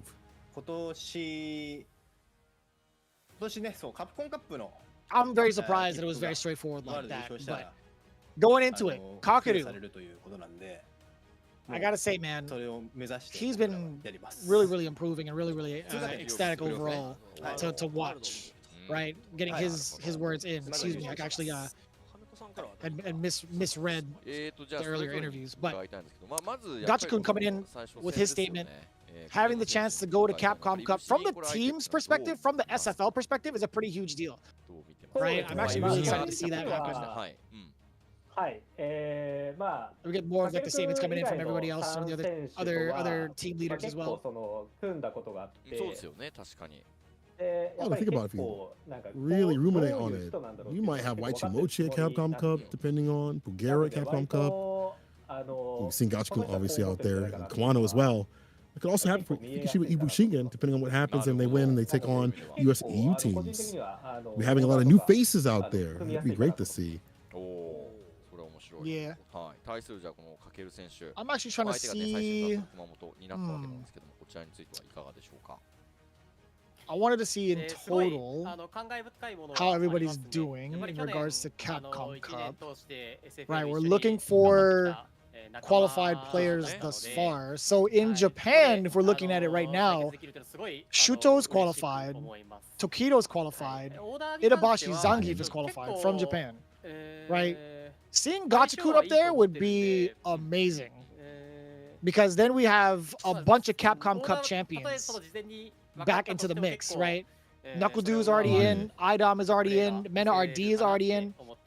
If Gachikun can make it outside of Street Fighter League, that would be right there, in my opinion, the Elite Four. That would be so sick to watch. That would be an amazing Capcom Cup. We'll see what happens. I mean, the competition has been exploding, but then again, Gachikun again, every time you see him, he always has something different, even if he wins the matchup. So. Nemo says, I think IBUSHIGIN is a simple team. Pretty easy to get the orders right. Bro, the shade? Okay. You'll throw shade at the young kids, but you ain't gonna throw shade at Itazan? He's not even in the tournament anymore, bro. Like, that would be the safest person to throw shade at. You ain't gonna see him for a while. You could, what do you mean? You could even cut the tension afterwards. Like with the awkward silence afterwards, you could like actually cut the tension. And this guy Gachikun is just like, man, I'm just here to watch you guys fight, brothers. Gachikun couldn't even like keep himself, like hold himself like together going into it. That was funny. That was funny as hell. Oh man. Good luck. Oh my god.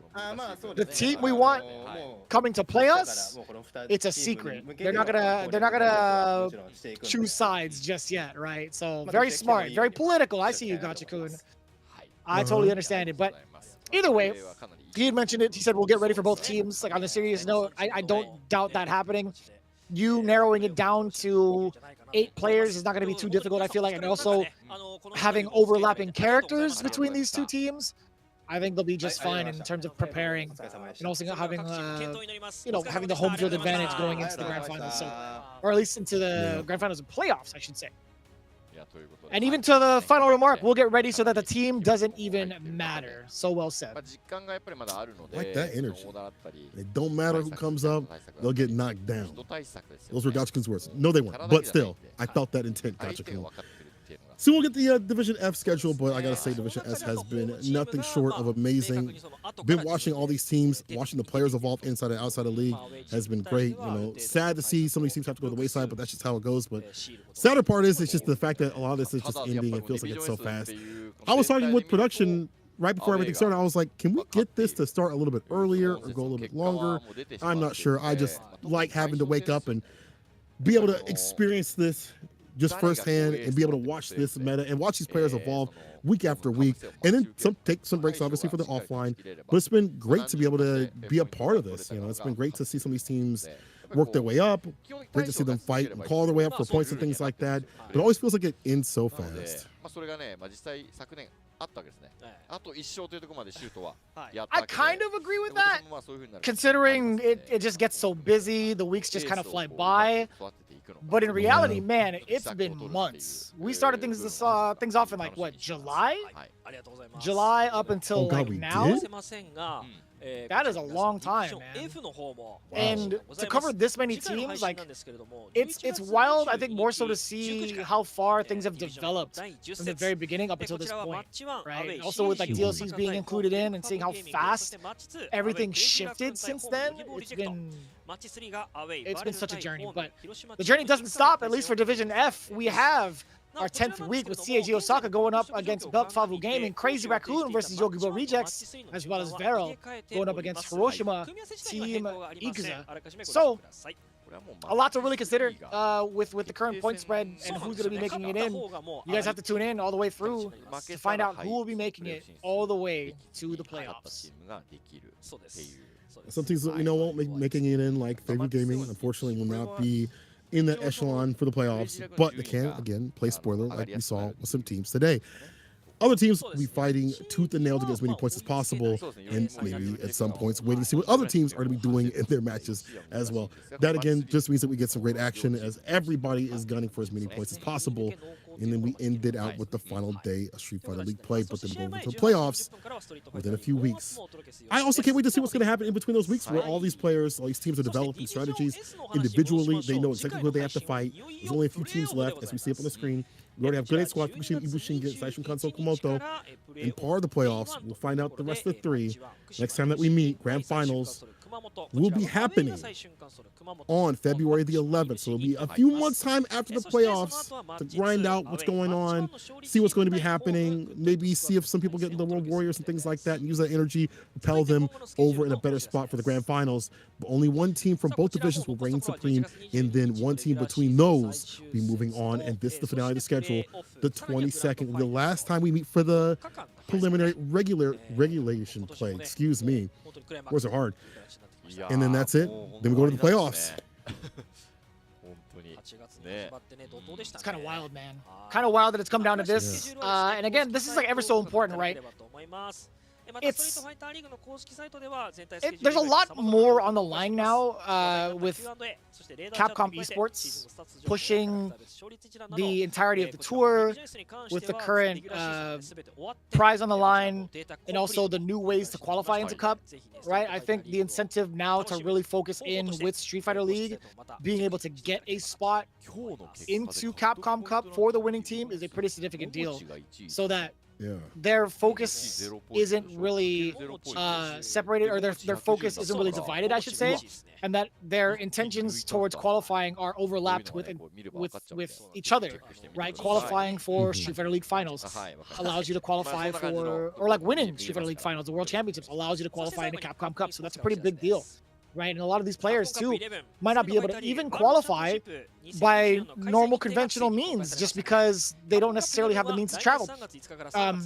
One of those specific players happens to be YXC Mochi, right? He is unfortunately not able to travel outside of Japan, not able to really get on a plane and compete like that. So him making it into a Capcom Cup, let's say if he did it this year via the singles, that would have been great, but like him making it through, if he manages to win with his team into Capcom Cup this year, would be like a dream come true, surely for him, but also for some of us being able to see him in that position, right? It'd be amazing, actually. I didn't even think about it like that. Yeah, YXC Mochi having opportunity now that Capcom Cup is in Japan, wouldn't have to take a 8 to 9 to 10 hour flight somewhere else. You have that qualification, definitely helps out. As you mentioned, talking to players previously, a lot of them would be so hyper focused on League that they would not maybe put singles to the wayside, but they'd be like, well, my intention, my focus is really on League, because I don't want to let my team down. I don't want to let the, we're so close to be able to finish this off. We just have to win a few matches here and there. That the LCQ was like, not whatever to them, but more of like a secondary thing to them. So I like that it's combined so that split focus isn't happening. And again, you'll see what's happening. February 11th is the finals. The playoffs will be the 21st, 22nd of December. So it'll be a few more weeks before we meet up after we finish up that last day of Street Fighter regulation play. But man, I cannot believe we're at this point where we are entering the EU, US, and Japan fighting tournament at this point, I guess, at the end of Capcom Cup. But keep loaded on the US stuff. It's still going on every Wednesday. So you see the schedule right there, having quite a few explosive, kind of spicy moments outside of the game. It's been good action, been good seeing rotation of commentary. Tasty Steve back in the building too as well. Always good to hear his voice and hear his words on Street Fighter 6, man. Love to see it, love to hear it. That's my brother in arms right there, literally as well, I gotta say, man. Like, the bond goes thicker than blood, that is for damn sure, but it does get kind of thick in terms of the tension for Street Fighter League US. We're really, really excited to see it, but I think, I'm not gonna lie, man, the live production of Street Fighter League EU has been insane. It's been absolutely insane. It is easily the most enjoyable Street Fighter League EU thus far, because they've had a couple of seasons already. This is easily the best one free. You're about to tune into episode 5 literally in a few hours, actually, from now, if you're tuning in from the stateside, right? So you guys don't want to miss it all the way live. You've been tuning in to Division S. We thank you guys for joining us on our journey, and we'll see you for the next one. Take care, everybody. お疲れ様でした。ありがとうございました。ありがとうございました。はい。この後は選手の音声入り本日のハイライトをご覧いただきます。お楽しみに。それではディビジョン F の第10節でお会いしましょう。皆様さよなら。さよなら。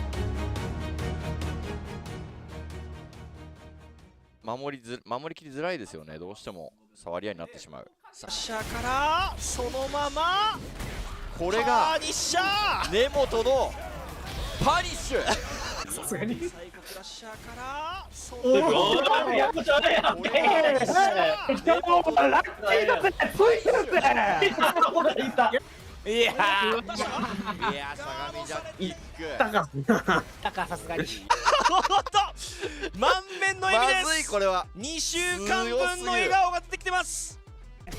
抜けた、投げは抜けた。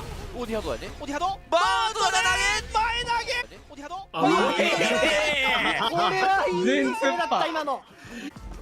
ガード確定シビアー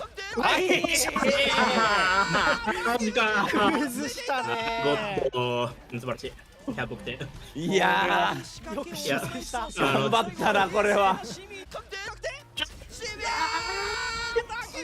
いやしょうがないなこれは。いやまあしゃあなしで。開幕、ここは山口モッチーという組み合わせになりましたね。プレイヤーたちも実際にプレイされていると。そこで着地を勝った。次にかける。しかしオーデン当てた。次にかける。しかしオーデン当てた。モッチーストリートプロなんですよね。逆にこう山口がやっぱり追い詰められているので少ないチャンス、あそこをものにしたいっていう気持ちが出てしまいましたがね。だから全体的にやっぱりこういやよかった。いやよかった。マジでよかった。難しいんですけど、ありがとう。飛び道具って一緒に入れながらページがあるんですよ。もう歩いてきた。大谷藤村に対して臆すことなく前に歩き続けた。名古屋めちゃくちゃいい。できればなあ俺たち上がってたって絶対強えのに。大谷はもうケインにとっては厳しい展開になりました。大将戦シノビズムゲーミングもナイス。なぜか有利。難しいことがなかった。さあ立川が延長戦を制したことにより、さあここで止めた。地上戦でうまく桃地を封殺。さあ立川が延長戦を制したことにより、いやごめん。まあもうすごい。まずはいぶし銀に10点を持ち帰った。そしてこの瞬間ナイスやったーやったーうわーおめでとう。素晴らしい嬉しい。素晴らしいです。素晴らしい。柳井さんよくやってくれた。素晴らしい。マジで素晴らしいです。すっごい。いやすごかった。もう泣け。泣け。フゲラに対して 2-0 カウント。やはり先ほどのポージョはナイス最高。おいしょー最高です。かけるしのげるか。ジャストカモンさんパーフェクトバリー。完璧だ。宗さん。に対してはジャストそして垂直笹もお見事。やったー。大勝利。ナイス。最高。ありがとう。いや勝って終わったのマジでいい。